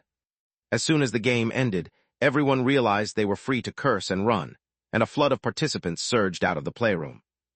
Even those who had just finished their 10-minute penalty, coughing up the tar-like hologram and clutching their heads in pain, staggered upright and limped or ran out, bumping into me along the way. What the? The door only stays open for 30 minutes. If you don't get out now, you'll be treated as a permanent trainee too. Damn it. They brushed past me and kept running. And so I was left alone. Alone, except for the contaminated Park Min-seong writhing on the floor. Oh dear, my friend is being mistaken as a volunteer in such an outdated place. Let's leave immediately, Mr. Roe dear. No, Mr. Roe dear. The game was over. That meant the rules of this ghost story had also ended. In the worst case, I can run out on my own in 10 minutes and make it through the door. But I have to at least try to take the supervisor with me. I could endure this. I had to try as much as I could. After all, I'd succeeded before. I don't want to give up so easily. I didn't want this story to end with saving the hangman by exploiting a sliver of a loophole, only to have the one who tried to save them disappear into the legend. I don't want some casual note on a wiki saying, an incident where the rescuer of the hangman was lost. I can do this. I raised my head and reached for the tattoo on my wrist. Chinese letter, Chinese letter. From the heated tattoo, the items I had stored began to appear. The candle-making kit, apple juice, the blood-sucking knife, stickers, and dozens of 501 coins bundled together. Oh, what fascinating tools will you use this time, friend? I'm not using anything. Then what is this? I stuffed all the items into my briefcase. Given that I hadn't brought the bloodbath tub with me, I was left with just enough room to fit everything snugly. The blood-sucking knife, which looked like it could burst out of the bag due to its size, was carefully set aside into my back pocket. Done. The fully packed briefcase was heavy, but not so much that I couldn't carry it while running. And now there was one thing left to do. The now empty subspace in my wrist. Ah, you were clearing it for a purpose. Exactly. I briefly reached into the tattoo's connected subspace and pulled my hand back out. This subspace, it's a cube with a volume equivalent from 60 cm per side, right? Precisely. It's irregular, isn't it? That's also. Braun's voice carried a mix of amusement and interest. Correct. Good. It's all or nothing. I'd heard it before. The idea that being contaminated and trapped in this ghost story forever, unable to die, was far worse than death. Let's do this. I gritted my teeth and waited. Waited for Supervisor Park Min-seong's third penalty to finish. Trying to do anything now would be foolish. Trying to communicate with someone in the middle of their penalty would result in the holographic handbook, graciously, attaching itself to me as well. And then I'd spend 10 minutes reading the handbook, effectively out of commission. That would be the end. I forced myself to suppress my anxiety and waited calmly. Time remaining for the penalty, 7 minutes. 6 minutes. 5 minutes. 4 minutes. 3 minutes. 2 minutes. 1 minute. 0. The tar-like red substance surrounding Supervisor Park Min-seong disappeared. Slowly he stood up. His appearance had transformed completely into that of a kindergarten teacher. The black suit he had worn was replaced with soft beige pants, a white shirt, and a light green apron. In one hand, he held a brown folder with a red title. Black Kindergarten Handbook. His mask had completely melted away, revealing his face. And on his forehead, clear and vivid, was the brand of his assigned class. Sprout class. A gentle smile spread across Supervisor Park Min-seong's fully exposed face. Teacher Solium. Shit. Did you wait for me to finish reading the handbook? Thank you so much. Of course I had to wait. Don't let it show, don't panic. Showing anything now would be disastrous. How are you feeling? Great, never better. Supervisor Park smiled softly, nodding. That's good to hear. Shall we head out now? Head out? Oh, you mean leaving? Yes, let's go together. Oh, I don't have a quitting time. I'm not just a new teacher anymore. I finished reading the handbook. But you can still leave. That's not possible, though. It's time for me to head to the Sprout class and help prepare for opening. Then, with a bright expression, Supervisor Park exclaimed, Oh right, Teacher Solium want to come with me. A chill ran down my spine. Teacher Solium, you don't know which class you'll be assigned to yet, do you? You haven't read the handbook yet. If you read it, you'll find out your assigned class. Supervisor Park extended his hand to me. What do you think? It'd be great if we were in the Sprout class together. We used to be on the same squad, after all. Shit. I naturally stepped back, making sure that I looked like I was considering his suggestion. His outstretched hand swiped through empty air. Oh, thank you for the offer, but I need to drop this outside the exit first. I lifted the briefcase. I borrowed some things, and I think I need to return them within the time limit. Teacher Solium, all those interesting items you carry around were borrowed. Yes. Please don't notice. Please. The thing that had once been Supervisor Park, still speaking kindly and gently as if it were second nature, replied. Then should I ask the other teachers to help move it? It's just one briefcase. If you wouldn't mind, could you accompany me to the entrance for a moment? Supervisor Badger specifically requested it. Supervisor Park froze. Perhaps. Supervisor Badger.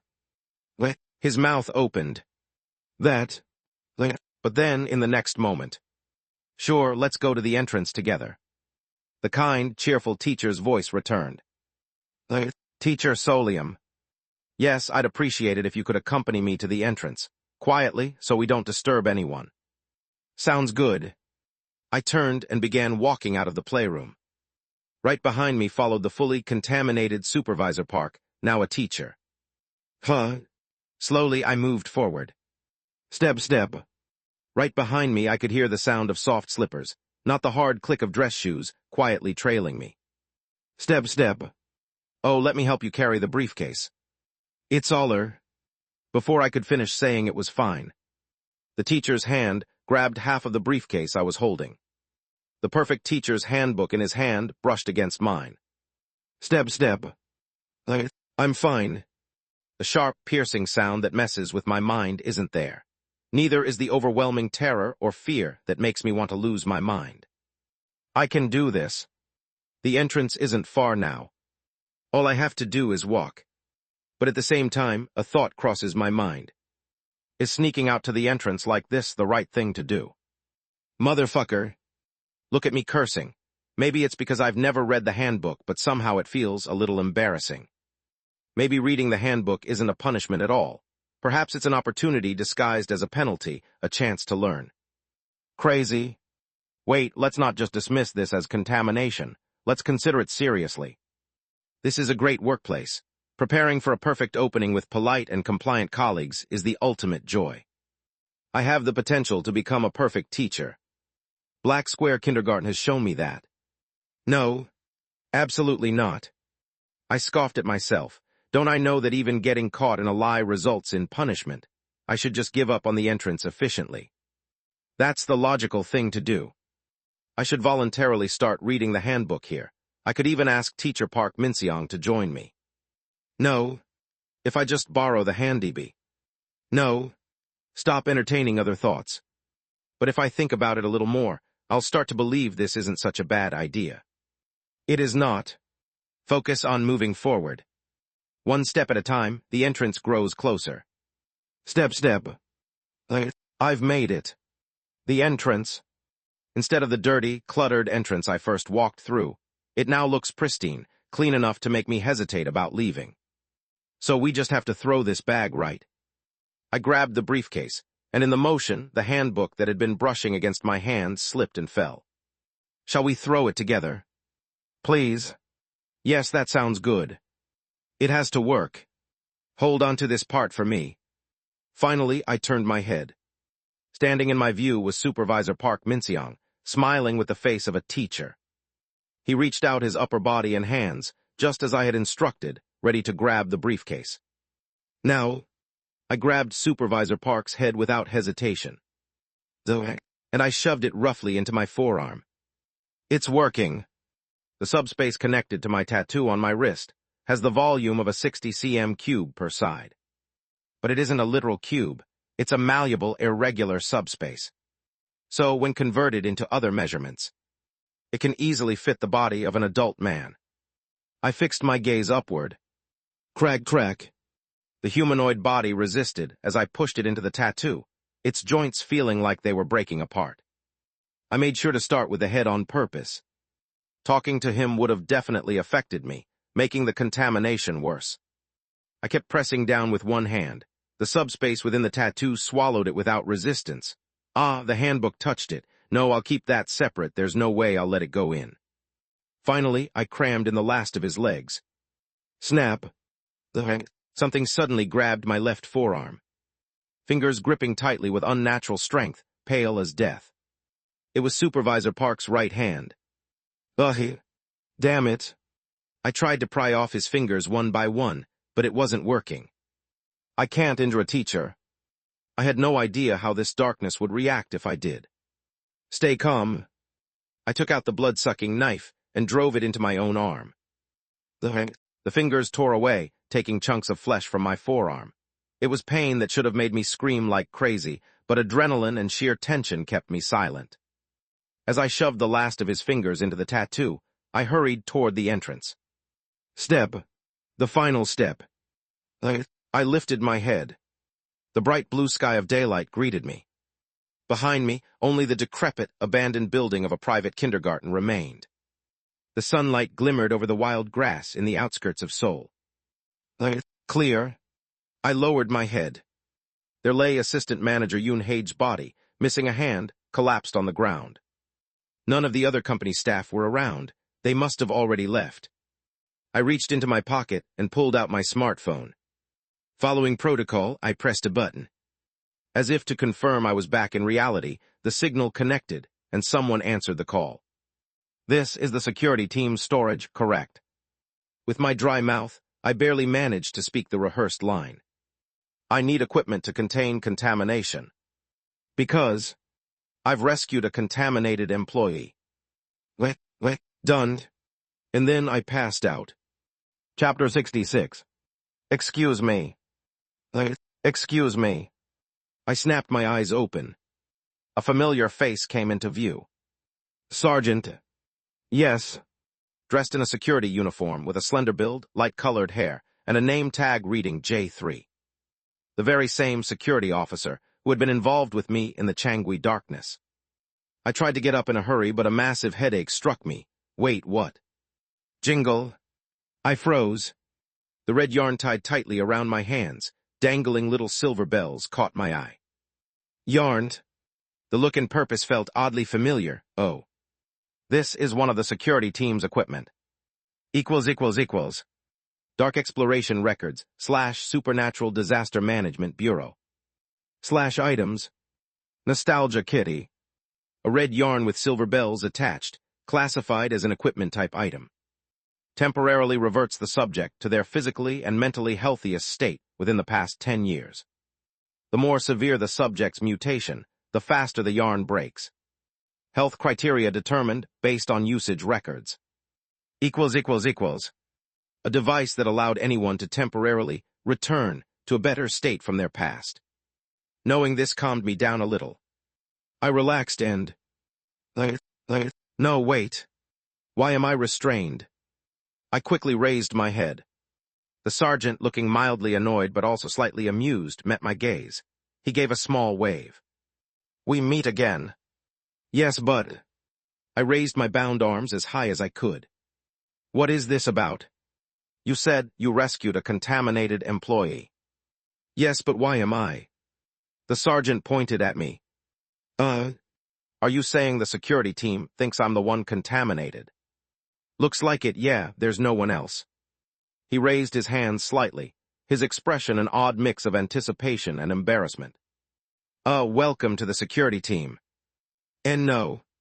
Is this some kind of initiation for me as a new recruit? It's not me. It's not me. I emphasized this twice, then finally managed to steady myself and take in my surroundings. Is this a isolation room? The interior was an empty space surrounded by gray walls, with even the lighting recessed seamlessly into the ceiling.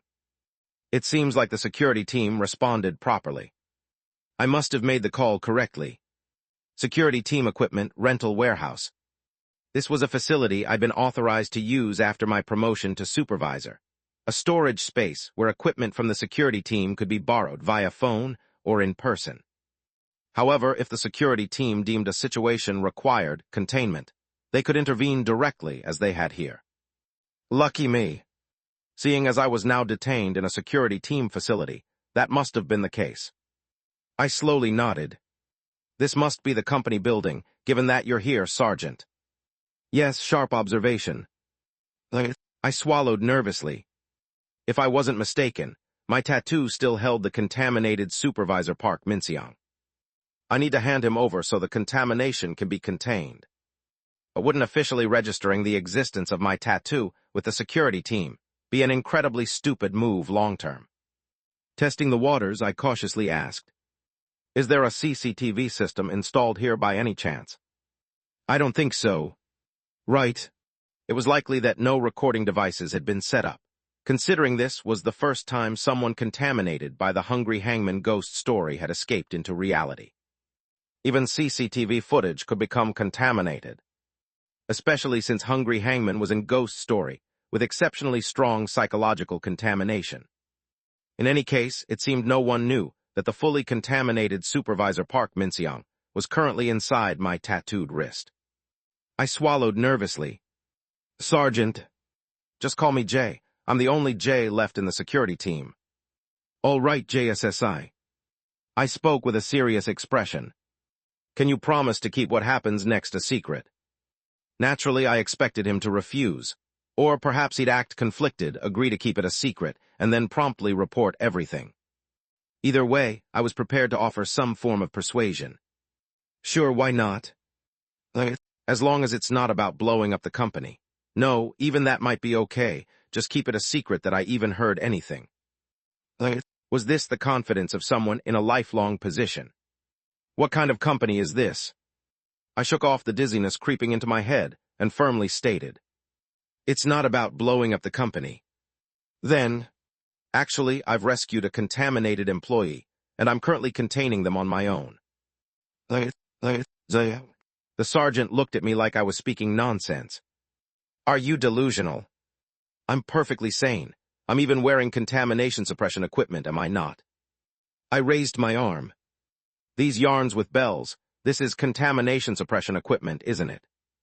Yes, it is. Then you can see that I'm speaking with a clear mind. The sergeant stared at me. I swallowed again. When you're ready, I'll bring out the contaminated employee. Oh. He blinked, clearly unconvinced but willing to humor me, and slowly replied. Fine, go ahead.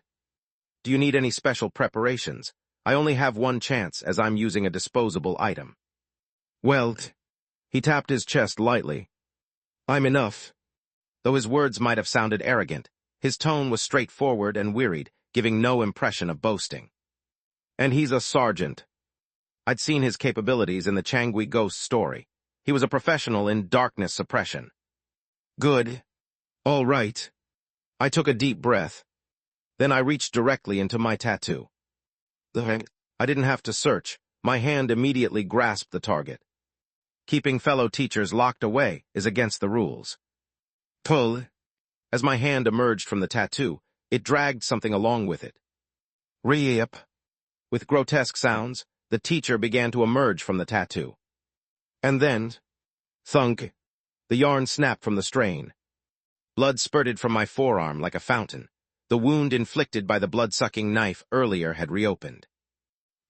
Fuck. I wanted to scream from the pain, but I held back. The contamination was creeping back as well. But more pressing than that was, Teacher Solium, such mischievous behavior is a punishable offense at Black Square Kindergarten. Flinch. Supervisor Park Min-seong, or rather, the teacher paused mid-sentence, smiling softly. Then he stopped entirely, glancing around blankly at his surroundings. This is not the kindergarten. Damn it. This is not the kindergarten. This is not the kindergarten. I left without permission, unauthorized. I am not a perfect teacher. I broke the rules. There was no way to respond. I could only feel the guilt crashing over me. I'm so sorry, teacher. I made the wrong decision. I shouldn't have done this. I'll take your punishment and read the handbook aloud instead. I'll grab the handbook of Black Square Kindergarten and... Up you go. Grab. Someone seized my face. Then something was inserted into my ear. Some kind of sleep sedative. Flash. I blinked. Excuse me. Excuse me. I opened my eyes again. Everything was still. Are you all right? I'm fine. I instinctively knew. You knocked me out, didn't you? Yes. I looked at the empty capsule shell that had fallen to the floor from my ear. A drug. It seemed I'd been given something that briefly knocked me out. Something similar to the Snow-White Mountain apple I carried, but perhaps a less potent version. Stay calm. It appeared I'd been freed from the contamination's effects. I steadied my breathing and looked down at my arm. The area where I'd been injured was now wrapped in bandages. As for the yarn that had been wrapped around me earlier, I lifted my head and saw it tightly wound around Supervisor Park Min-seong's limbs in the corner. Right, he no longer looked like a teacher. It was Supervisor Park Min-seong again. It worked. Dressed in a black suit and mask, Park Min-seong looked just as he had before entering the ghost story. Even if this was only a temporary effect of the suppression equipment. Feeling utterly drained, I leaned against the wall. Successful handover. I heard the sergeant mutter beside me. That guy's lucky, getting out that quickly, envy him. Wait. Since he came out quickly, does that mean he can fully recover from the contamination? The sergeant, looking too tired to think, hesitated before finally speaking under the weight of my persistent gaze. That's a gloom-level contamination. Yes, it's B-class. Then it's fine. B-grade. The company's got protocols, and well, if things go decently, maybe a department transfer. Sure, working in the security team would be better than dying. I hope he recovers well enough to either return or leave on his own terms. I turned back to look at Supervisor Park Min-seong. Now that the tension was easing, I felt strange. Until just yesterday, we'd been co-workers, chatting and joking in the office. Now, starting tomorrow, he'd suddenly disappear from my daily life. Please take good care of him. The sergeant nodded slightly, his expression unreadable. As my thoughts wandered, my mind finally returned to the last scene I had witnessed. Assistant Manager Yoon-hae. What happened to the body lying next to me, the one missing a left hand? I don't know. Please tell me she wasn't incinerated or something. No, that couldn't have happened. Since she was a missing hand and not a head, they would have thought it strange. Still, my growing anxiety prompted me to hasten the process and leave the isolation room. Let's head out together. Yes. With a few members of the security team accompanying me, I found myself walking out of the isolation room, escorted somewhere between surveillance and protection. And as soon as I stepped outside, I realized something. This was the isolation area, adjacent to the security team's equipment storage facility. Isolation B. There were separate pages about this place in the Darkness Exploration records. Every single one of them was chilling. 2 summoned employees walked just half a step behind me, moving at a calm pace through the corridor. Meanwhile, I followed, trying to suppress the unease creeping over me. Kek. Almighty luminous one shin your light upon me. Save me, please save him. From the isolation rooms lined along both sides came bone-chilling sounds. Don't look. I resolutely avoided glancing anywhere, but the light spilling from the door ahead. Who's in the hallway? Elia. Who's in the hallway? Who's in the hallway? Who's? Please just walk faster, hurry up. Yet the blasted security team staff maintained their steady pace until we finally emerged through the door. By that point, I was utterly drained, left to complete the exit procedure for the equipment storage facility as a ragged husk of myself. The front of the storage facility looked like a bleak corridor in the maintenance department. At the counter, a silent security team employee retrieved my belongings, which had been stored for isolation. Thank you. I accepted the briefcase. A sticker labeled approved/risk level D was affixed to its surface. Looks like they didn't inspect the items individually. Nor had they conducted any additional checks on what I'd retrieved from my tattoo. Surprisingly, Sergeant J seemed to have kept his promise entirely. Though he might report it someday. That much was manageable. I'd even mentioned the one-time use nature of the items on purpose. What mattered now was handling the situation properly. Let's do this right. I took a deep breath. Time to quickly check on Assistant Manager Yoon Hae's situation. Friend. Braun. Excuse me, is this all of my belongings? The staff member silently pointed toward a container in the corner of the front desk. Waste disposal box. There lay my soaked and mangled suit jacket, crumpled into a mess, and stuffed inside it a small, disheveled stuffed doll. Gasp! How dare they throw me into such a place as if I were trash? This is outrageous. Even when I was a rookie, I never experienced such disrespect. These people are insane. I felt like I could bathe in my own cold sweat. Hastily, I retrieved the jacket, cleaned up the doll, and tucked it into my shirt pocket. Why you've been through so much, I'm sorry. It's not your fault, Mr. Rowe, dear. It's those ruffians who acted so recklessly. Braun seemed somewhat mollified. Without wasting time, I turned and began walking away. But from behind, an ominous voice trailed after me. But a good friend never forgets. Let's make sure to never let Braun near the security team again. As I stepped out the door, a voice called out to me. Kim Solium SSI. Waiting at the front of the security team facility was someone familiar. Squad leader. Chief Lizard gazed at me with his slit pupils. Did you come to fetch me, sir? Yes.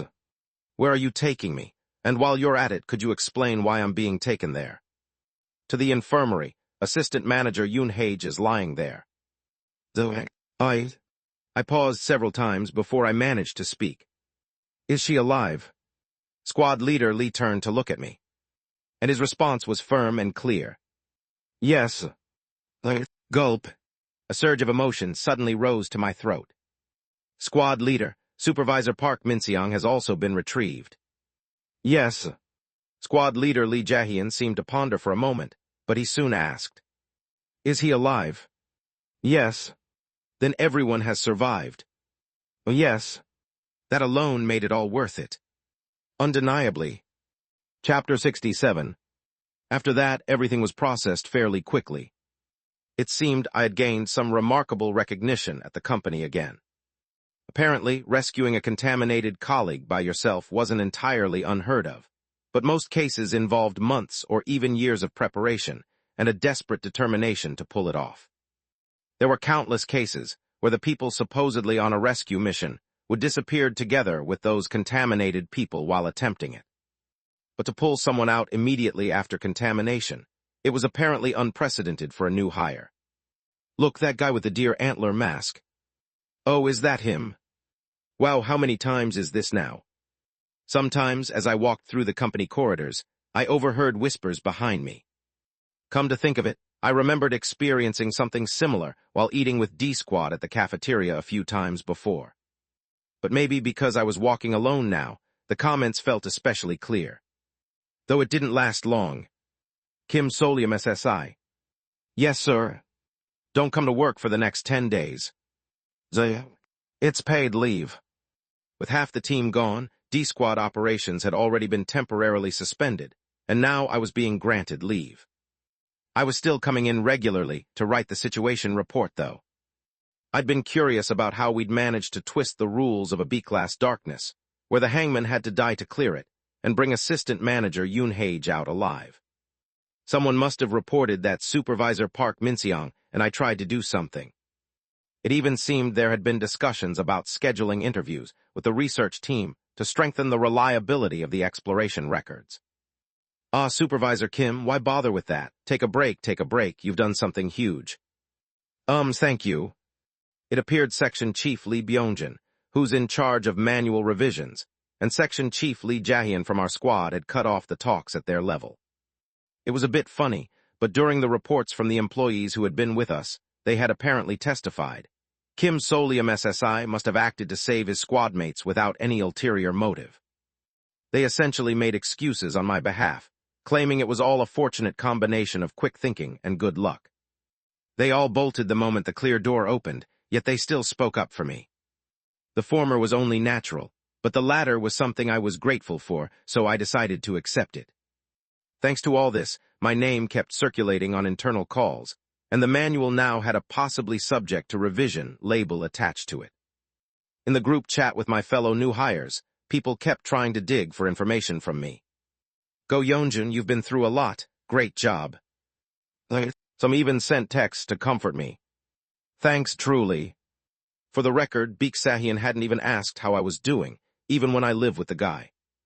That punk's personality has always been like that anyway. I didn't expect anything different.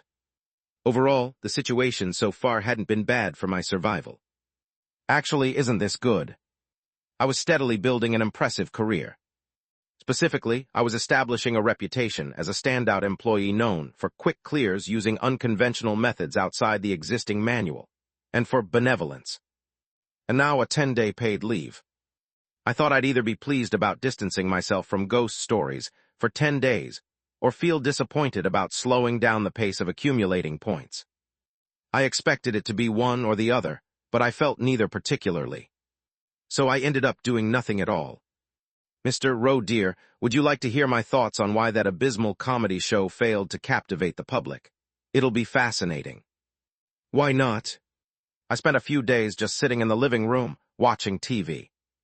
Then about 3 days in, a text arrived. Yoon Hage, come to the hospital. Roe, you're here. Assistant manager. I placed the get well gift I'd brought on the side table and stood next to the bed. Assistant manager Yoon Hage let out a faint chuckle. Soy milk, nice choice. Thank you. It was the first time we were meeting since the brief communication we had in the infirmary, right after she regained consciousness. The assistant manager's complexion was slightly pale, but her face otherwise looked fine. The snow-white mountain apple had apparently done its job to some extent. Not bad for someone who came back from the brink of death, right? That item was great, thanks. Thanks to that item, assistant manager Yoon Hage had appeared to be a corpse. Luckily, the unique condition of her missing hand rather than her neck led to her being preserved in isolation. Section Chief Lee Jae-hyun reported her survival and had her moved to the infirmary at sunrise the next day. Now she had been transferred to a hospital with some sort of partnership with the company, and the urgent treatments had just been completed. Oh, by the way, I just said the apple was something I had on me. People usually prefer to keep their sources a secret. Thank you. Gratitude. If anything, I should be the one thanking you and Min-seong. Assistant manager Yoon Hage started to raise her left hand as if to wave it and dismiss the notion, but then froze. Because it wasn't there. Her bandaged left arm ended abruptly at the wrist. With such a loss, company-issued supply potions wouldn't be able to regenerate it. Assistant manager. I voiced what I'd been considering. I have that C-grade regeneration potion with me. You're not about to offer it to me, are you? I was planning to sell it for money. Huh? Yoon Hage clicked her tongue. Listen up, Roe. Items that are only tradable for points.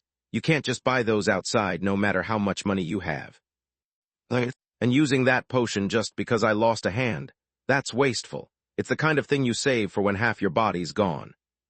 But still, it's fine, I'll handle my hand. You keep it for emergencies. Her gaze grew faintly shadowed. If you keep going into the darkness, you'll face situations far worse than losing a hand. Trust me. A chill ran down my spine. Actually, I've got something for you. With the grace of someone who'd been using just one hand for years, Yoon Hage reached into the bedside drawer. and pulled out a luxurious gold-embossed box painted with an oil painting design. The Daydream Potion. W8. That's the kind of box Daydream Inc. uses for their premium potions. And it looked even fancier than the box my C-grade regeneration potion came in. Assistant manager, what exactly are you? See this? There's only one left. She opened the box with an exuberant gesture. Inside, the molded silk lining held spaces for 2 round glass vials, but one was already empty. Yoon-Hage took the remaining vial and casually tossed it to me. Take it. Oh my God. I lunged forward, catching the vial before it could fall. Inside, a liquid shimmered like flowing silk, blending hues of deep purple and silver. Daydream Potion. Venom. Western Diamondback Rattlesnake, outstanding. Venomed. Assistant manager, you bought this with points. Yup. Yoon-Hage grinned, showing her teeth. Handle it carefully. That's a 170,000-point death note. Though you can kill someone remotely without leaving a trace. Wait a minute. With trembling hands, I read the description on the vial. Western Diamondback Rattlesnake Venom assists with silent and ruthless revenge. Through a simple ritual, breathe the target's name into the vial. That very night, a horrific death shall find them. In short, it's perfect for getting rid of someone you want dead without any fuss. Before they die, they'll experience excruciating, searing pain and horrific mental torment, enough to curse the world itself, before falling into a coma. Over the next 4 hours, they'll endure what feels like 4 years of agony. You're giving me a murder weapon. Assistant manager Yoon-Hage further grumbled about how the venom always came in sets of 2 vials because of the damn concept, so she had to work twice as hard and twice as long just to get it. But eventually, she smiked mischievously at me. Use it if someone you want to kill shows up. Because I had someone like that. I glanced at the empty slot in the box, feeling a lump in my throat. Did she already use the first one? Curious about who I used it on. My mind instantly flashed to the revelation from the hungry hangman. The word that best represents teacher Yoon-Hage is betrayer. If it's a personal matter and you're uncomfortable, you don't have to tell me. Uncomfortable, please. I've been dying to talk about it. If that's the case, by all means. Assistant manager Yoon-Hage leaned back against the bed with her arms crossed. To cut to the chase, yes, I got into trouble as a journalist and ended up switching careers. There was this second-generation politician who dabbled in everything from drugs to human trafficking. I was chasing an exclusive scoop on him, but I ruined myself in the process. Her tone was casual as usual, but the content was anything but. It was the kind of story that felt polished through years of introspection and regret. Her article was killed at the desk, and the very next day immense pressure came down on her entire team. She was stalked, her family received threatening calls. The team decided to drop the whole thing and pretend it never happened, but I couldn't let it go and tried to blow the whistle through a foreign media outlet. Sure, that could be considered betrayal, but... A small sigh escaped her lips. On the day I was supposed to leave the country, I got a call. 4 of the informants had died as if it were some sort of cruel joke. Officially, it was ruled as suicides due to despair, but they obviously were. Either they were killed outright or driven to the point of death. I was stupid to think that just publishing the story would fix everything. It wasn't stupidity. It was stupid no matter how you look at it, anyway. Yoon-Hage quit being a journalist. She said she simply couldn't do it anymore. But I still needed a job. I had a family to support at home. Fortunately, she found a company that fit. A place where the age range for new hires was relatively broad, where experience in diverse fields was valued for sales positions, and since it was in a different industry, she wasn't on any blacklists. A pharmaceutical company called Daydream Inc. And at this company, she encountered something extraordinary. A wish ticket. At first, I thought about bringing the dead back to life, but that felt like an insult to them. Yoon-Hage adjusted her arms, crossing them more comfortably. Trying to bring them back just because I felt guilty would have been self-serving. Respecting the dead as they are, that's the right thing to do. Plenty of people in this company wouldn't agree, but that's my stance. Anyway. Her story ended with a faint smile. So last night I got my revenge, and that's the end of it. If you hear about a second-generation politician dying a horrible death in the news, just know that I was the one responsible. Yoon-hae stretched her arms high with a relieved sigh. "Ah, fuck, I'm finally done with this cursed darkness exploration." "Are you quitting?" "You never know in life." Despite her bold declaration, her face was slightly stiff. Even though she mentioned it casually to avoid burdening me, it was clear that she felt conflicted about leaving Supervisor Park Min-seong behind. "Either way, I'll be taking a break for a while, but I guess that means I won't be working in the D Squad anymore." She gave a slightly bitter smile. "I made such a fuss about you staying in our squad, and it ended up happening after all." "Yes." I realized it reflexively. From now on, I wouldn't see Assistant Manager Yoon-hae sitting at the desk next to mine anymore. "Ro, is it hard on you?" "Yeah, if it weren't, you'd have to be some kind of psychopath. You've been so capable that it's just hitting you a bit later than usual, but everyone goes through this at some point." Yoon-hae smiled and lightly thumped her chest. "Not being able to see the squad mate who used to sit next to you the very next day. But you should give yourself some credit for this. It's the best case scenario. You're not seeing us anymore for a good reason, thanks to your own abilities." "Supervisor Park Min-seong, that's a debt I'll keep on my own tab." Yoon-hae cut me off firmly. "You rescued him too, be proud of that. He's strong in his own way. He'll recover, focus on yourself for now." She glanced at me and smiled. "Even the squad leader seems worried about you." The lizard worried. "Ro, hasn't the squad leader been barely showing up at the office lately?" "He hadn't.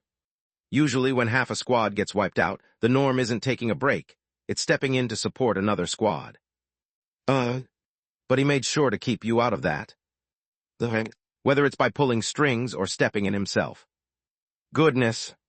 Trustworthy, he's been like that since I joined. Not exactly flexible, but dependable." Yoon-hae placed her intact hand on my shoulder. "It's not easy finding people you can rely on in this company. That's part of your good fortune. Work well with the squad leader moving forward." Then she grinned and extended her hand. "Whoever ends up taking my spot, with squad leader Lee Jae-hyun and Kim So-lium, I'm sure the D Squad will be fine." She firmly shook my hand with her uninjured right one.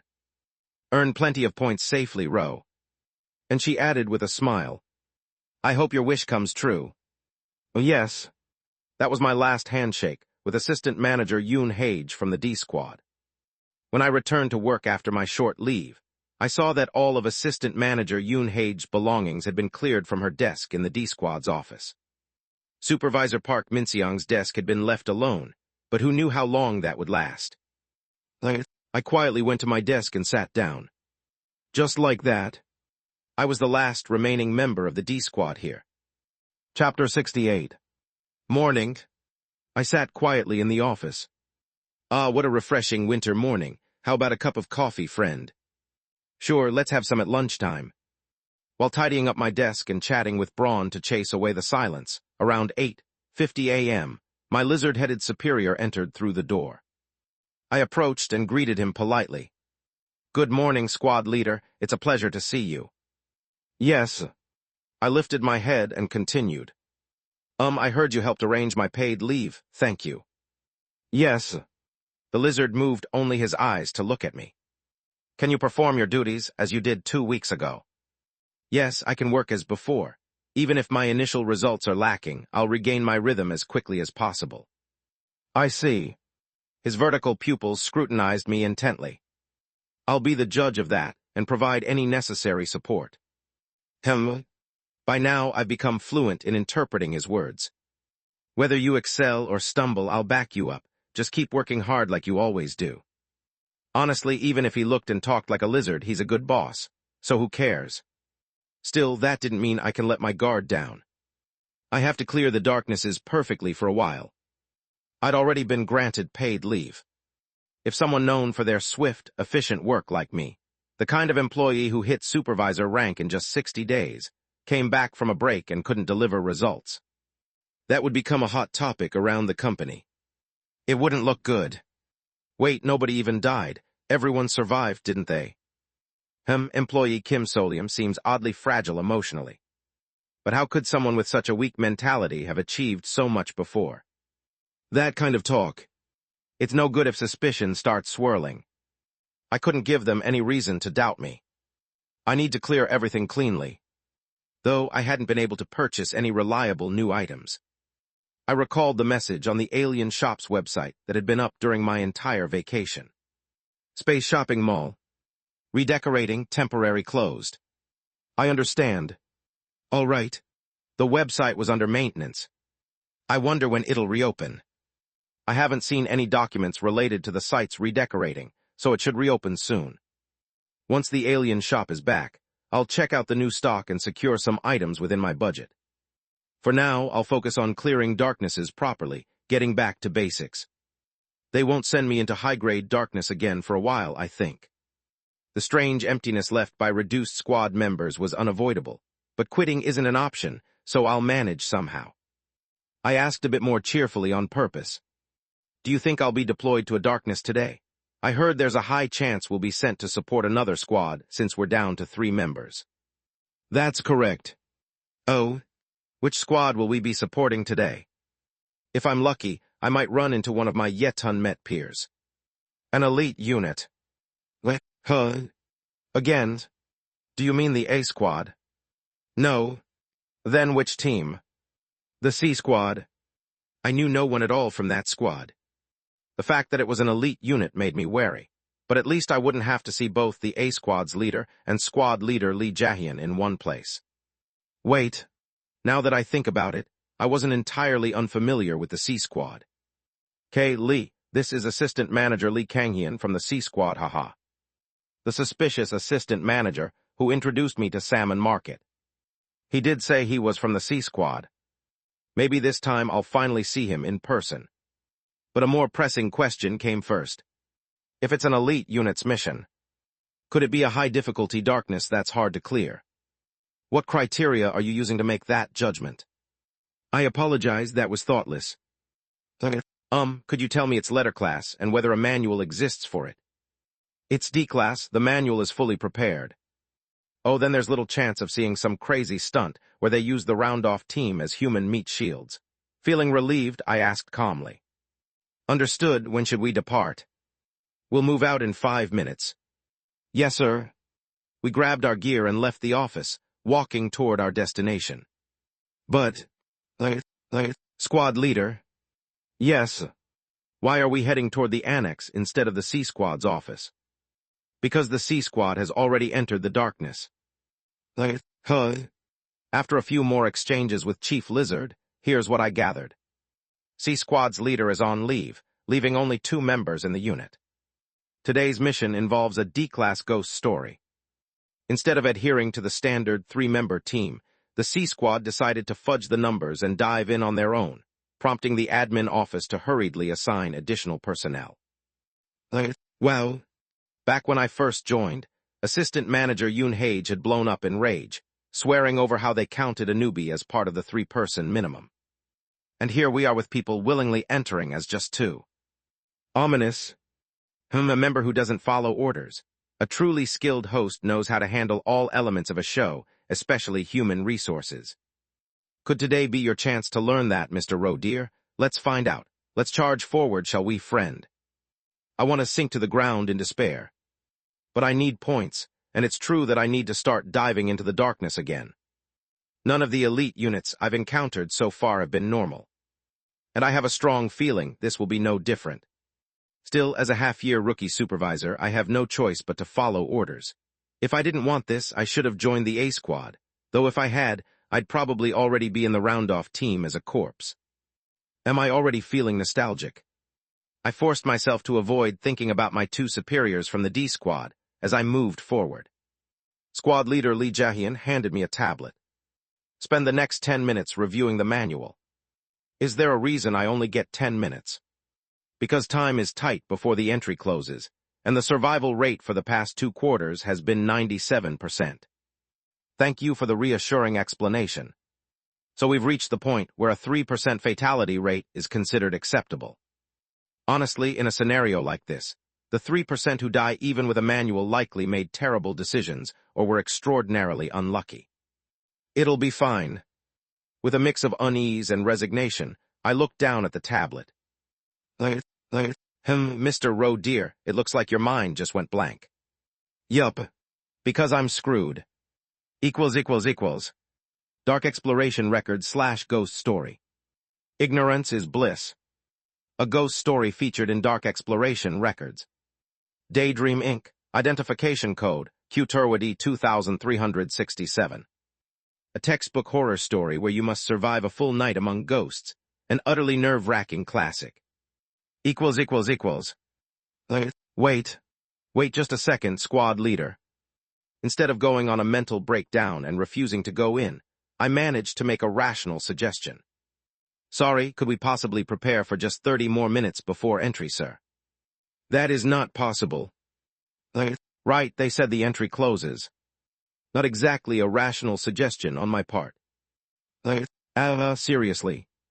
Why does it have to be this one for my return mission? There have been no fatalities aside from 2 cases of heart attacks. It's safe compared to other darknesses of the same letter grade. Understood. It's not that I didn't know that. I had simply been deluding myself. Drunk on the image of myself as the elite rookie, I'd forgotten something. Even before my paid leave, I was someone who silently wept in fear while speedrunning through horror scenarios. And now my comeback mission is the kind of classic horror I'm weakest against, a true nightmare. New squad mates, half of them from an elite unit, meaning no room for nonsense. On top of that, the low darkness grade made it wasteful to use the tattoo stickers here, so I'd have to endure it with sheer grit. This wasn't the kind of situation where survival instincts would kick in, as you frantically search for a way out. No, I'd have to experience everything raw. Exactly as the wiki entry intended for the horror to be felt. At least when I played tag with the convenience store ghost, I stumbled in without realizing it. Now it felt like I was being dunked in cold water, jolted back to reality. Call it shock therapy, maybe. With a sinking feeling, I trudged into the darkness, like a condemned soul walking to the slaughterhouse. My legs wobbled. This way. At least the entry wasn't one of those warped spaces that swallow us into bizarre, twisted worlds. This time, the entry process was very straightforward. Knock on the door of a sealed space that meets specific conditions, then enter. That space becomes the ghost story. The space must be sealed, with no one within 100 meters. All 4 walls, and the ceiling must be enclosed with no windows or elements revealing the outside. It must contain an analog clock. The space must be approximately 40 cubic meters. A deviation of more than 4 cubic meters will prevent the darkness from manifesting. Our company had built a dedicated separate space that met these conditions and used it for this purpose. Specifically, a room measuring 4m x 4m x 2, 4m. Break room. Squad leader Lee Jae-hyun, and I stopped in front of a door bearing that plaque. The break room was attached to a regular office, but all the conditions were satisfied. It was a Wednesday with a date ending in 4. Knocking on the door in a specific rhythm would trigger the ghost story. I'm the one who has to knock, right? Seniority, after all. Knock, knock, knock, knock, knock, knock, knock. Trying not to let my trembling hands show, I knocked on the door. And as if on cue, the door clicked open. Who are these P.O.? Inside, 2 employees were sitting comfortably. Upon seeing us, they waved their hands. Oh, you're the reinforcements. Yes. Wow, we really didn't need anyone, but they insisted on sending you. They muttered amongst themselves about how increasing the number of clearers would diminish points and reduce the concentration of dream essence. Then Chief Lizard responded curtly. If you have complaints, submit a department transfer request and revise the exploration manual yourself. The 2 employees' mouths were wide open, then eventually nodded awkwardly, their faces turning sheepish. No, we weren't criticizing you specifically. Sorry about that. Ha, we must have sounded rude. Really sorry. You're, from the D Squad, right, sir? Yes. Then this person is Supervisor Roe dear. Oh. Both their expressions changed again. You're the new hire who almost joined the A Squad. I heard Assistant Manager Butterfly had her eye on you. And there's a story about you saving someone who was supposed to die. Wow, please tell us all about it when this is over. It's not much of a story, just some good luck, but sure, it's nice to meet you. ushered by them, Chief Lizard, and I sat at a small table in the corner of the break room.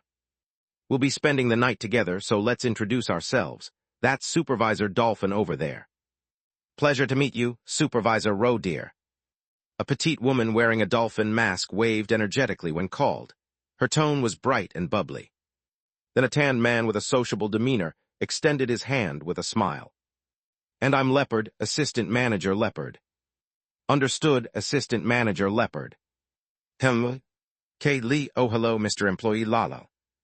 The profile picture of Lee Kanghyun on the work chat had been set to a Hawaiian beach, and the tanned skin seemed to fit perfectly.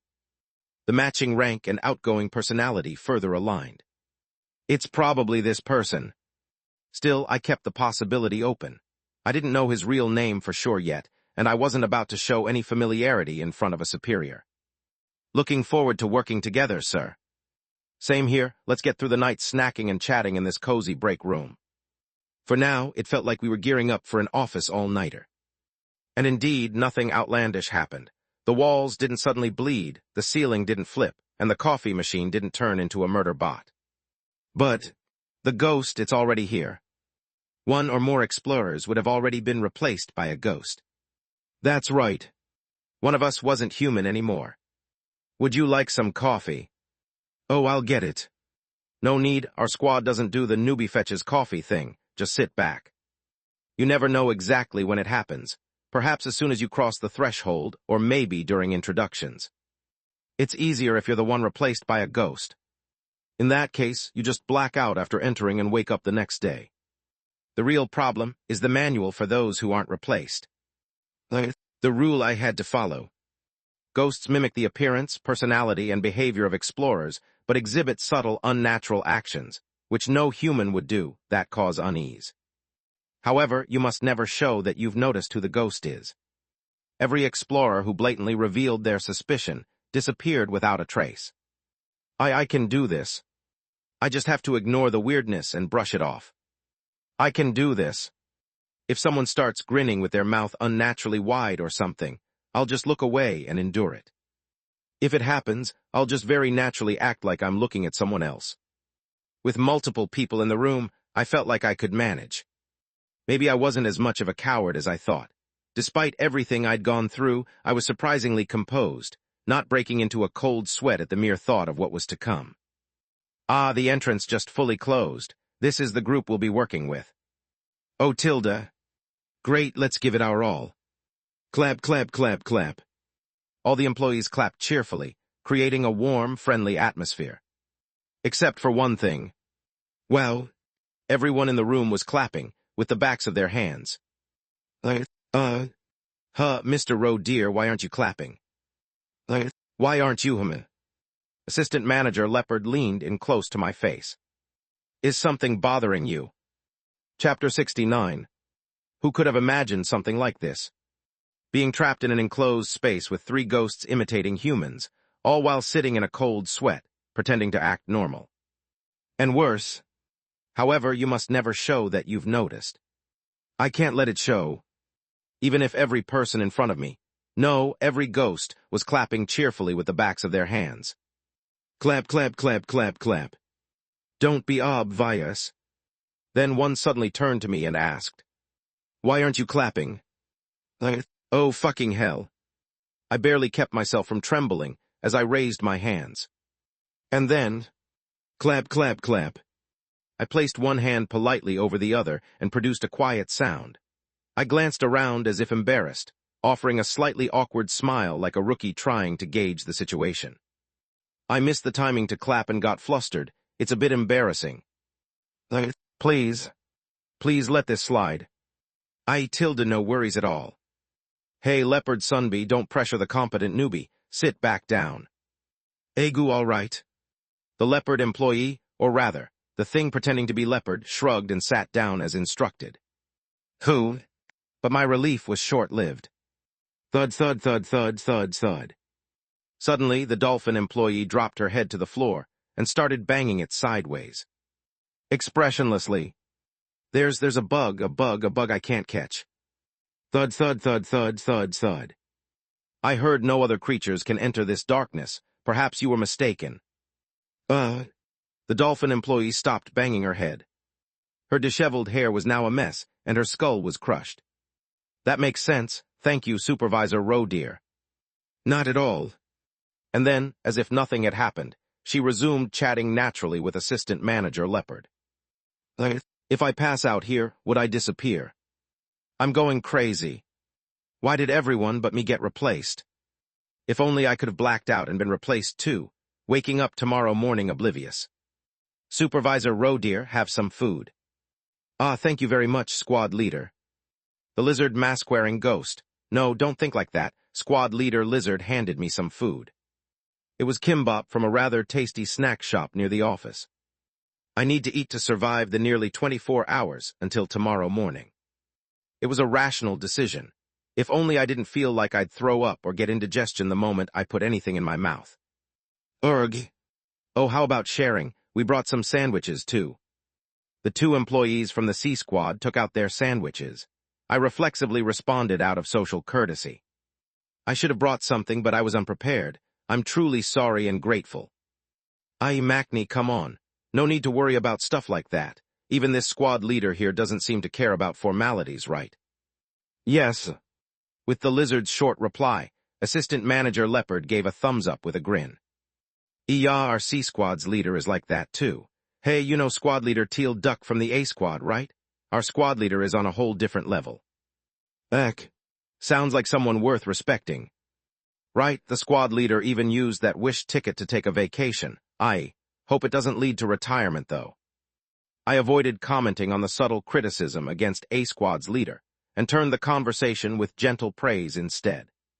Not that it matters since they're ghosts, but yeah, I'll keep this up. Forget it, forget it. Honestly, it felt less like a ghost story, and more like awkward small talk during a team-building retreat with senior employees from related departments. Of course, it didn't last long. Right after the meal, Assistant Manager Leopard yawned and stood up. Ah, we'll be here all night. Mind if I take off my shoes for a bit? Oh, you should have brought slippers like me.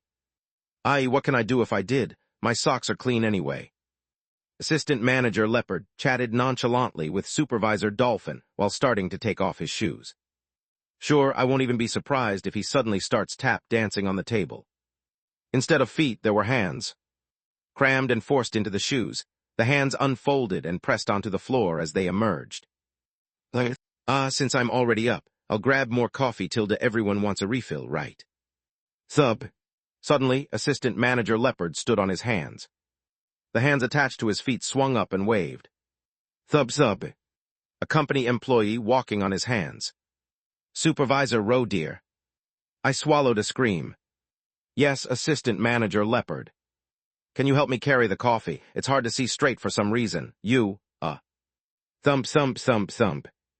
His inverted body kept bumping into the counter where the coffee was placed. Not trying to boss you around just because you're the junior, it's just you're seated closer. Sorry if it feels like I'm pressuring you. S.H. shit. Of course, I'd be happy to help, sir. I stood up immediately and moved toward Assistant Manager Leopard. Now that I think about it, sitting next to a ghost with a crushed skull might be worse than assisting the upside-down ghost. Right. Right. Fascinating. Could this be a deliberate uncanny valley effect? An entertaining performance, Mr. Roe, dear. Let's enjoy it to the fullest. Enjoy it. To the fullest. Just keeping my eyes open deserves a self-pat on the back right now. Enjoyment is way too high a bar. Now then, let's move these. Yes, sir. I handed cups of coffee to the hands attached to his feet, holding 2 cups myself, and placed them on the table. I was proud of not spilling or trembling, despite the sheer absurdity of it all. The real problem, though, was that with coffee refilled, the mood shifted into casual conversation. Now then, Supervisor Dolphin, smiling brightly despite her caved-in skull, suggested. How about we go around and share stories of the darknesses we've cleared? Let's be honest, it's hard to stick with this job without finding some fun in it. Assistant Manager Leopard waved it off. What if the ghosts overhear us and do something crazy? Let's just talk about our favorite foods or something. Oh, that's good too. He wasn't wrong. Discussing the ghost switching itself would not cause anomalies. However, it greatly increased the risk of someone noticing who the ghost was, which was highly discouraged. But they're all ghosts. I like things crispy on the outside, moist on the inside, like fried eggplant, you know. Oh really, I like food that pops when you bite into it, like eyeballs. F-wick. Dolphin leaned right into my face. Supervisor Roe dear, you've got eyeballs, don't you? I can see them. You brought them under the mask, right, to share? Let's share. Ay, they're not for eating, unfortunately. I politely folded my hands under the table to hide the trembling. And it seems like we have similar tastes. Texture really is important. Oh, tilde comrade. The ghost mimicking Dolphin beamed. Supervisor Roe dear doesn't seem like a ghost, talking so normally about food and all. Well, I can't keep this up. If I stayed in this conversation any longer, there'd definitely come a moment I'd scream. Oh dear, Supervisor Roe dear seems particularly sensitive to the uncanny valley effect. Such reactions are appreciated in an audience, though unfortunate in this situation. But worry not, isn't having this brawn by your side the greatest comfort? Your friend is right here. Wait. That's right. What Braun said is right. A great host always adapts to the situation. Exactly. What I was experiencing now was a situation where fear had been heightened to the extreme by the uncanny valley effect. Fear when something looks human but is. In this ordinary break room, watching coworkers casually display grotesque, inhuman behaviors was deeply unsettling. And being the only human amplified the sheer terror. If that's the case. I glanced to the side. The lizard was casually eating a sandwich snack with the wrapper still on. Not particularly less scary. Even if he suddenly flicks his tongue, walks backward with a grin, or gets up and starts shaking his head while crazily dancing yet casually chatting, it's all the same. Because he was already terrifying. Because he already looked like a lizard. There's no longer any uncanny valley to feel. I'm sticking with the section chief no matter what. Finally, a solution appeared. Suppressing my cold sweat, I turned my chair naturally toward Chief Lizard, as if I had an urgent question to ask. Section Chief Lee Jae-hyun. And I did genuinely have something I wanted to ask. According to the dark exploration records in this ghost story, ghosts are identical to their companions in appearance, personality, and character. This means that if you ask something natural and unpressured, there's a high chance the answer will mirror that of the original. Unless they suddenly start acting ghostly, of course. This might even make it easier to ask. Since it wasn't really them. I pulled my chair closer, as if I wanted to have an open and honest conversation with a squad mate. I aimed to create an atmosphere that discouraged the other ghosts from interrupting, and it seemed to work. Then I asked, "We don't usually have time to chat during work. Would it be all right if I asked you a few things now?" "Yes. Thank you. I was wondering, how did you become so strong, Section Chief?" "Right." Thankfully, Lee Jae-hyun didn't seem annoyed. "It's the result of a combination of innate factors and acquired learning. The perfect, universal answer for any question." It felt like asking the top student how they aced their exams only to hear, "I studied hard with my good brain." I want to hear more details, though. With anyone else, this might be a brush-off, but with Chief Lizard, it's hard to tell. I decided to play along and smiled sheepishly before responding. "I see," I asked because I'd like to improve my strength too, without relying on items or contamination. Follow a protein-based diet and combine aerobic and anaerobic exercise. Will doing that make me as strong as you? No. Excuse me, I can already muster strength proportional to my physique. I almost gave my superior a look of incredulity. If you have any other advice for me, I'd love to hear it. Yes, Supervisor Roe dear, you have other strengths. Focus on developing those. The lizard spoke dryly. No individual excels in all areas. Don't waste resources on inefficient or unnecessary things. Use others to your advantage. Wait a second. Are you saying that when strength is needed, I should rely on you for that role, and instead focus on honing my own strengths? Yes. The lizard nodded. Your strengths lie in creativity and decision-making, Mr. Roe dear. Thank you. Well, should I consider this high praise? It's definitely better than being told to handle everything on my own. I'm grateful, of course. Still, it feels like a missed opportunity. I debated for a moment, then decided to dig a little deeper. However, we do occasionally enter darknesses alone. Strength is a universal and effective means, so I feel I might need it for situations like that. I see. The lizard stared into the void for a moment, as if in deep thought before giving a confirming nod. I'll introduce you to an item. The jackpot. Does it enhance strength? Something similar. Use it as a parent item when crafting a new special equipment. Thank you. I'd been meaning to enhance or expand my dedicated equipment anyway. At least I gained something from this. Even amidst a ghost story full of ghosts, while sweating bullets, I managed to obtain something. Wait. Come to think of it, the lizard sitting in front of me isn't even the real Lee Jae-hyun. It's a ghost. Can I really trust this promise? I panicked for a moment, but recalled the manual. People who were replaced by ghosts retain indirect memories of what occurred within the enclosed space. Given Lee Jae-hyun's personality, he was highly likely to keep the promise. That settled. Phew. Accomplishing something gave me a sense of achievement, even if I had to endure terror. Let's use this sense of accomplishment to push through the fear. Pretending to stretch, I avoided looking at the two C-Squad ghosts who were now doing handstands and grinning eerily at me. At this point, I didn't care who among them introduced me to the salmon market. Empty your mind. I kept making small talk with the lizard, avoiding direct interactions with the ghosts. The ghost posing as Chief Lizard couldn't get up to anything mischievous because I kept bombarding him with questions, forcing him to respond endlessly. I learned a profound fact, that the section chief prefers beef over pork. Friend, this seems less like an interview, and more like a tedious amateur biography investigation. I know Brana, but what choice do I have? When even that small talk ran dry, I pretended to doze off, playing word games with Braun, who was in my pocket to pass the time. No matter what nonsense echoed in my ears, I stuck to one response. Sorry, I'm too tired. Let's continue this conversation after we're out. It's 3 a.m., please let this end. I felt like I was drowning in cold sweat, but no emergency occurred. Clutching Braun in my pocket, I survived the harrowing hours that felt like an eternity. Click. Finally, the pantry door opened. I had endured the entire night alone. Done. I made it, damn it.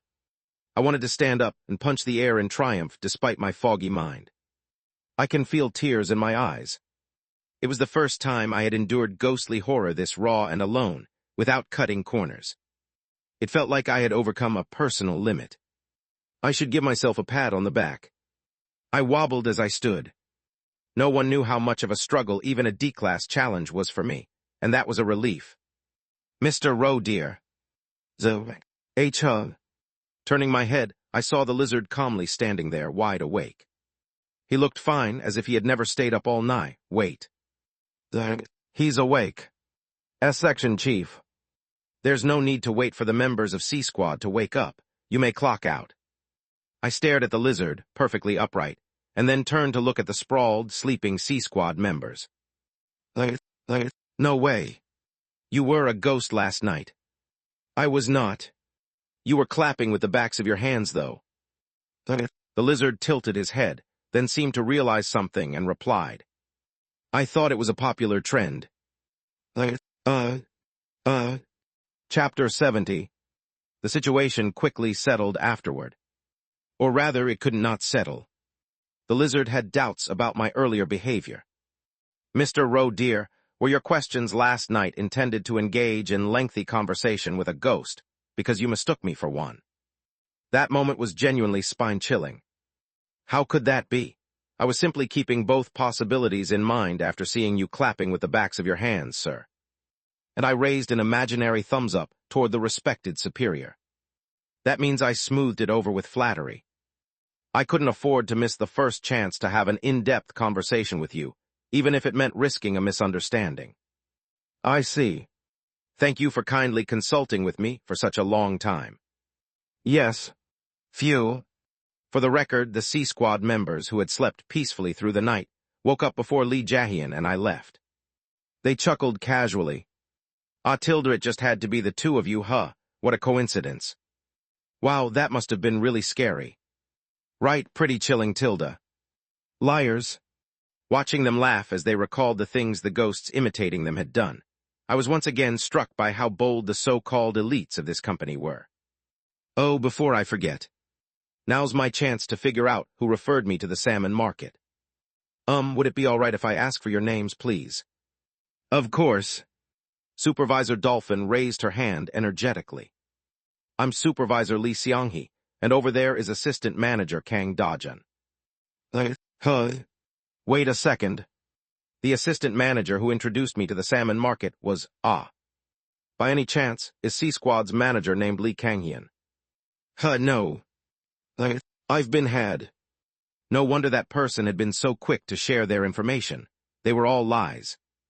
They must have counted on the fact that the elite units, A, B, and C, are off-limits for direct contact via the company directory for regular employees. Well, it didn't really matter. It just made me glad I'd created an alternate ID to bypass their scheme. As I was about to wrap up the conversation with some casual remark along the lines of, I must have confused that person with someone else. Pardon me, Supervisor Roe dear. While Assistant Manager Leopard was talking to Section Chief Lee Jae-hyun, Supervisor Dolphin suddenly turned to me, speaking in a hushed tone. By any chance, did you also get a Katalk message about making money? From someone with a Hawaii Beach background on their profile. Famous Is it a word-of-mouth thing? Supervisor Dolphin glanced at her colleague to ensure they weren't paying attention, then quickly continued. Well, I was also the top recruit in my batch when I joined. They contacted me too. That fish bears eat a lot of salmon market. Yeah, salmon market. So she'd been fished, or maybe fished too. I've heard a few other promising recruits got contacted as well. According to her, the identity of the sender varied each time, but two details always matched. K. Lee, oh hello Mr. /MS, employee Lalo. The profile photo and the name K. Lee. Supervisor Dolphin whispered conspiratorially. Want to hear my theory?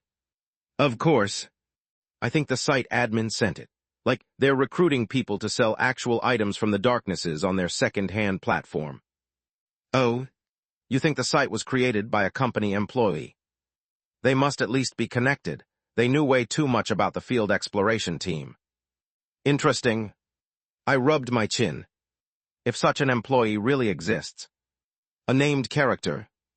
I mentally sifted through the profiles in the company wiki for employees who might pull something like this. Thank you, that clears up some of my questions. No problem. Supervisor Dolphin grinned and shrugged. By the way, are there that many employees using salmon market within the company? Quite a few, actually. The company doesn't care as long as we're not selling dream essence collectors or masks. It's like how looting gets overlooked in wartime to keep soldiers' morale up. Supervisor Dolphin grumbled. Honestly, this company is so annoying. I nodded without thinking. There's definitely a tendency to disregard human casualties. Well, I mean, technically, people dying is eco-friendly, so whatever. But it's the randomness that bugs me. If it were me, I'd send them off in order of personality. I think I'm scared of the C-Squad. Anyway, that's just my take. Thank you. No worries. Supervisor Dolphin tied her long hair into a ponytail and answered cheerfully. You know, you were so polite even when I was a ghost, Supervisor Roe dear. I think good people should live long. She gave me a thumbs up and a bright smile. Thank you. In the end, I parted ways with C-Squad on a relatively pleasant note. Next time, let's meet in a darkness that gives lots of points. We'll show you how awesome we are then. And it'd be even better if only the person giving us points shows up. Ha ha ha. I'd rather not encounter the greatness of the elite unit in darkness. Still, working with C-Squad seemed smoother and less friction-filled compared to S-Squad. Of course, C-Squad also appeared to have a certain sense of elitism, but that could be chalked up to being an inherent trait of elite units. Except for the endless replaying in my head of the shocking ghost version C-Squad I saw today. Let's go home. Let's indulge in the luxury of sleeping while the sun's still up in the sky. Feeling a small sense of gratitude for having the day off, I bowed to Lee Jae-hyun. Squad leader, thank you for today. Once again, I appreciate you patiently answering my questions in the chaos of the darkness. Yes. Please feel free to ask me anything in return anytime, squad leader. Yes, then I'll ask now. Already? Lee Jae-hyun asked bluntly. Supervisor Kim Solium, have you used the Fox counseling room before? That was one of 3 locations I gained access to after becoming a supervisor. 1 security team rentals warehouse. 2 annex, 2 free equipment customizations per year. 3 Fox counseling office. It was the only one I hadn't used yet. No, I haven't. Of course, I hadn't had the time or opportunity. Do you plan to use it? Squad leader, you're suggesting the Fox counseling room to help me recover from the psychological effects of contamination, correct? Yes, I recommend scheduling a session soon. That was reasonable advice. Except for one issue. There's a side effect to that place.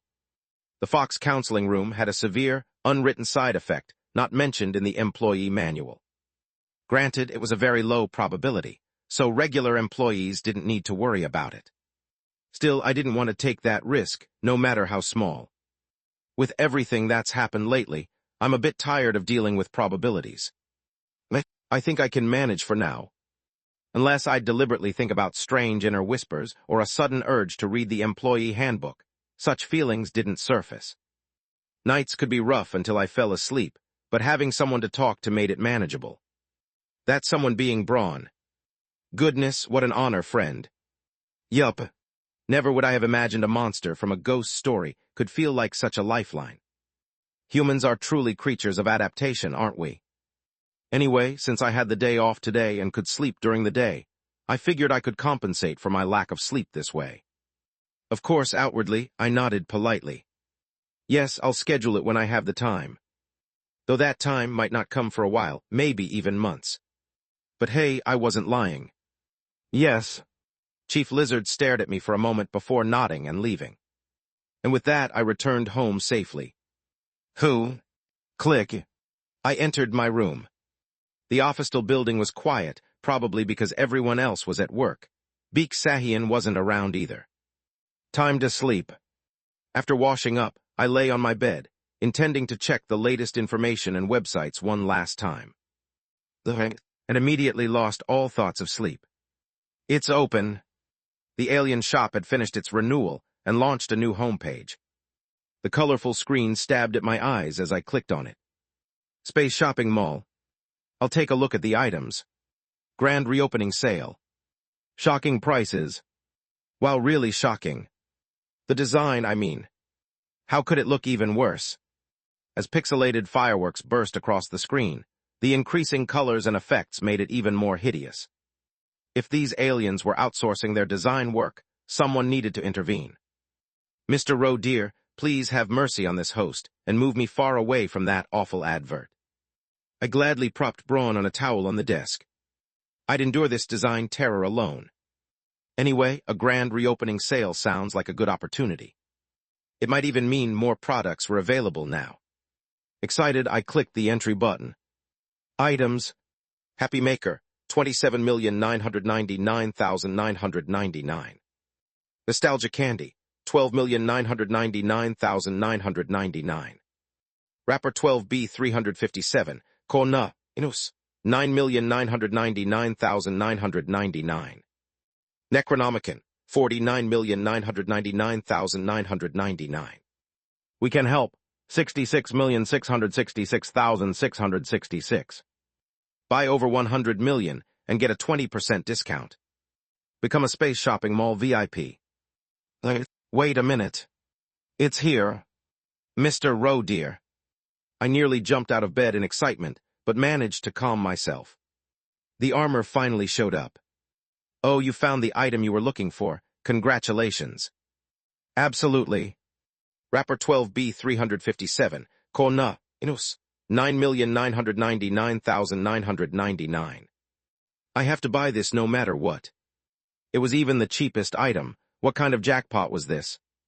I added it to my cart, and only then realized it was 10 million won, momentarily struck by reality. But canceling the purchase, not a chance. As I tried to calm down and scrolled through the rest of the items. Friend, did something happen? No. It was the opposite, actually. I checked the list again, a bit startled, but it was real. I recognize all of these items. That was a first. Even when an item wasn't listed in the dark exploration records, there was at least a brief mention that allowed me to make a reasonable guess. Granted, some items seemed so ominous they bordered on ghost story material, but since they were just descriptions for now, I could still focus on their usefulness and applications. This is amazing. And then I noticed a peculiar mark next to some items. Happy Maker, 27,999,999. What does this star mean? When I hovered my finger over it, a description popped up. Similar to something you've purchased before. Oh, these aliens, so this is why they revamped the site. They de-implemented an algorithm. Items related to past purchases were marked with stars and listed at the top. But shouldn't it work the other way around? For clothing, I could understand, but why would I buy a similar item? It might work for consumables that could run out, though. Like this one. Nostalgia Candy, 12,999,999. The Nostalgia series. It was from the same place as the red yarn control gear that had been wrapped around my wrist during my time in the security team's isolation room. A series themed around returning to a better time in the past. Since this was candy, it probably had a similar effect when consumed. Looks like it showed up because I'd bought several edible products before, similar to the Snow White Mountain apples. This is a must-buy, especially since I was almost out of those mini apples, whether in juice or pill form. I immediately added it to my cart and continued browsing the rest of the list. Painkillers, healing items, armor, intimidation tools, escape items. And then it hit me. These are all good. Every single one was practical. Knowing their uses made it easy to discern their value. And then, of course, buy over 100 million and get a 20% discount. A discount, huh? Opportunities like this don't come often. When I combined my salary, extra earnings, performance bonuses, and subtracted living expenses, my available funds came to up to 140 million. No, maybe even 150 million. Friend, are you managing to enjoy shopping despite that visual torment? No. It's over. I looked at my cart. Happy Maker, 27,999,999. Nostalgia Candy, 12,999,999. Wrapper 12B 357, Kona, Inus, 9,999,999. Necronomicon, 49,999,999. We can help, 66,666,666. Equals 167, 666, 662. Discount applied, 134, 133, 329. Let's go buy every single thing. Chapter 71. I had just purchased everything from the alien shop. Well, my hands trembled slightly. It was the first time I'd blown 130 million won on a few items. Approx 90,000 USD. Still, having spent millions a few times before, I was a bit more used to it. Let's make the most of this. It would all serve as stepping stones for survival. I boldly hit the checkout button. Purchase successful. Your item is on a rocket. Soon, just like before, a spatial rift opened midair, and a delivery box appeared. With a pounding heart, I waited for the box to drop to the ground. But the package remained suspended in midair. Someone was holding it gently and politely. With tentacles. The tentacles softly shook the delivery box as if asking, "Here, is this okay? Please place it on the ground." The package was smoothly set down with care. Thank you very much. But the tentacles didn't disappear immediately. Instead, they swiftly retrieved something from the spatial rift and handed it to me. A small golden shimmering card. I'm a Space Shopping Mall VIP. Special thanks included. Thank you. When I accepted the card, the tentacle waved, almost like it was saying goodbye before retreating back into the rift. It seemed the alien shop had decided to treat me as a VIP. That's a good thing, right? I decided to keep the gratitude card. It shimmered brightly in golden hues. Good heavens, how could even a tag card look so appallingly designed? Apparently, expecting decent design from the alien shop was a mistake. I mean, the important thing is functionality. I turned my attention to the delivery box. It was time for the unboxing. When I opened the box, the first thing I saw was the largest item. A product priced at 28 million won. Happy Maker. The pastel-toned box was cheerful and colorful, like something containing liquid antacid or vitamin drinks. Inside were 12 glowing sticks, about the size of highlighters. However, needles protruded from the ends of these glowing sticks. An impeccable painkiller that was sold under the same name in the Ghost Story Delusion Home Shopping. Dark Exploration Records / Delusion Home Shopping. /items. Happy Maker. Is life painful? You dread sleepless nights caused by mysterious aches or fear accidents. Introducing your perfect savior, Happy Maker, a rapid pain eliminator. September 9, 20XX item description from Delusion Home Shopping. It was exactly as described. I looked at the instructions on the box. A quick and comforting shot. Say goodbye to pain. The stick-type auto-injector pressed against the skin would automatically administer a shot that eliminated pain completely for a set period of time. This is true over technology. Although the mechanism wasn't scientific, but rather paranormal, it didn't change the fact that pain could cloud judgment in extreme situations. Based on my experiences navigating countless injuries and threats, I could confidently say this would come in handy someday. I hope I never have to use it, I decided to let go of wishful thinking.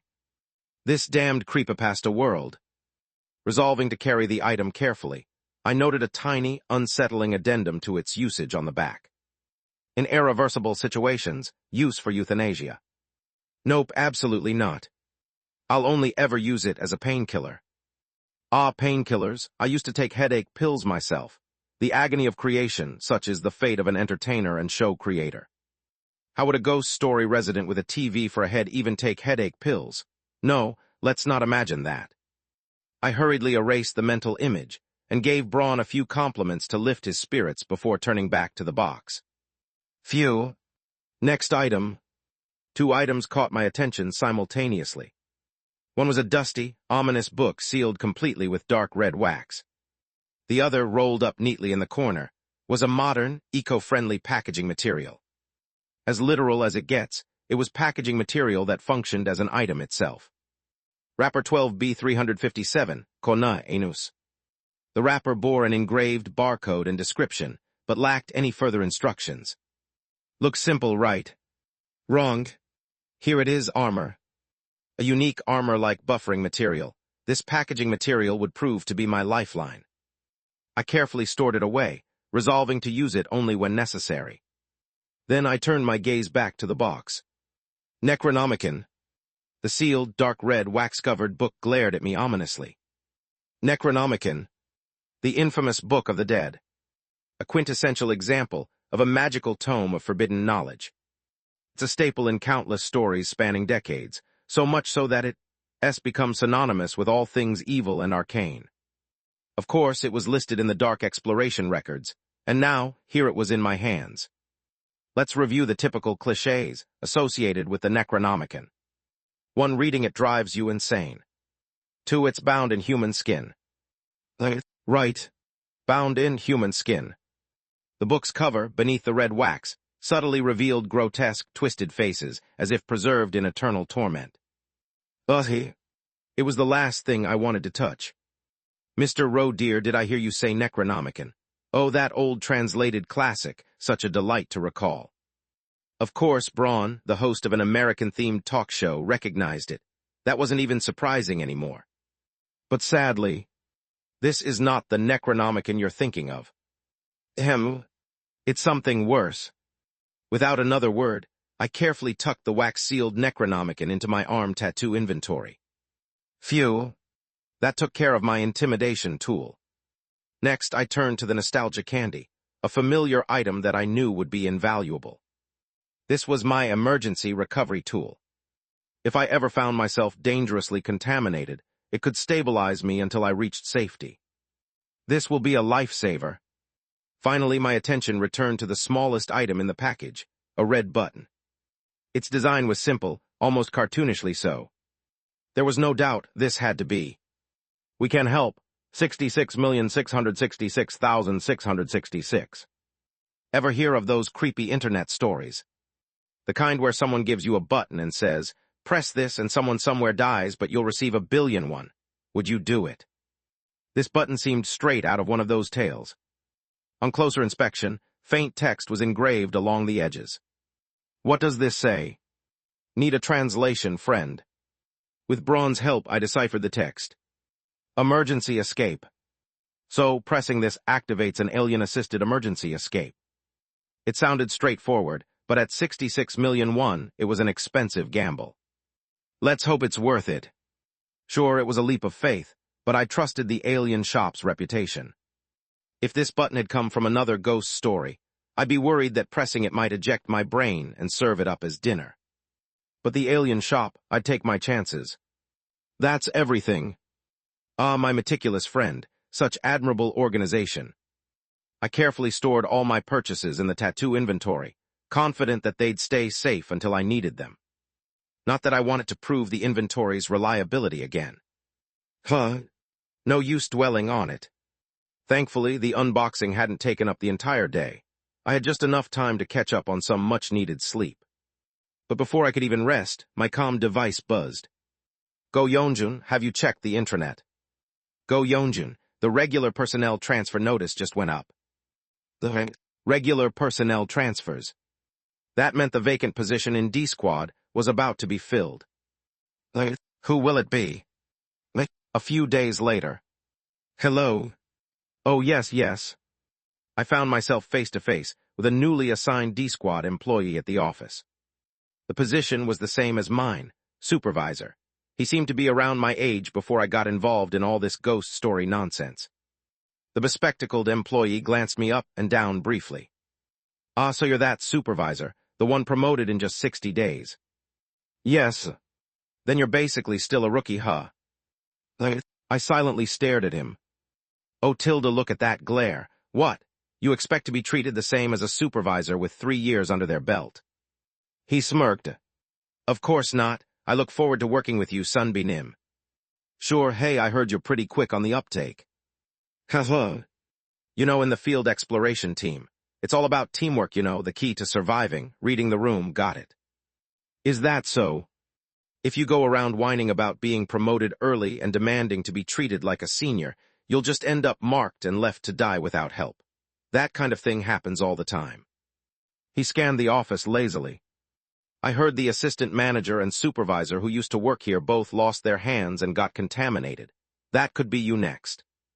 I turned my head slightly to look at the one clean, empty desk in the office. That had been Supervisor Park Min-seong's desk. A few days ago, I came in to find all his personal items, cups, and picture frames had already disappeared, just a day after the new personnel announcement went up. True, it could be you, Supervisor. What? The work here is dangerous enough. I'll do my best to assist you so that doesn't happen. I'll be in your care. I politely extended my hand for a handshake. The employee, who had been eyeing me with a faintly unpleasant expression, must have decided it was just his imagination and shook my hand. Shortly after, another voice rang out, to which the new squad member replied. Squad leader, Supervisor Yoon Jo-hoon reporting for duty. I look forward to working with you. Chief Lizard Lee Jae-hyun nodded briefly at our new squad mate.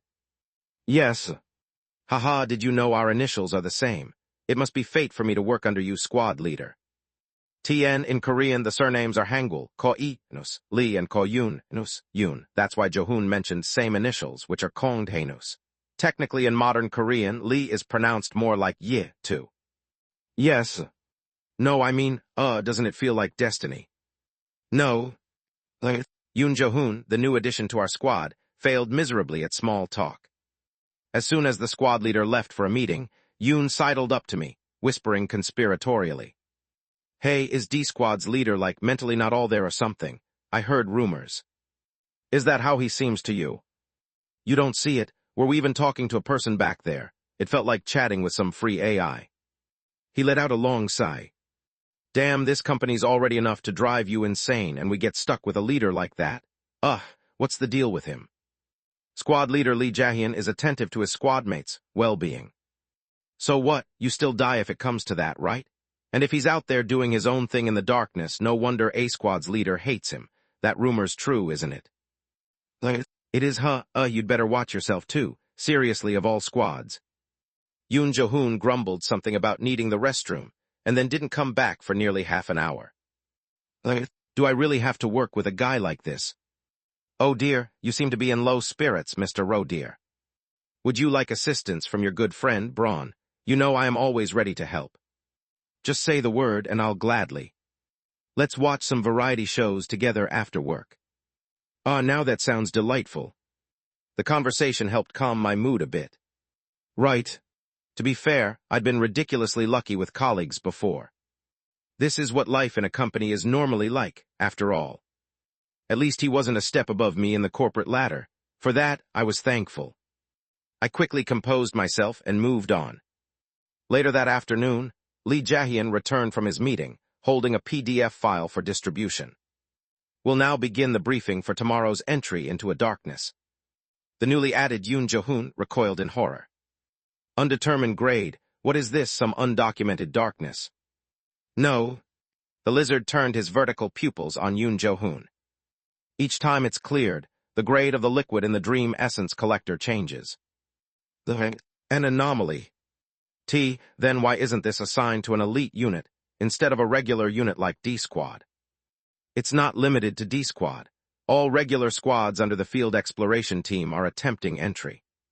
Lee Jae-hyun turned his gaze toward me. This darkness is entered through dreams, and the chance of successful entry is low. Here are the basics. On a full moon night, read a specific book and fall asleep. You may wake up in a school at night. Wait a minute. If the school's name is Sekwang Technical High School, you've successfully entered the darkness. Sekwang Technical High School. I knew this ghost story, but it wasn't just a matter of knowing it. This is a ghost story I'm directly involved in. Exploration Record 13. The 13th entry in the Dark Exploration Records. I was the one who wrote it. Chapter 72. A ghost story set in a school. It's a concept with ancient roots, passed down over generations. When hundreds of teenagers are confined to a single building for hours on end, it's only natural that eerie rumors, strange rituals, or ghost stories start circulating. The 7 Wonders, Bunshin Saba rituals. Of course, having gone through school myself, I always thought those were pretty entertaining. Isn't it a classic, widely appealing horror narrative? That's why I was bold enough to contribute to the exploration records for the first time. Luckily, my entry didn't get bombarded with not recommended votes, and it stayed up. Encouraged by that, I even ended up crafting and posting an entirely original ghost story. But now, I'm actually going in there. The idea gave me a strange feeling. Sure, hearing about entering a ghost story was chilling enough to make my spine tingle, but there was also this odd queasiness. It wasn't like the unease you feel holding a company manual. It was anticipation, fear. I don't even know how to describe it. In any case, the manual had already been distributed, and I had to at least attempt to enter. So the question became how. Perhaps a brief ritual before bedtime is in order. I'd love to know your secret to falling asleep so easily, Mr. Roe dear. It's not that. I quietly made my bed. I'm planning to dream the special dream the company told us about. You're aiming to go to that high school, then? Exactly. Even if it's not this, I'll have to enter some other ghost story anyway. Since only a select few met the conditions for entry each time, the company assigned higher point values for successful entries into this one. In the dead of night at the office, I opened the specific book given to me by the company. On a full moon night, read a specific book and fall asleep. You may wake up in a school at night. It was just as squad leader Lee Jae-hyun had explained. What was unusual was that the book was actually a text file. Within the Shadow of Darkness, TXT. This file was rumored to occasionally pop up in the 2000s Horror Classics compilation. a sketchy collection of novels you could download online, completely disregarding copyright laws. It looked like it could hold enough content for 2 books, but when I opened the file, it all began on our graduation day. That single sentence was the entirety of its content. Then, as I scrolled further, the text broke into gibberish. 1 UB 124 1 UX 00, 1 U 0020, 1 UX 774 1 U 0020, 1 UE 00, 1 UX 744. And after a moment, file cannot be opened.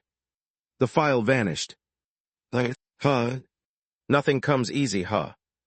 I'm going to die of a heart attack at this rate. Just then, I heard cursing from the room next door. Baek Deoksu was likely preparing to enter this ghost story too. It was open to all employees, after all. There's a chance we might run into each other inside. Though the odds of Baek Deoksu meeting the conditions for entry were slim. This ghost story's entry conditions changed every time it was accessible. But I know the guaranteed entry method mentioned in the mid-to-late exploration records. I'd already prepared accordingly. The critical question was how much information the employees had at this point. Even if the records aren't fully compiled, rumors might still circulate given the nature of this ghost story. With every employee preparing to enter, this aspect was a bit concerning. Maybe I should check. It seemed like a good time to deter any unnecessary meddling. I walked up to Baek Deoksu's door and knocked politely. Knock, knock. What the? I'm coming in. The door creaked open.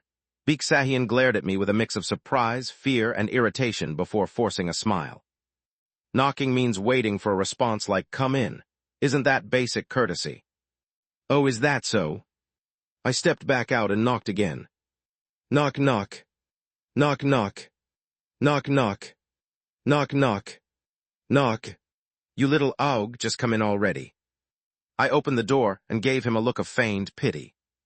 The outcome would have been the same either way. You live a really inefficient life, huh? Baek Deoksu seemed on the verge of bursting with frustration, but managed to suppress it successfully.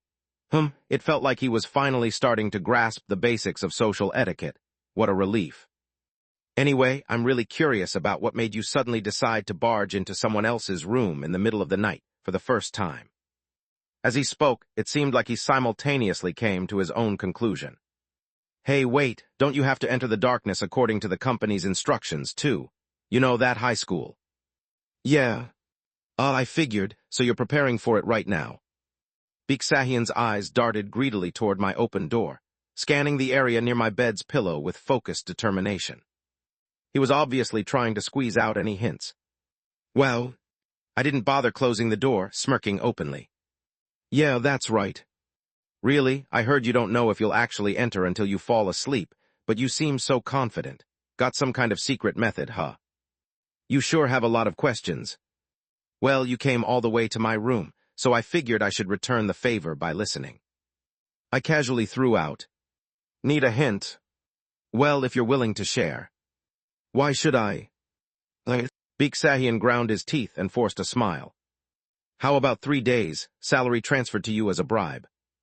I don't need money, but I do want to know something. You want to enter, right? Why? A brief but intense conflict flickered across Baek Deoksu's face. It wasn't that he didn't want to answer. It was that he was calculating if giving me the reason could somehow benefit him further. Eventually, he came to a decision, speaking with an air of nonchalance. I mean, there's this rumor going around the company. A rumor? Apparently, whatever items you obtain in that ghost story can be brought back into the real world. So, it's a no-brainer to go in and come out with something, right? They say it's nearly impossible to die in there, too. So that's how the employees currently perceive it. A ghost story labeled as profitable to enter. To be honest, the hints you're offering probably aren't worth much. But hey, as your roommate and coworker, I figured I'd share this intel as a goodwill gesture, Baek Deoksu said. Wow, he's really trying to undersell me while posturing as helpful. I purposely put on a serious face as I nodded. You're right, my hints probably aren't worth much. So you don't need them, right? Let's just forget about it. I've learned a lot from what you shared. Hey, this fool. I looked at Baek Deoksu calmly. He swallowed his curse, then quickly plastered on a strained smile. Mr. Supervisor, if an employee living in the same dorm is caught extorting a poor junior staffer's salary and personal information, wouldn't a complaint to HR be in order? Good grief. I gave him a look of pity. You really think this company cares about that? Well, belief is a personal choice. Baek Deoksu seemed trapped between frustration and despair. I suppose this was a good place to draw the line. Fine, I'll give you something. His eyes lit up as I finally spoke up. Put a photo of yourself from high school under your pillow. On the back, write your grade and class and maybe add a short profile, like a yearbook entry. I kindly grabbed a post-it from his desk and even wrote out an example. Name. Message to your friends. Then see what happens. Baek Deoksu looked skeptical and asked if I'd put a photo of my high school self under my pillow. Without hesitation, I went back to my room and returned with the photo from under my pillow. It was one of my high school pictures, printed from a saved image on my smartphone. Baek Deoksu stared at it, his disbelief turning into silence. You thought I was lying, didn't you? I mean, usually. You speak so smoothly all the time, so you give off that impression, Supervisor. Really, I've never lied in my whole entire life. Think about it. Baek Deoksu looked stunned, so I took the opportunity to usher him out. Anyway, I need to finish preparing with Braun, so you can go now. Best of luck with your entry, Mr. Normal Coworker. Baek Deoksu retreated, looking either exasperated or unsettled, and quickly returned to his own room. Banged. Done. Having to keep him in check every time was exhausting, but it couldn't be helped. Consider the new addition to the D-Squad. Workplace survival is all about these little battles. I returned to my bed and approached the pillow. First of all, the tip I gave Baek Deoksu was true. Exploration Record 15. Utilizing the Explorer's high school graduation photo, all 3 members of K-Squad successfully entered Sekwang Technical High School. Validity confirmed. Once entry was guaranteed, the next priority was obvious: what to bring. Only items placed under the pillow, before falling asleep, could be carried into the dream world of Sekwang Technical High School. Given the limited size of what could fit under a pillow, careful selection was necessary. If I store it in my wrist tattoo, and it doesn't activate in the dream, I'm doomed. Considering that ghost stories often altered appearances, I couldn't help but feel a bit uneasy. Ultimately, I carefully calculated the space and placed essential items under the pillow, like a game of Tetris. Lastly, I positioned Braun in the coziest corner under the pillow. Of course, Braun ended up in a rather awkward position. Sorry, is it too cramped for you? Tolerable. Were this a studio, I might have called some of the staff, haha. All right, thanks. In other words, he was definitely uncomfortable. I shouldn't push my luck with Braun, who once incinerated entities with a mere snap of his fingers. Carefully, I laid my head on the pillow, making sure not to squish Braun, and willed myself to sleep. This pillow is kind of lumpy. And yet my eyes grew heavy. For someone who had been suffering from insomnia, it was astonishing how quickly drowsiness overcame me despite the discomfort. As slumber quickly took over. Mist. Shadows. And then... Ding-dong, ding-dong. A school. Ding-dong, ding-dong. I opened my eyes. What greeted me was a dimly lit classroom, with not a single light turned on. Looking down at my clothes, I realized I was wearing a school uniform. Black Square High School. The uniform resembled the one from my old school, but the school's name had been scratched off, as if with a needle. While I couldn't check directly, I already knew. My appearance had reverted to how I looked in high school. And then... what is this? Remember the characteristic of this ghost story I mentioned earlier. You don't know if you've entered until you fall asleep. In other words, this meant it wasn't just company employees who could enter. Why am I in a school uniform? Oh my gosh. Excuse me, do you know where we are? In the dim, shadowy classroom, people began to stir one by one from their desks. They looked around in confusion, some screaming as they saw each other. They were civilians who had been dragged into this place by chance. Is this some kind of event? Wait, why am I wearing a uniform? Oh no, why do I look like a high schooler? This has to be a dream. Hey, did you look outside? This looks like the second floor. Feels like being back in that subway ghost story.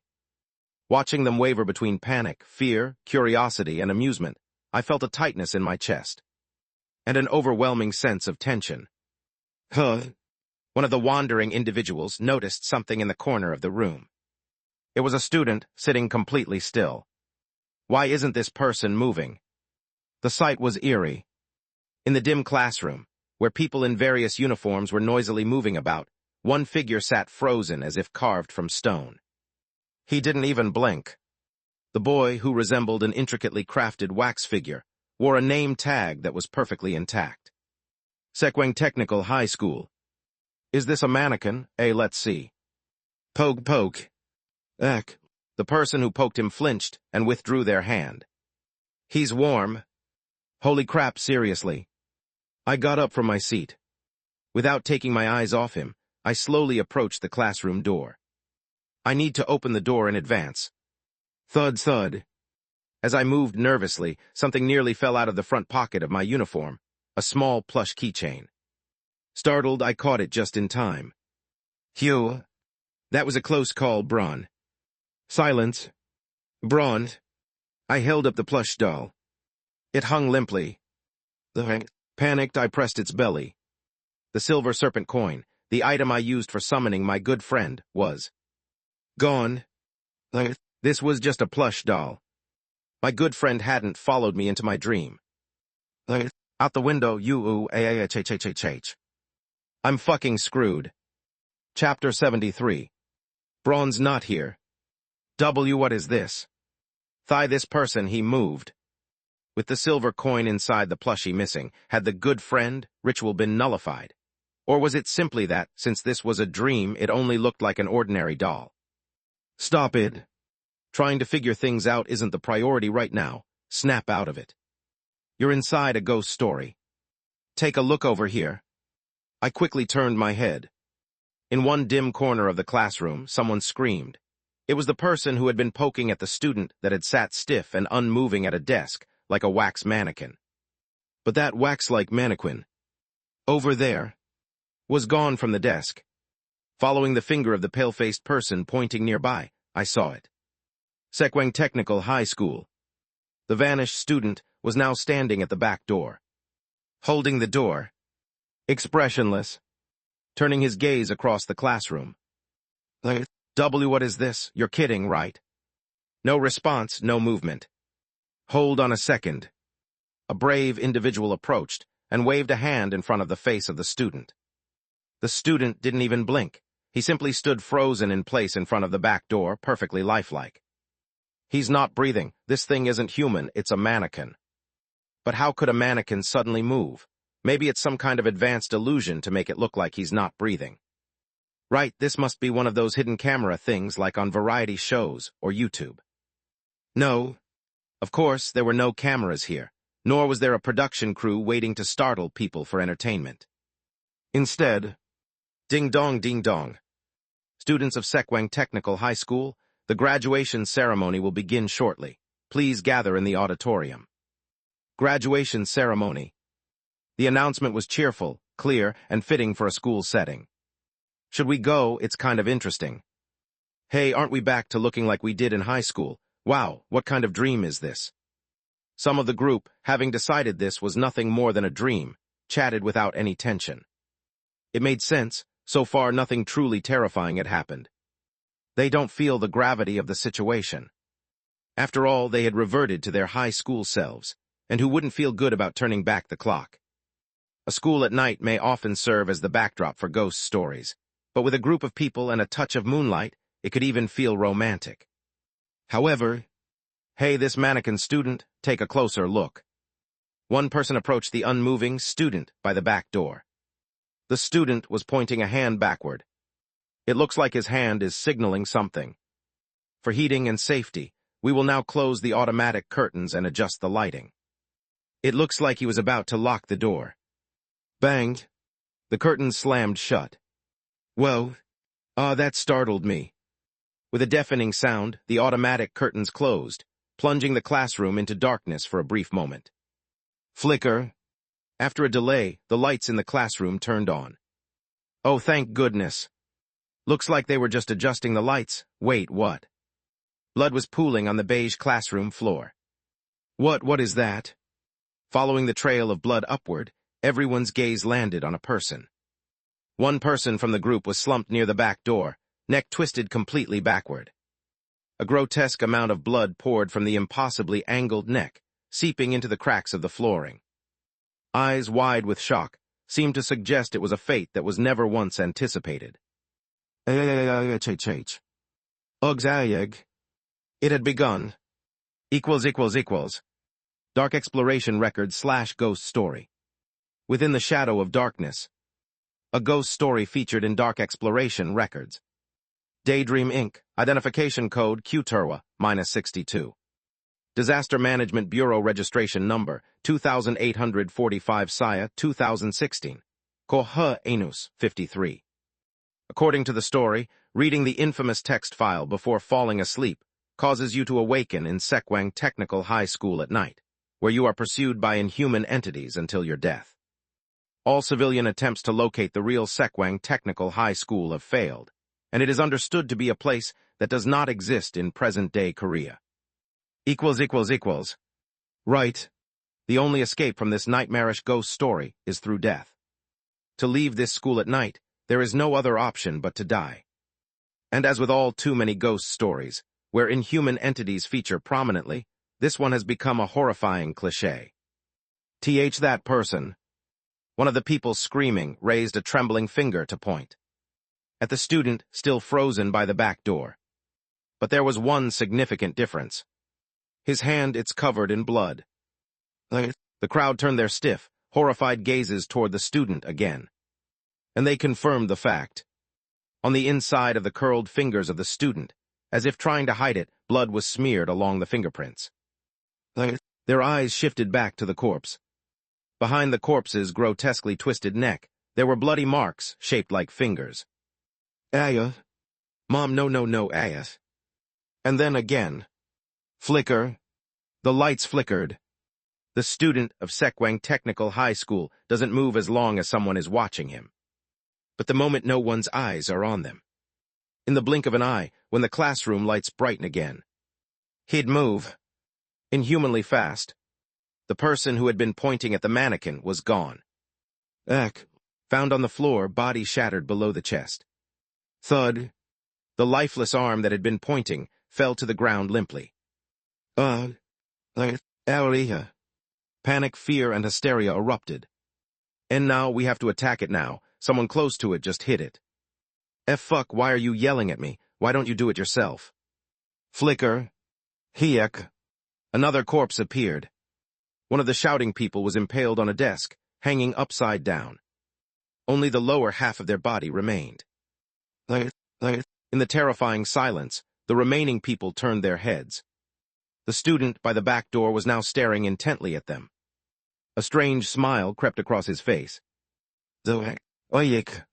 Arun, get out of here. Open the door now. The group rushed toward the front door, avoiding the student blocking the back door. But it was already too late. Over here, Ayeg. The person who opened the front door collapsed in shock. Standing in the doorway was another smiling student. Sekwang Technical High School. This female student with neatly trimmed bangs wore the same name tag. Just go around them. Move now. The group ran past the smiling student. And again, flicker. The student by the front door disappeared from my sight. The hallway filled with anguished screams. One by one, the screams faded. And then silence, suffocating silence. The sound of labored breathing, distant cries, and the frantic stares of those left in the classroom fixed on the doors. Slowly, I said softly, scanning the room. Let's move slowly and see if anything reacts. Keep an eye on both the front and back doors. Adults, who now looked like high school students, trembled as they staggered back from the doors. Among those who had awakened in this classroom, half had fled, their fates unknown. The other half remained. Or rather, they were too paralyzed to move.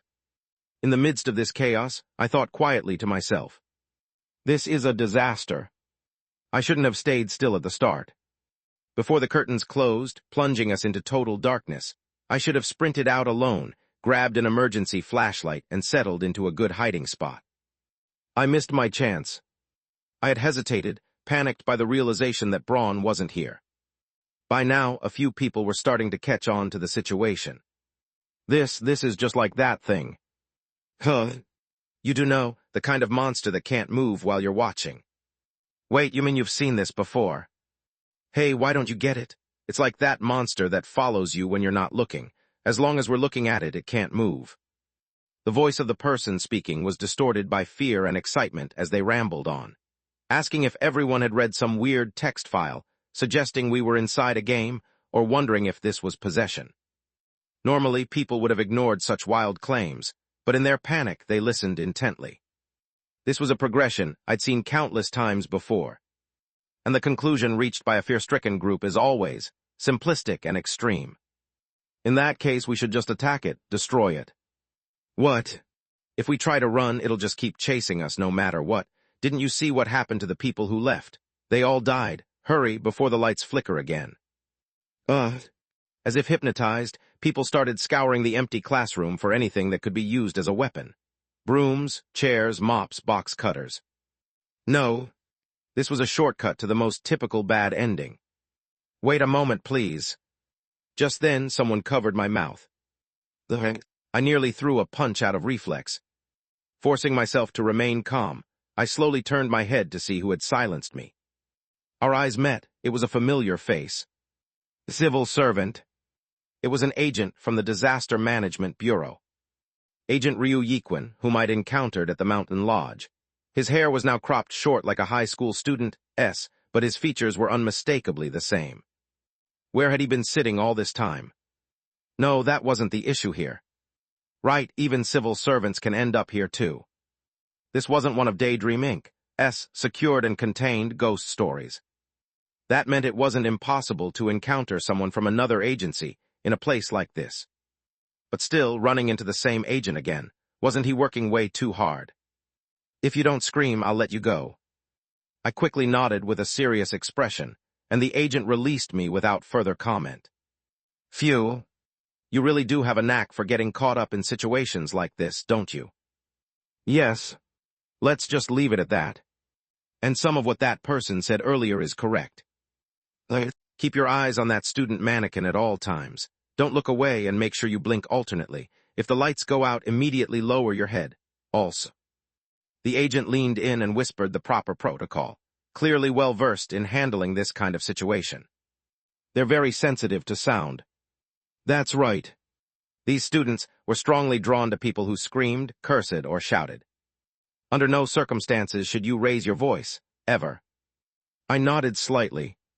But is it really okay to just let them attack that thing? Right now, your own safety is the priority. Rescuing others caught in this disaster comes second. The agent delivered the line with practiced precision. When dealing with a supernatural disaster, assume everyone involved will die and act accordingly. This was textbook Disaster Management Bureau protocol. They prioritize identifying, sealing, or destroying the ghost story to prevent further casualties. It was a utilitarian judgment, akin to pulling the lever in the trolley dilemma without hesitation, choosing to sacrifice one life to save 5. I'll let you know when it's time to run. For now, just follow the instructions I've given you. Understood. Arguing with the agent here would be suicidal. For now, I kept my mouth shut. Meanwhile, the others were already armed and approaching the student mannequin. Fuck. I deliberately asked another question to guide the agent's response. I needed to know more to make my actions seem natural going forward. But isn't this a dream? If that's the case, wouldn't we just wake up even if we die here? That was the classic escape method from a nightmare. At the moment of death in the dream, you wake up and return to reality. Hearing that, one might think that quickly taking your own life is the best option, but that's completely wrong. Such a choice should never be made. There's something you need. That's correct, but there are conditions. Exactly. Conditions. Yes, do you see that name tag? The agent pointed to the student mannequin. You must die while in possession of that mannequin's name tag to wake up properly. If you fail to meet this condition, If the escape conditions are not fulfilled, the explorer becomes trapped within the shadow of darkness. You will suffer undesirable effects. There are also a few other conditions for dying safely, but I'll explain them as we go. Together? Yes. Wait a second. However, the agent, perhaps interpreting my hesitation differently, gave me a look as if to say, don't feel bad about it. It was an awkward attempt to reassure me with a forced smile. Don't worry, there are many agents deployed here besides me. Someone will surely make it through. More than one Disaster Management Bureau agent. This really must be an overlap in exploration timing. There must have been a relevant entry in the exploration logs. I tried to sift through past records in my mind, but before I could identify any, the situation shifted. Did I? The others finally began attacking the student mannequin. And surprisingly, crack, blood. The Sekwang Technical High School student bled, as though they were an ordinary human. The sound of bones breaking, blood spilling, and bruises forming echoed around the room. Aya, what do we do? Oh shit. Who? Fear and unease ran down my spine. However, the agent, calm as if this was routine, gestured discreetly toward the front door. For now, we should use this distraction to That's when it happened. Figures appeared on the brightly lit central staircase, visible through the open front door. 3 or 4 figures moved quietly, their footsteps muffled as they ascended. They shared a common feature. Each of them wore strange animal masks. Company employees. What's more, I recognized one of the masks. Bison. Jang Hee-won. It was the rookie from the Y Squad, with whom I'd endured the theme park ghost story. Did he get reassigned to a regular squad? It had been a while. My recent chaos had kept me too busy to track other people's transfers, but it seemed he'd survived his first 3 months unscathed. At least that's good news. But next to him, a less welcome sight. A black goat mask. It was Baek Deoksu. Did they wake up in the same class? Both were faithfully following the company's safety recommendation to wear your mask whenever possible. I'd like to wear mine too if I could. I wanted to check my items and use them to improve my chances of escape. Overall, it seemed the best course of action would be to separate naturally from the agent and join that group. Mr. Agent. Daydream Inc. Be careful. If you encounter someone in animal masks and business suits in a place like this, never acknowledge them. The agent gritted his teeth and cast a disdainful glare toward the group. They're likely dispatched from that disgusting pseudo-corporation. Avoid any involvement with them at all costs. The majority of their employees are unethical psychopaths. You must be cautious. Yes. Absolutely. Absolutely. Don't let him find out who I am. Chapter 74. A brightly lit classroom within the ghost story. Die. Behind me, people were desperately striking at the unmoving, eerie student. Let's wait until they pass by. In front of me, the government agent glared at my fellow company employees walking by, his gaze a mix of wariness and disdain. And stuck in between them. Me. No colleagues, missed timing, and the task of clearing this nightmare of a ghost story safely, while pretending to be an innocent civilian to the agent beside me. The truth, I'm actually from the pharmaceutical company this agent loathes. How much harder can this get? This is insane. The employees had moved far ahead by now. I might have made eye contact with a few of them, but as I avoided their gaze, they refrained from approaching me and walked off quickly. At least that was a relief. For a moment, flicker, the lights went out again. Hiek. This time, however, people reacted faster than the incoming darkness. It's not moving. It worked. I took a deep breath.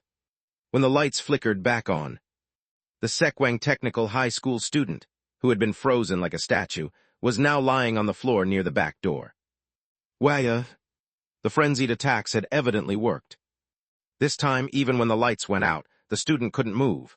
Instead, it appeared to have succumbed to the accumulated violence and now lay on the floor as though dead. However, its outstretched right hand still reached toward the back door, as if trying to grab hold of it. The people cheered in triumph, holding bloodied mops and chairs in their hands. It worked, this is it. We need to run. When one student entity becomes immobilized, resembling biological death.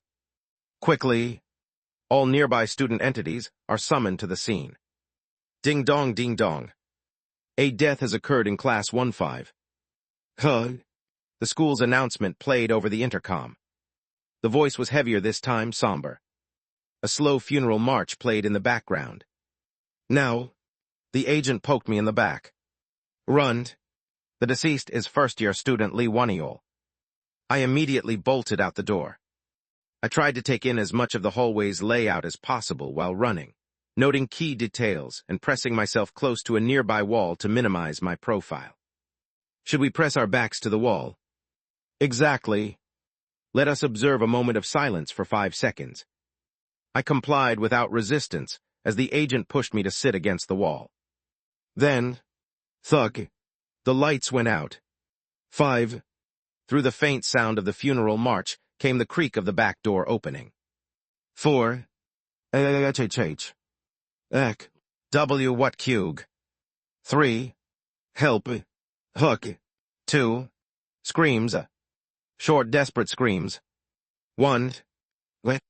Silence. The funeral march continued. The moment of silence is over. May the deceased rest in peace. Forcing my trembling head up, I looked back into the classroom. I had to look. Flicker. As the lights returned, the scene came into focus. The classroom was a wreck, smeared with blood and filth. Bodies were strewn everywhere, slammed against walls, collapsed on the floor, or sprawled across desks. And among the carnage, only 2 figures remained standing. 2 Sekwang Technical High School students, frozen by my gaze. One stood atop a decapitated corpse, while the other smiled as it clutched the front door, staring at me. They'd noticed me. Damn it. Sweat dripped down my chin. I'll step back just slightly. I'll continue to stay in view of the classroom. The agent gave a slight nod. Still keeping my eyes on the front, I groped along the wall, retreating cautiously. The reason I'd chosen this wall. Portable light source. A red emergency flashlight was mounted nearby. It was an essential tool, a portable light source capable of freezing the students even during a blackout.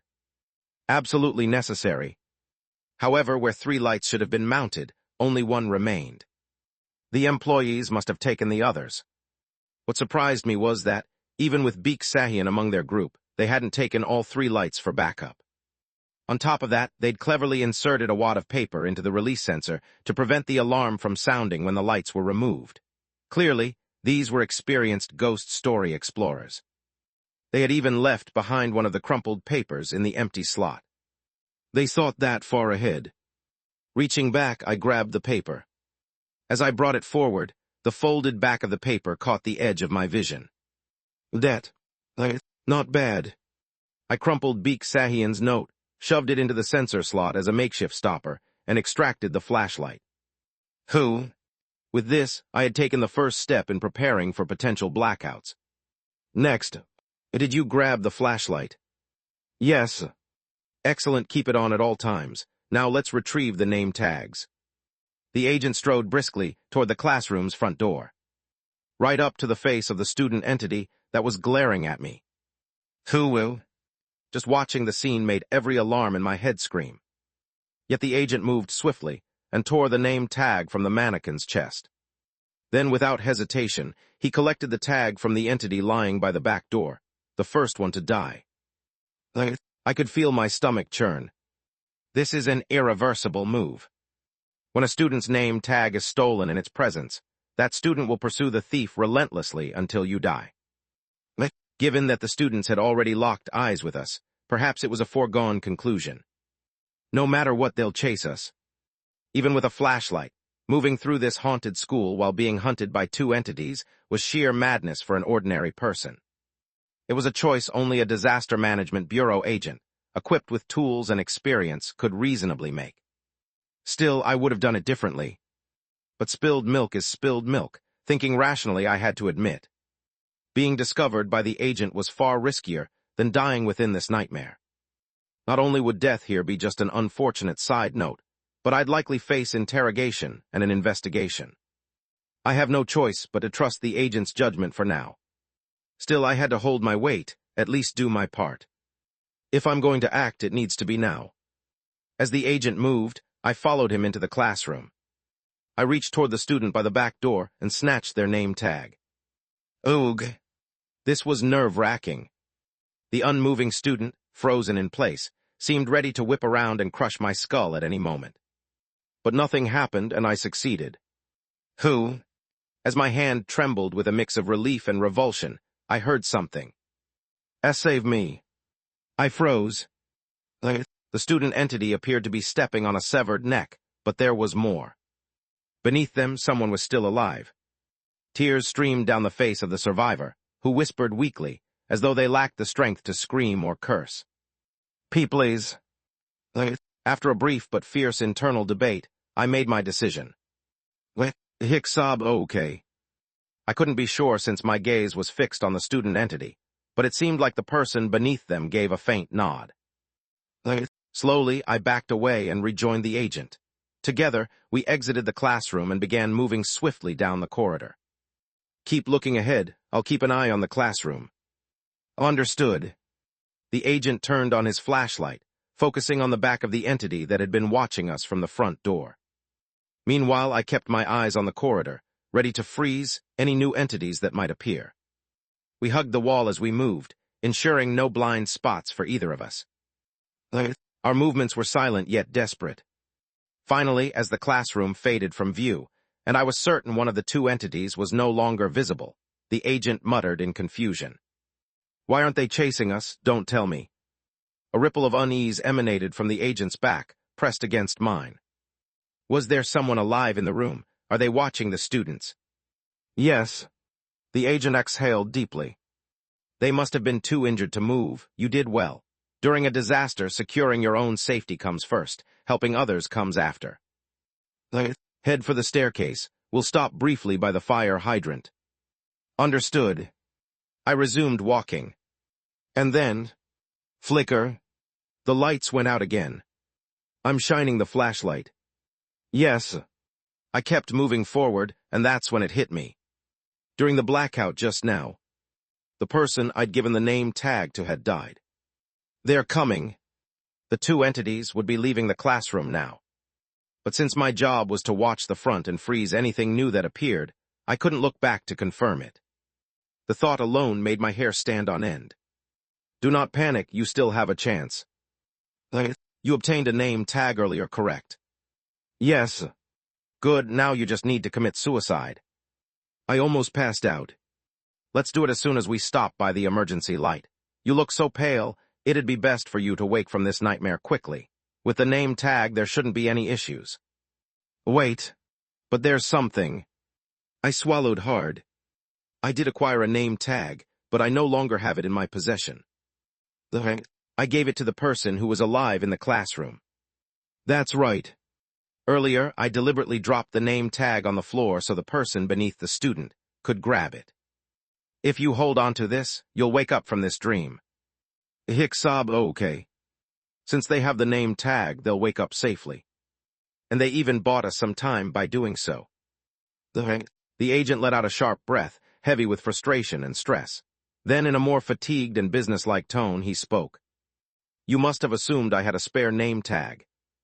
No, you don't need to give me one. That's something you obtained yourself. You need more name tags, don't you? You'll likely need to distribute them to your colleagues. That's... Of course. I wasn't saying this because I was a fool with no plan. I'm fine, really. Why? Because I never intended to acquire a name tag and commit suicide in the first place. Exploration Record 13. The log I had used as the basis for my escape plan, the wiki entry I had written, was the record of an explorer who had never obtained a name tag to begin with. I had analyzed this ghost story extensively, thinking through its variables, and had come to one conclusion. To clear this without physically dying, you need to perform a specific action without possessing a name tag. Moreover, this method allowed you to bring back the highest-grade Dream Essence solution as a reward. So I have to do it.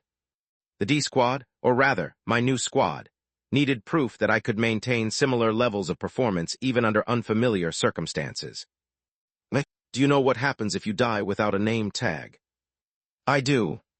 Each new moon, you'll be dragged back here when you sleep, and when you wake up you won't remember anything, making it impossible to prepare. Can you handle that? I probably couldn't, but I didn't have much choice. Ideally, carrying the name tag until the critical moment, and then relinquishing ownership would be the safest strategy. But with this agent as my companion, there was no way I could obtain a name tag and later abandon it.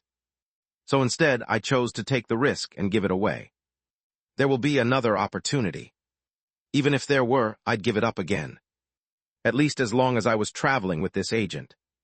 And I'll handle that opportunity myself. Don't worry, I won't ask you for anything. At this point, it was worth trying. I decided to push forward with a determined tone. We should part ways here. If you need it, I'll even give you my flashlight.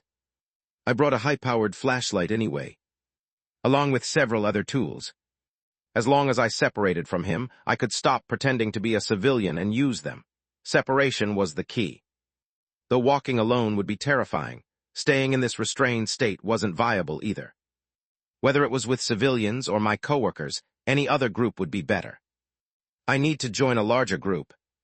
This ghost story's structure made it safer the more eyes were watching, but it grew riskier the louder things got. I need to form a party of around 4 people quickly.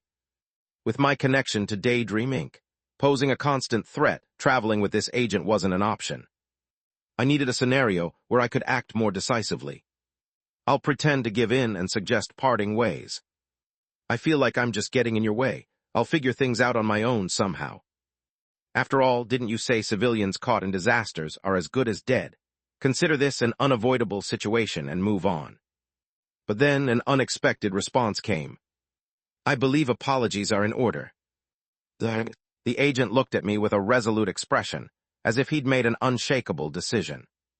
As soon as you obtained the name tag, I was planning to humanely execute you. Excuse me. This lunatic. Even if you wake up after dying, to say something like that so casually, right to someone's face. Feeling cold sweat trickling down my back, I forced a smile. Ah yes, even in a dream, suicide isn't exactly an easy thing to do. Indeed, however, if you're willing, I'd like you to accompany me for the remainder of this disaster investigation. What? The agent spoke quickly. Temporarily, you could act as an agent. Normally, this would require approval from another agent since it isn't a solo mission, but The agent rummaged through his pocket and handed me something. If you consume this, it will serve as an expedited authorization. I looked at the small caramel candy, wrapped in a rectangular foil, that had landed in my hand and felt my eyelids twitch. This was Disaster Management Bureau equipment. Tangy sweet. A caramel-like chewy candy. Upon consumption, lying induces unbearable discomfort, compelling the user to tell the truth. This is a light truth verification procedure. No, this is practically a confession-inducing torture tool. If you take this and accompany me, you'll be compensated accordingly. If it's too difficult, I'll simply give you a name tag and execute you to send you back. Wow, for real. Civilian. If only I could fake eating it and stash it in my tattoo. But in this dream where I'd fully reverted to a high schooler, I had no tattoos. After an intense internal debate, I made my decision. All right. I reluctantly chewed and swallowed the truth-inducing candy. Its tangy sweet flavor caught in my throat, but I forced it down. Getting caught throwing it away or not consuming it would be a bigger problem.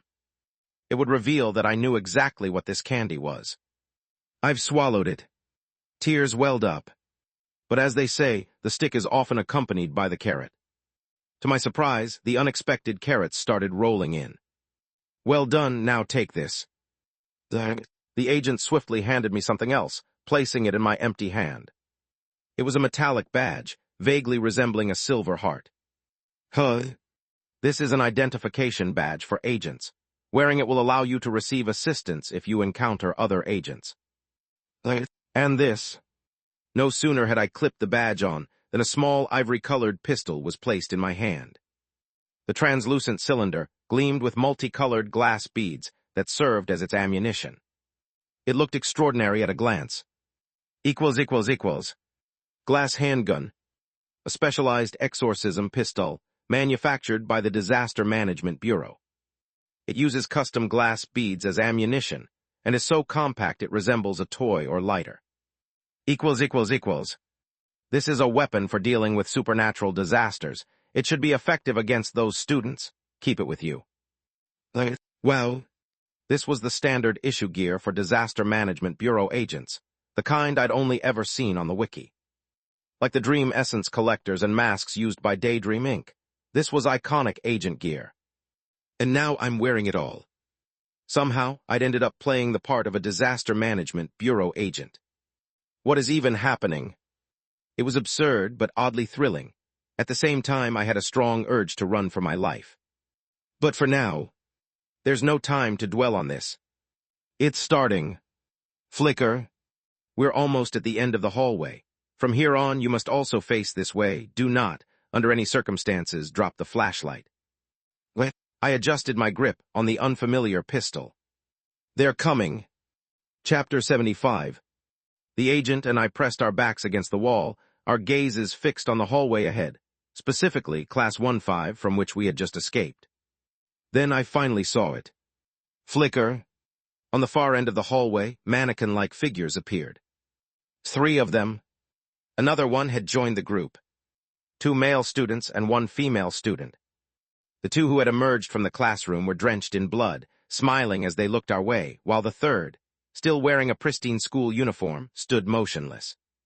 When the lights were on, they looked like grotesquely realistic wax mannequins or people frozen in time in a photograph. But every time the lights flickered out. Flicker. They reappeared closer to us. Again and again. Even when we moved further back. Flicker. They advanced just to the edge of the flashlight's beam. Whenever the light shone on them, they froze, illuminated in a terrifyingly close pose. They never got any farther away. Flicker. I couldn't help but imagine what would happen if the flashlight's battery ran out. This standoff would end, and not in our favor. Even as I moved carefully and deliberately, fear clawed at my mind. Eventually, we reached the dead end at the hallway's farthest point, and were forced to stop. And then, ding-dong, ding-dong. A death has occurred in Class 3-2. Motherfucker. The deceased is third-year student Park Kia. Please observe a moment of silence for 5 seconds. Get ready. I gripped the flashlight tightly and pressed my back against the wall. 5. I quickly swept the flashlight across all 3 figures. Each time the light passed over them and returned, they were closer. 4. The agent and I divided our focus, aiming our flashlights at 2 of the entities. But what about the third? 3.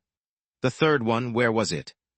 I swung my flashlight side to side, covering every blind spot, but it was nowhere to be found. 2. Time seemed to speed up with my mounting anxiety. Where could it be? Where? I whipped the flashlight downward.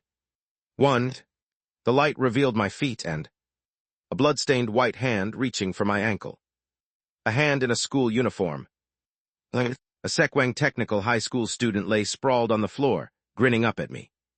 The moment of silence is over. May the deceased rest in peace. Slowly, I pulled my foot back. Shit. If my reflexes had been even slightly slower, I'd be dead. I've never even played a VR horror game, and now I'm experiencing this in real life. I alternated blinking one eye at a time, making sure to never close both at once, as I slowly backpedaled. My limbs trembled uncontrollably.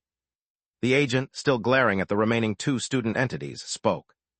Once we leave a floor, the students from that grade level usually stop actively pursuing us. I knew that. If there were still prey left on their floor, the students would likely prioritize those over us. Let's head upstairs. Not down to the 1st floor. No, this mission's objective is the 5th floor, specifically the auditorium. Immediately, I recalled the announcement we'd heard at the very beginning. Students of Sekwang Technical High School, the graduation ceremony will begin shortly. Please gather in the auditorium. What's in the auditorium? There's no information yet. That's why we need to investigate. Of course. The exploration logs so far, are still considered early to mid-stage material in the dark exploration records. Few people would have willingly gone to the place, announced as the meeting point in this nightmare school. And those who tried to ascend likely encountered the students and died. The higher the floor, the more aggressive, unpredictable, and intelligent the students' behavior became. And the greater problem was this. Never go to the 5th floor. It's better to die on the lower floors, never go up. Final log of exploration, record 12. This is what happens when you somehow manage to make it all the way to the 5th floor. I really don't want to go. But the most painful part was knowing that I'd have to go there eventually, regardless. At least I could take some comfort in having a companion. But as we wouldn't make it. I needed to prepare thoroughly, and I had an idea to adjust the plan slightly. Would it be all right if we stopped briefly to explore the 3rd and 4th floors as well? Is there a reason? Well, this setup feels strangely like a horror game to me. In games, obtaining key items is often essential to progress. I spoke while slowly climbing the stairs backward. I'm not sure, but if it were me, I'd start by checking special rooms, like the music room, science lab, or faculty office. I'd also look into the yearbook or student records. I think there could be hints or keys hidden in objects or props. As we continued up the stairs, the distance between us and the students that had been surrounding us grew, allowing the flashlight beam to cover a wider area and keep them in check. It was only then that the agent finally spoke. Our analysis team reached a similar conclusion, that this ghost story seems to have a game-based structure. They noted how the name of the fictional high school and the structure of running and hiding from monsters are remarkably similar to a game. I thought the same thing. But it's the first time I've heard such a suggestion, to focus not on monsters or people, but on objects. For some reason, the agent's eyes seemed to sparkle. Since he looked like a high school student without dark circles under his eyes, it didn't come off as out of place. Very well, let's examine the spaces as thoroughly as we can. We'll also relay this idea to the other agents once they join us. More agents, I'd rather not. But the agent, as if excited, went a step further. Now that you're a temporary agent, we should call each other by code names. Do you have a preferred code name? Oh my God. We typically use historical materials for code names. Non-ordinary terms make it easier to distinguish between agents. He's even letting me pick a code name. It felt like they were fulfilling every conceivable fantasy.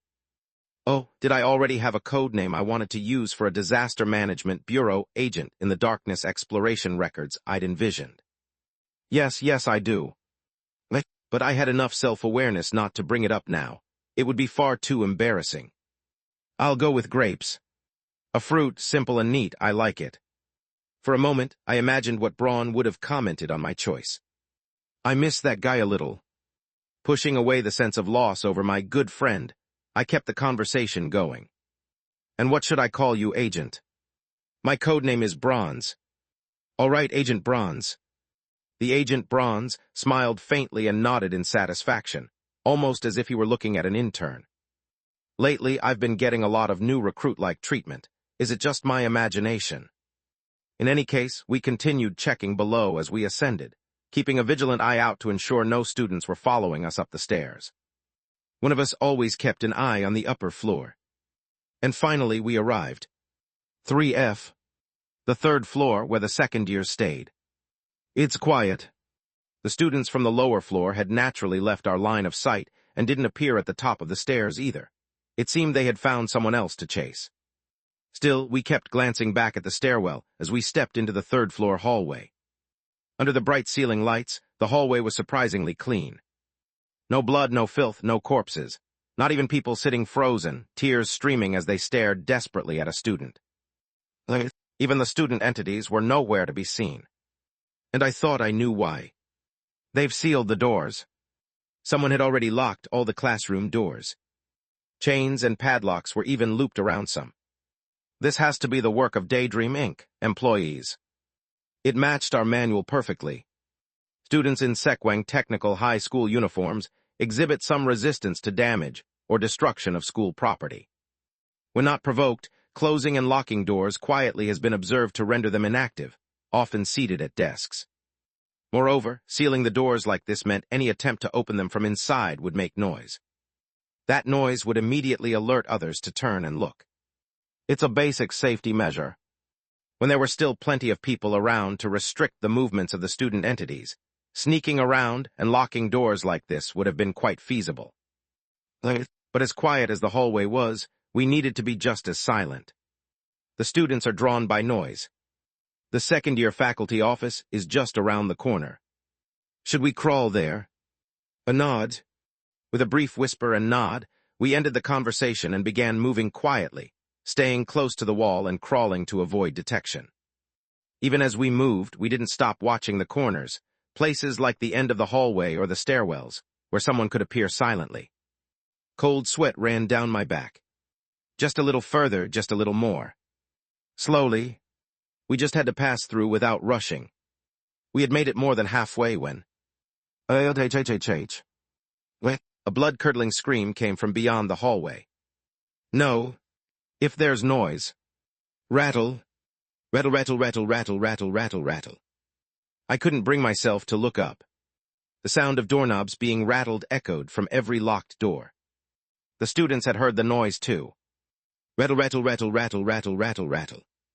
The agent and I crawled frantically down the hallway, desperate to escape.